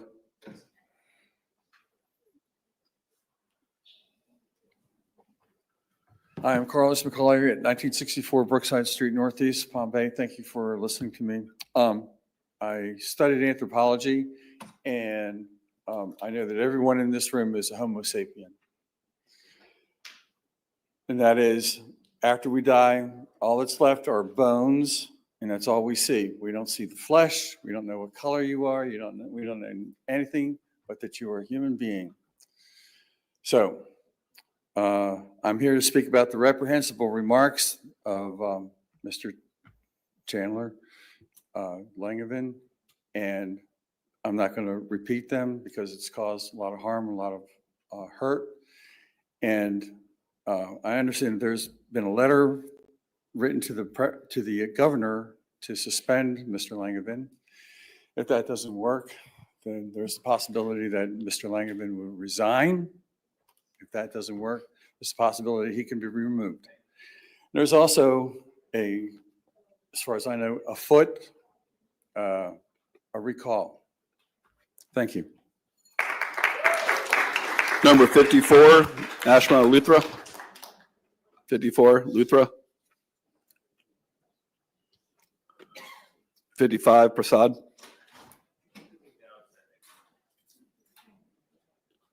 56, Michelle Murray.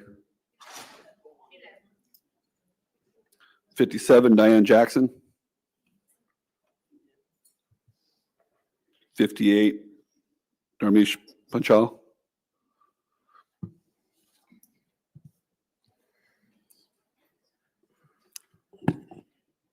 Hi, I'm Dharmesh Panchal from West Melbourne. Thank you for your time today. I work for Leonardo DRS, which is a defense contractor. I've been working there for almost 30 years. We manufacture night vision systems for the US military, and we come up with a lot of novel ways to protect our soldiers. Our systems are the first line of defense for the US military servicemen. in the Air Force, in the Navy, and in land battles. We have come up with significantly novel technology that has protected our military throughout the decades. So I wish Mr. Langevin was here to hear that, in that we contribute significantly to the military and its safekeeping. I also want to mention a few words. Every good citizen votes with their conscience. In the United States, many of my friends vote in good conscience for a good Christian candidate. A good Christian, I'll quote Samuel 16:7. But the Lord said to Samuel, "Do not consider his appearance or his height, for I have rejected him." The Lord does not look at the things people look at. People look at the outward appearance, but the Lord looks at the heart. People have voted for you conscientiously, and you are not representing them and coming up with divisive lies, specifically your lies about Indian Americans. Mr. Langevin, take a look at your own heart and learn from this. These are the words of Jesus Christ. You can do better. I also want to mention a short story. In our neighborhood, we very often used to walk, and there was a gentleman, elderly gentleman, who would never ever look at us. He was walking his dog. I asked my wife, why does he never look at us? And she said, I don't know. Then 2 years later, he stopped and he cried in front of us. And he said, you know what? I've been a white supremacist my whole life, and I never looked at you. I hated you. And Dr. Joshi just saved my life. I've been wrong my whole life, and I'm about to die. It's too late for me, but I just want to tell you, I was wrong. I was wrong being a white supremacist my whole life, and I really pissed it away. So there's a big lesson there. You know, this guy, after living 70, 75 years, realized something. Thank you very much. Number 59, Ryan Hartman.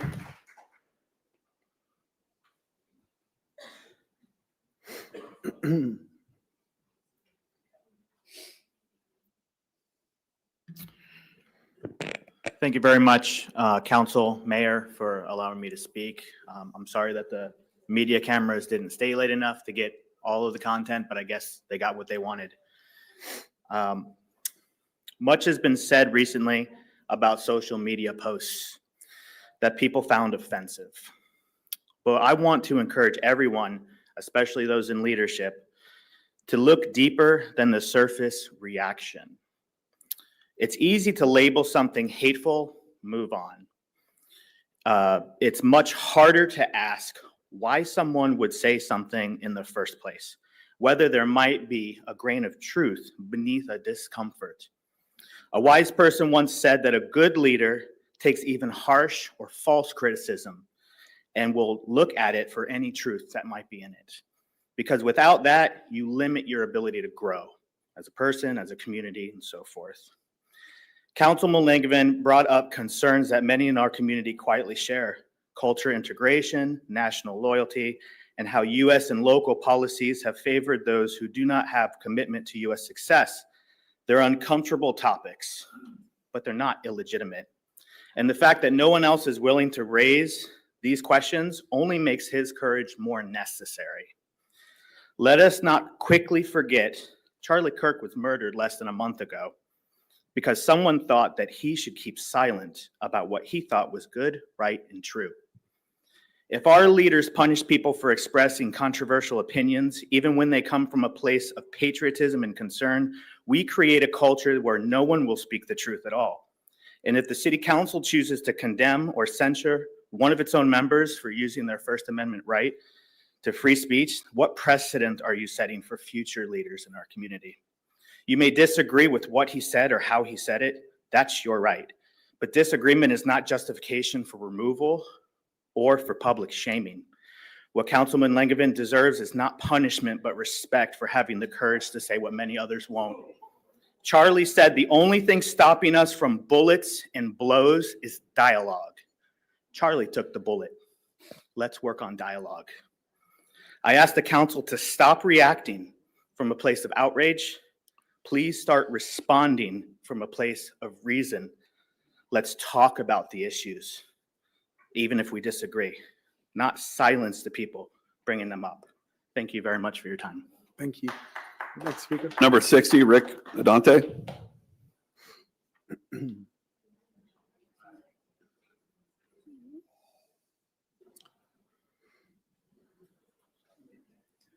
Hi, thank you. My name is Rick Adante.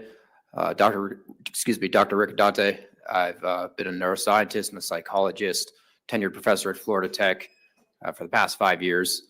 And I have a couple observations of just thoughts I've had since coming here and listening. I came here to listen. I didn't expect to speak, but I've seen this before. My job as a scientist and as a teacher. As a scientist, my job has been to pursue truth and to find it and to report it.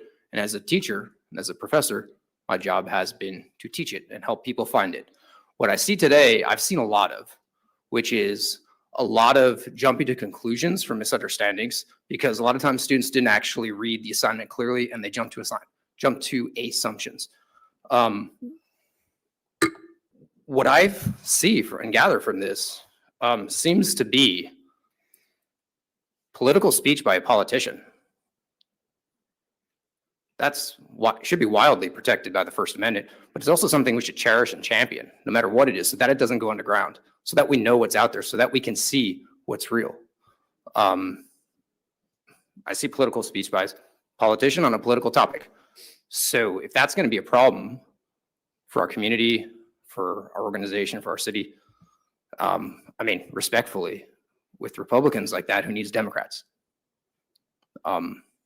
This should be part of the dialogue that we're having. I never heard hate. I never saw hate. In fact, I happen to know Chandler. I saw him be the only leader in this city who stood up to help quell the anger and the political assassination only weeks ago and lead this city to a peaceful demonstration. And I didn't see any other leaders from this entire county there responding to a community. And what I would say to the people here, I was there, I watched him. He prayed for every single one of you. He led us in prayer because he cares for you. Now, you guys have read his tweets, but you haven't met the man, and that doesn't say a whole lot about the judgment being exposed. And I hear the crowd. I've heard the crowd all day violating all those decorum statements, things about a Klan, things about white supremacy, things about burning crosses. Those are violations I never heard corrected, respectfully. That's not appropriate. That shouldn't be tolerated. Chandler's a good man. Those who know him know that. Those who haven't, I'm sure you'd be surprised, because people are more than what you read in a tweet. They really are. What I hear with the last 6 seconds, respectfully, I've heard before when people chanted Barabbas, Barabbas, Barabbas. Thank you. Number 61. Go to our number 61. Number 73, Daniel Island. 129 Lansing Island Drive. Not here? You're Daniel? Okay, okay. Hello, thank you. My name is Dr. Daniel Island. I'm a resident and voter in Palm Bay. I've lived here for 10 years. My family, I have 2 kids.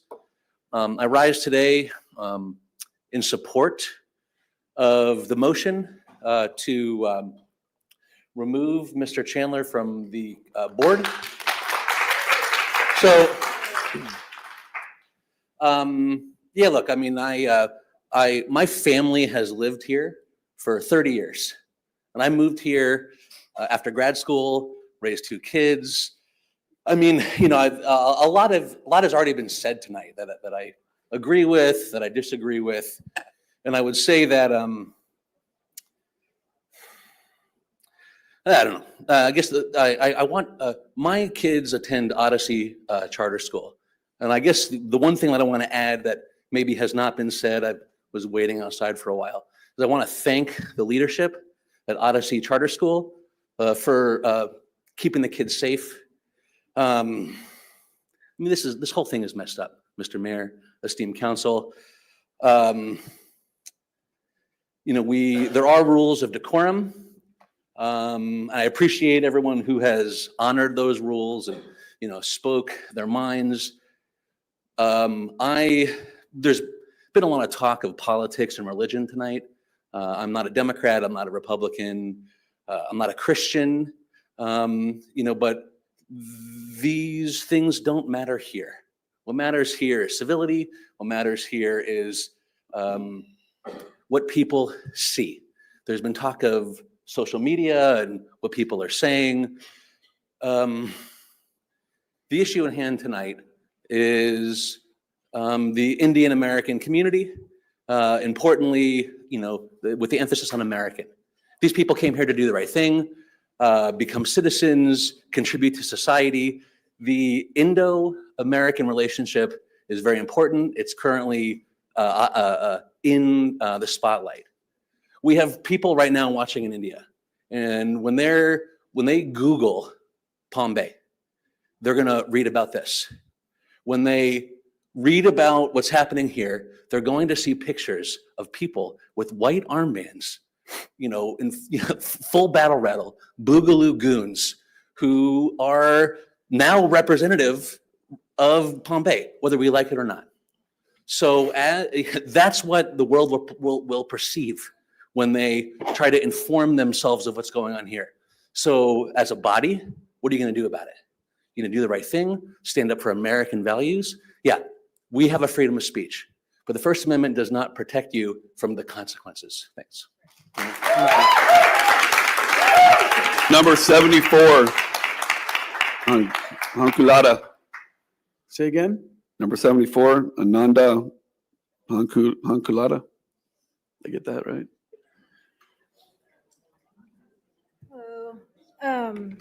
My name is Ananda Hankalada. I'm very impressed that you said my first name right.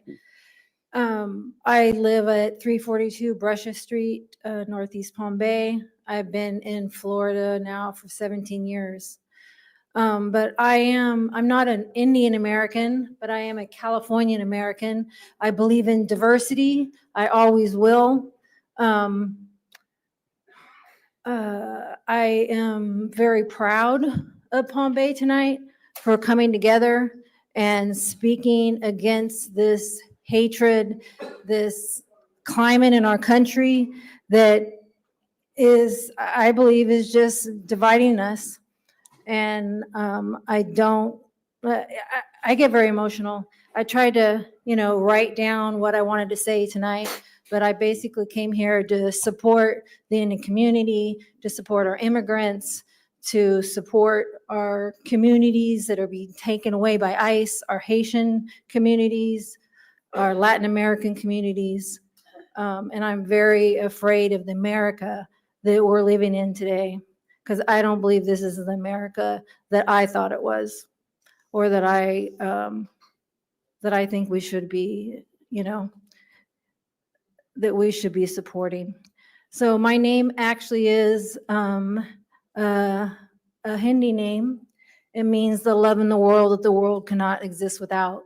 So I've spent 58 years very proud of my Hindi name. I guess that's all I have to say, so. Thank you. All right. Number 75, Richard Weber.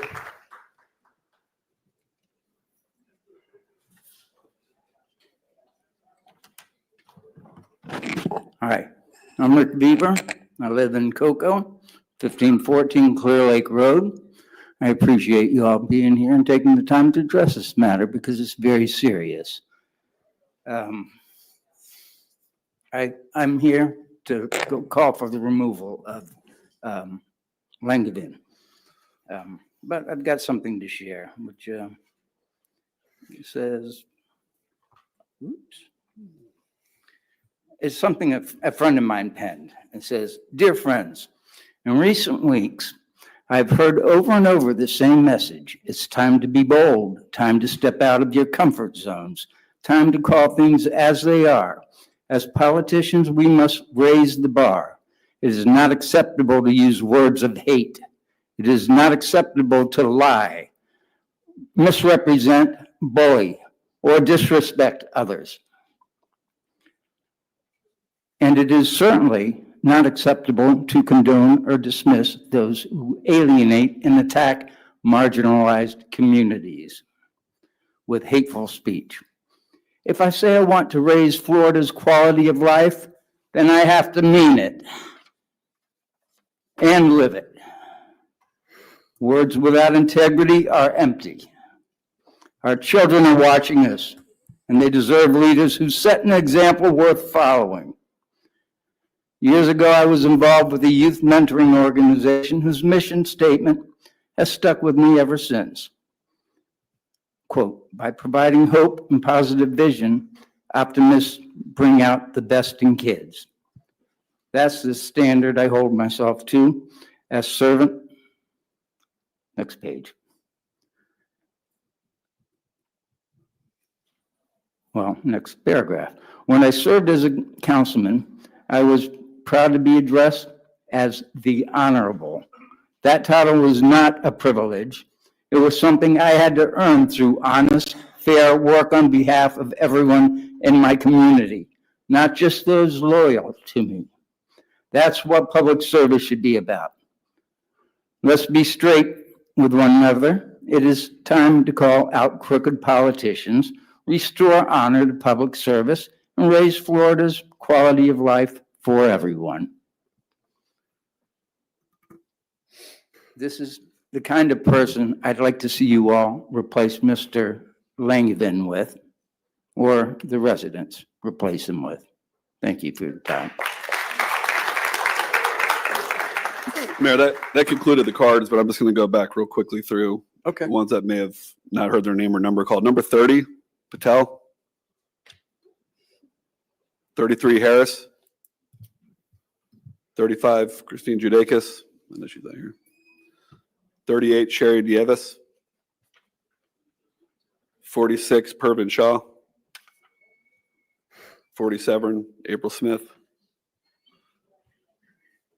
54, Ashma Luthra. 55, Prasad. 56, Michelle Murray. 57, Diane Jackson. That concludes the speaker cards, Mayor. No other speakers? Okay. So at this point, for us to continue discussion, I'll need a motion. So moved. Second. Got a motion by Councilman Johnson, second by Deputy Mayor Jaffe.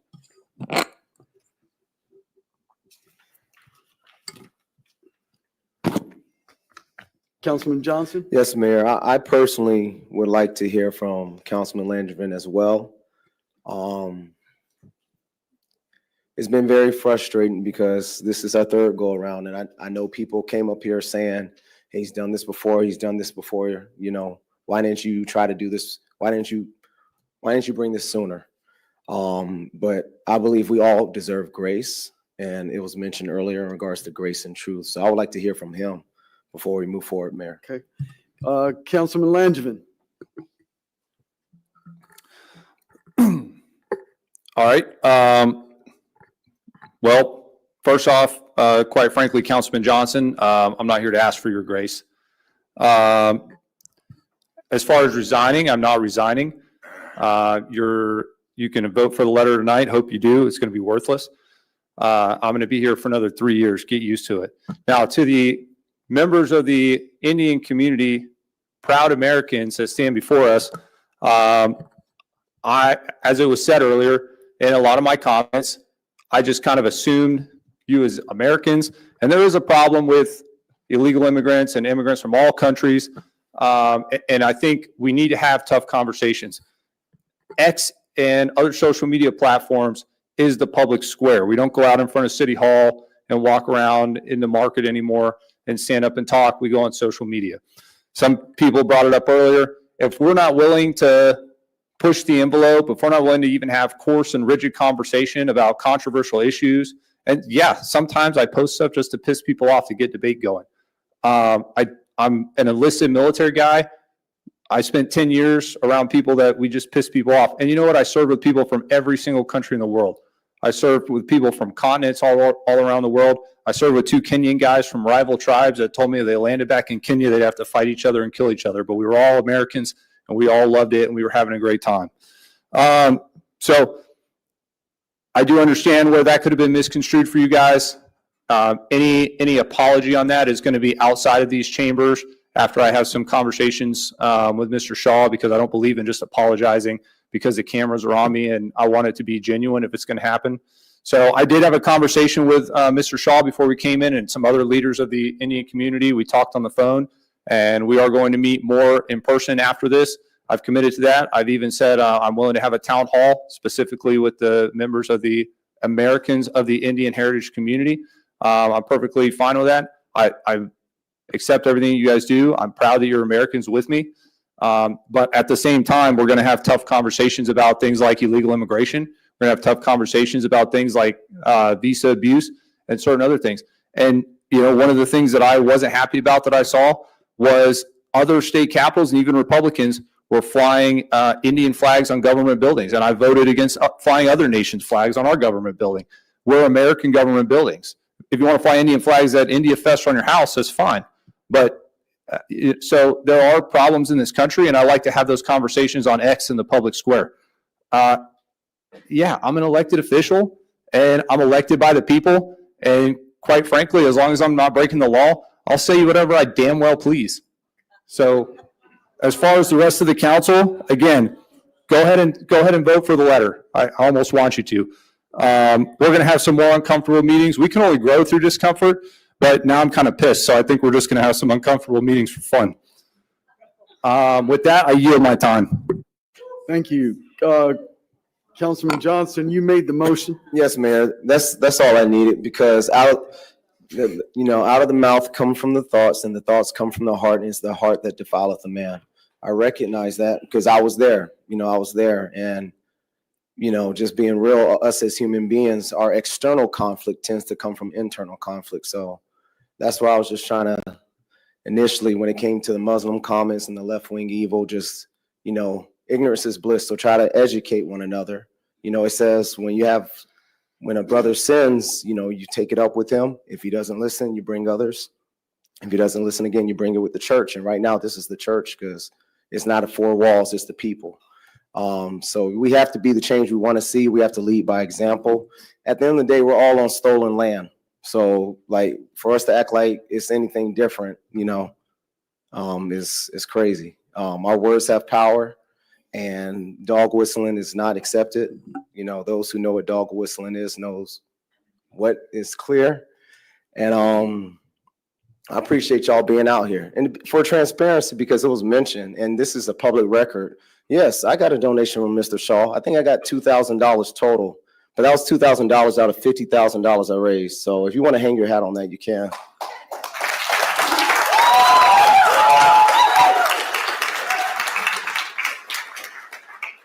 So I'm not with the rhetoric. I'm definitely fine with having uncomfortable conversations. And that's what it takes. That's why I encouraged the first time when it came to the Muslim community, because I went to the mosques, I sat with them, I broke bread with them, and I encouraged, Mr. Councilman Chandler to do the same.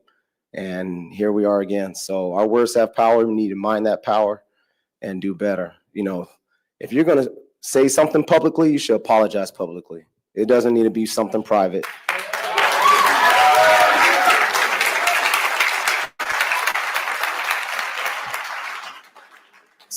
So with that, Mayor, I tee it off to you or the other council members, but we're all Americans. We're all in it together. It's not about money.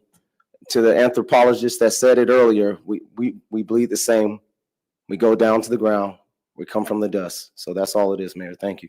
Thank you. I'm going to tee it off to our deputy mayor. Wait, Mayor, one last thing, sir. Thank you.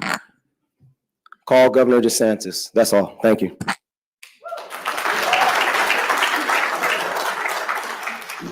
I'm gonna tee it off to our deputy mayor who seconded the motion, but in reading the motion, it is pursuant to Florida statute 112.51, probably, which is attached to the agenda, and it is more in line with Policies and procedures. okay.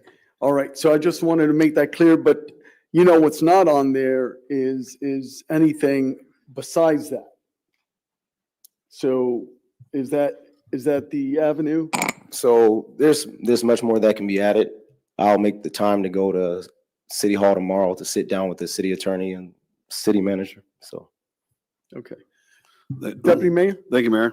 Yeah, I was thinking about the comments made about my campaign report. I believe I raised almost $60,000 for my campaign, and I believe less than 1,000 came from the Indian community. I'm not on social media. I don't have Facebook. I don't have LinkedIn. I don't think that's the appropriate forum for shock and awe. We could conduct a town hall meeting at any time and call community leaders at any time to have serious conversations. Sunday night, end of the weekend, hanging out with my family, doing homework, watching football, thinking about the stress of the week ahead. My phone starts blowing up. Out of nowhere, no context, Councilman Chandler Langevin stated deport every Indian immediately. There's no mention of visas.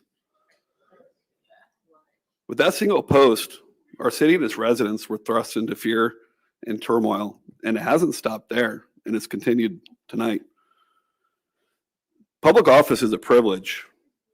We are entrusted with the highest ethical standards. Yeah, we have a councilman that continues to violate them, as outlined in the Palm Bay Code of Ordinances, Section 34.10, and Florida Statute 112, Part 3. When I've walked into City Hall this week, I felt the weight of your words. With a single keystroke, you have destroyed morale among our leadership team and our entire staff. You have undermined hope for any economic development in the city of Palm Bay and have caused residents to question their safety and sense of belonging. You have spread fear among our people, our community, and the Indian community as well. This is not an isolated incident. Other forms of unethical behavior. On June 8, 2025, you sent an unauthorized letter to Congressman Herodopoulos on official Palm Bay letterhead advocating for the release of a Robert Rundo. This action was taken without council knowledge or consent, and you violated Section 8.2 K2 of our Code of Conduct, which is also a violation of Florida Statute 112, Part 3. September 20th, 2025, you orchestrated a so-called March Against Left-Wing Evil. Sponsoring it as a city councilman, you bypassed the permitting process, forcing city staff and police department to scramble, and costing taxpayers more than $25,000. This is a violation of Section 8.2 K1, use of public resources.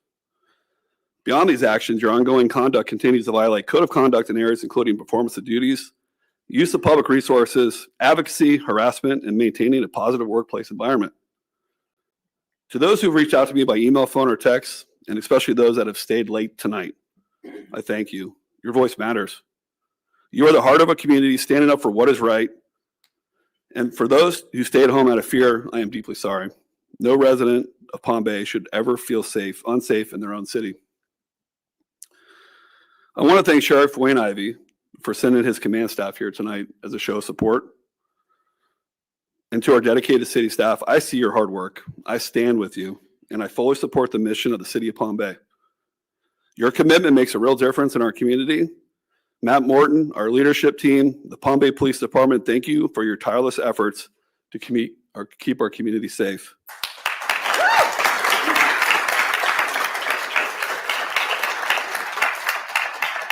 Together we are stronger, and together we serve our city. Furthermore, I do want to thank Senator Mayfield for sending a letter of support of suspension to Governor DeSantis.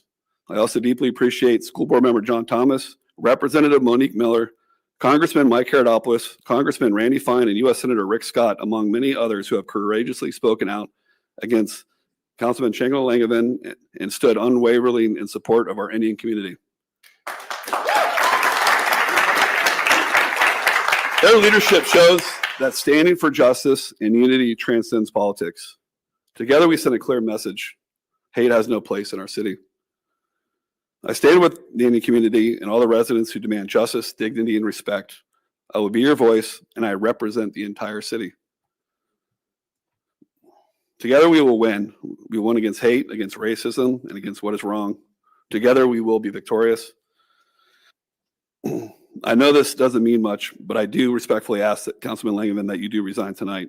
You are free to start a podcast, march wherever you want, post on social media, but do it as a private citizen, not as an elected official.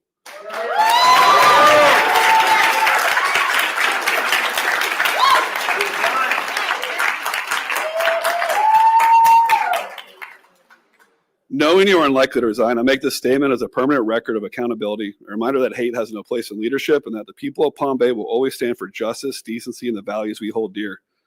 As a summary, the clear violations that you have conducted against Florida Statute 112, Part 3, professional and personal conduct. Officials must act above reproach and refrain from abusive conduct, personal attacks, or verbal assaults against council, member staff, or the public.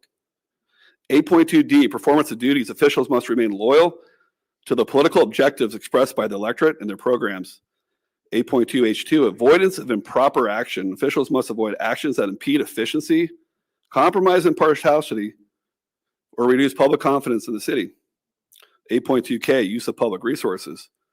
City resources may only be used for official city business with proper authorization. Letterhead and logos require council consent.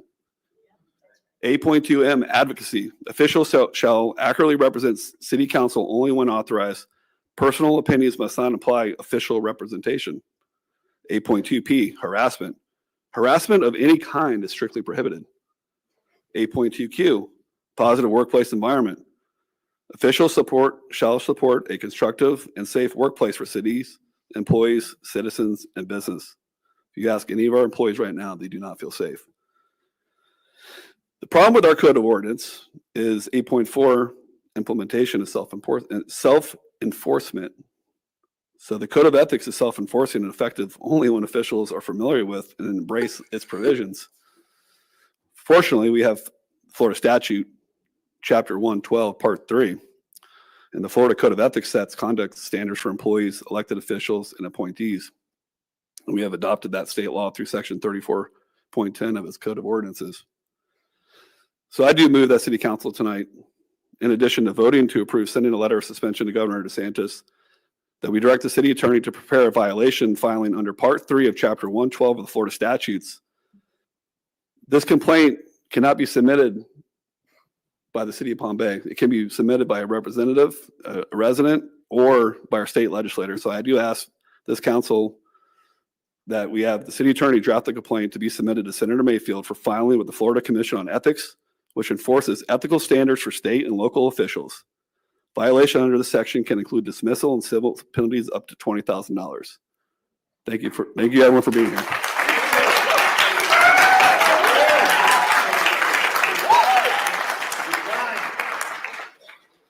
So, Councilman Johnson, you made the motion. Yep, that's why I teed in, because I will gladly Yes. amend my motion, Mayor. So but stand fast. Part of that motion, I've got you, Councilman Hammer, I'm not going to bypass you. Censorship, which would remove him from any boards that he currently serves representing the city of Palm Bay. I think that's another added way we should go as well. Those are my thoughts on that. But I'll tee that off now to Councilman Hammer. I want to start off by saying I didn't get donations from almost anybody. I was self-funded.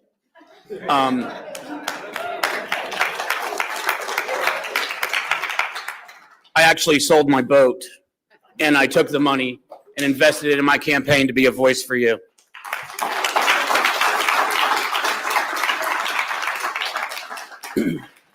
I do want to say I am not by any means against free speech, by any means whatsoever.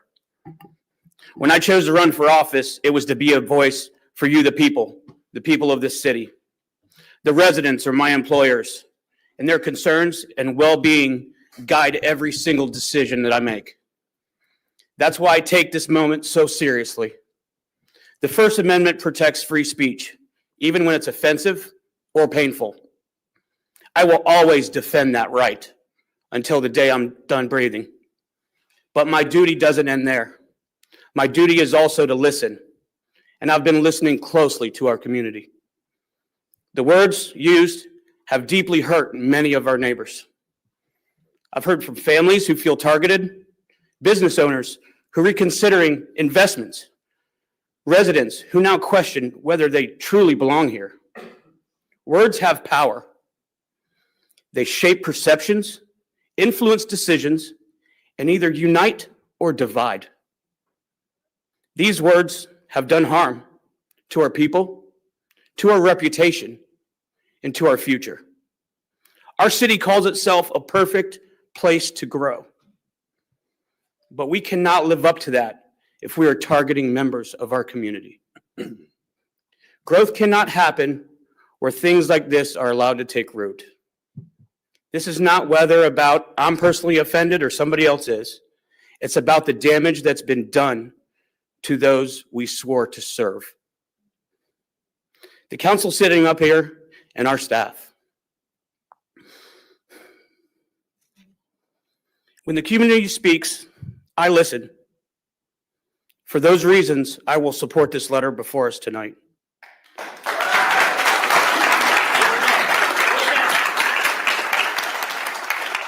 This is not to silence anyone, because free speech is the First Amendment for a certain reason.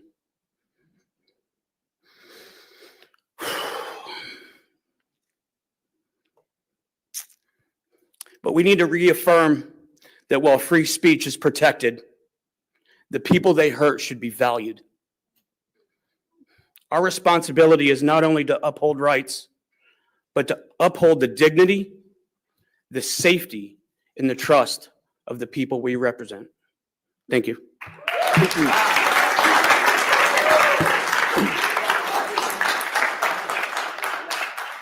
So I'm going to see if I could wrap this up, and I'm just going to start by recognizing last night till this evening, it was Yom Kippur. And for all my Jewish brothers and sisters, may you be sealed in the book of life for good. And so I just wanted to share that because we are a diverse community. Diversity is not based on the color of your skin. Diversity is built on our different cultures, our different lifestyles, the train of thought, and those ideologies what brings us together. In our last regular council meeting, I spoke and provided scriptures as I often do, in the hopes that you would choose love instead of hate. I also shared that it is a spiritual warfare that we face, and that the battle of pleasing ourselves is contrary to the fruits of the Spirit and contrary to the Spirit of the Most High God. I even went as far as sharing that envy and divisiveness is pleasing not only to ourselves, for that of which is evil. What I've seen, and sir, let me just remind you, you have a narrowed view of diversity. In my open letter, which you criticized, you need to understand that many people that look like me don't think like me. Therefore, the diversity of thought exists. The idea that people who look alike think alike is often a misconception, particularly in this great nation I call the United States of America.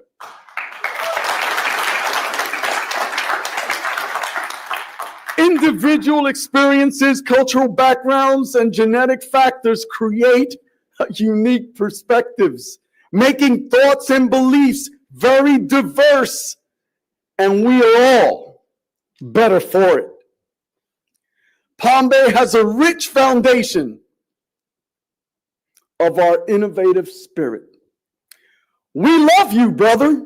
I can tell you I love you. Palm Bay continues to grow with uninhibited velocity, and we will reject sentiments that exclude a single member of our community. This isn't about H-1 visas. This is solely about what you wrote and sharing the hateful comment. There is not a single Indian that cares about the United States. Indians are destroying the South. You have shown me who you are, and I have to believe in what I see. When I say to you that I love you as a brother because I'm caused and I am obligated to love you through this entire process. One post, you said to deport every Indian immediately. Brother, that comment, it hurts my soul.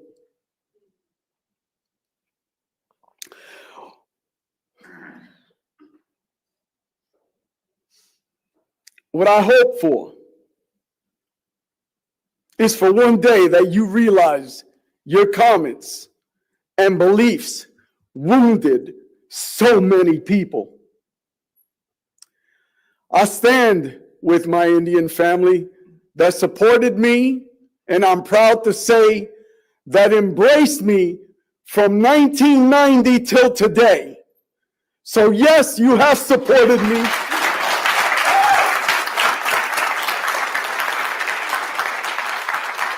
I am thankful for all that you've done and what you contribute to this great nation. And I end with this before the close. In closing, I hope that the governor deports you out of these chambers and out of that door.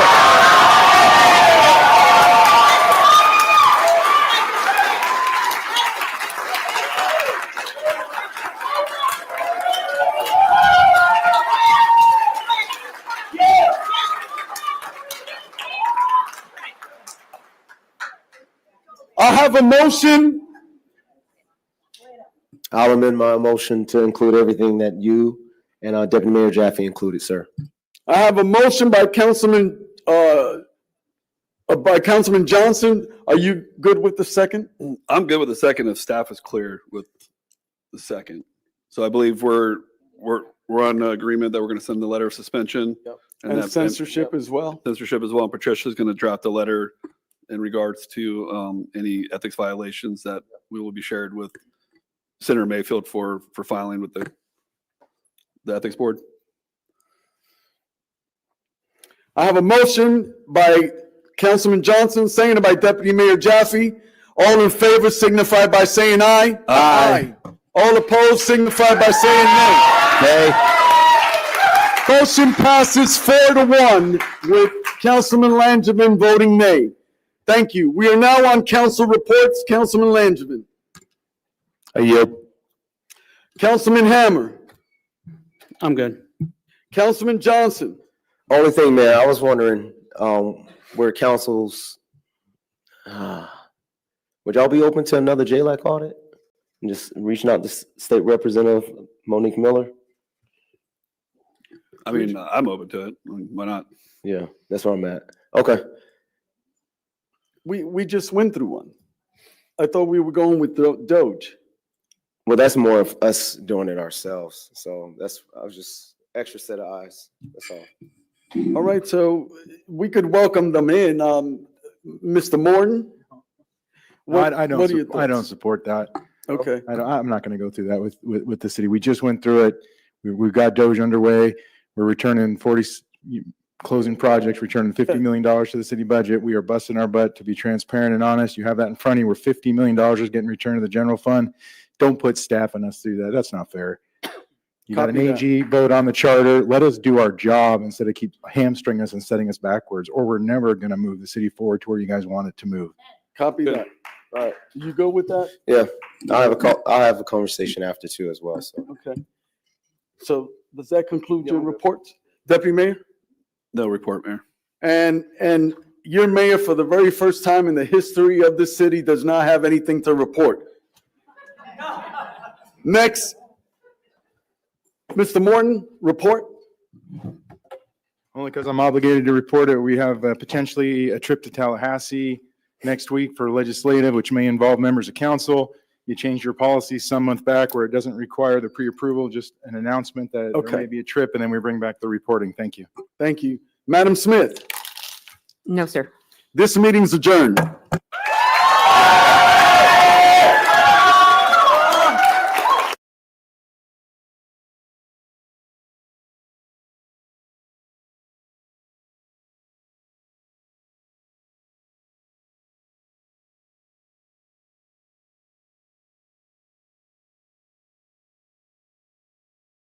Hey, this is Jerry with On Point Wildlife Removal. If you think you might have critters in your attic like squirrels, bats, rats, or raccoons, give us a call today. We'll come out, we'll take a look, and give you a free quote to get them out, to seal up your home, and clean up whatever mess they left behind. We're locally owned and operated, and we're fully licensed and insured.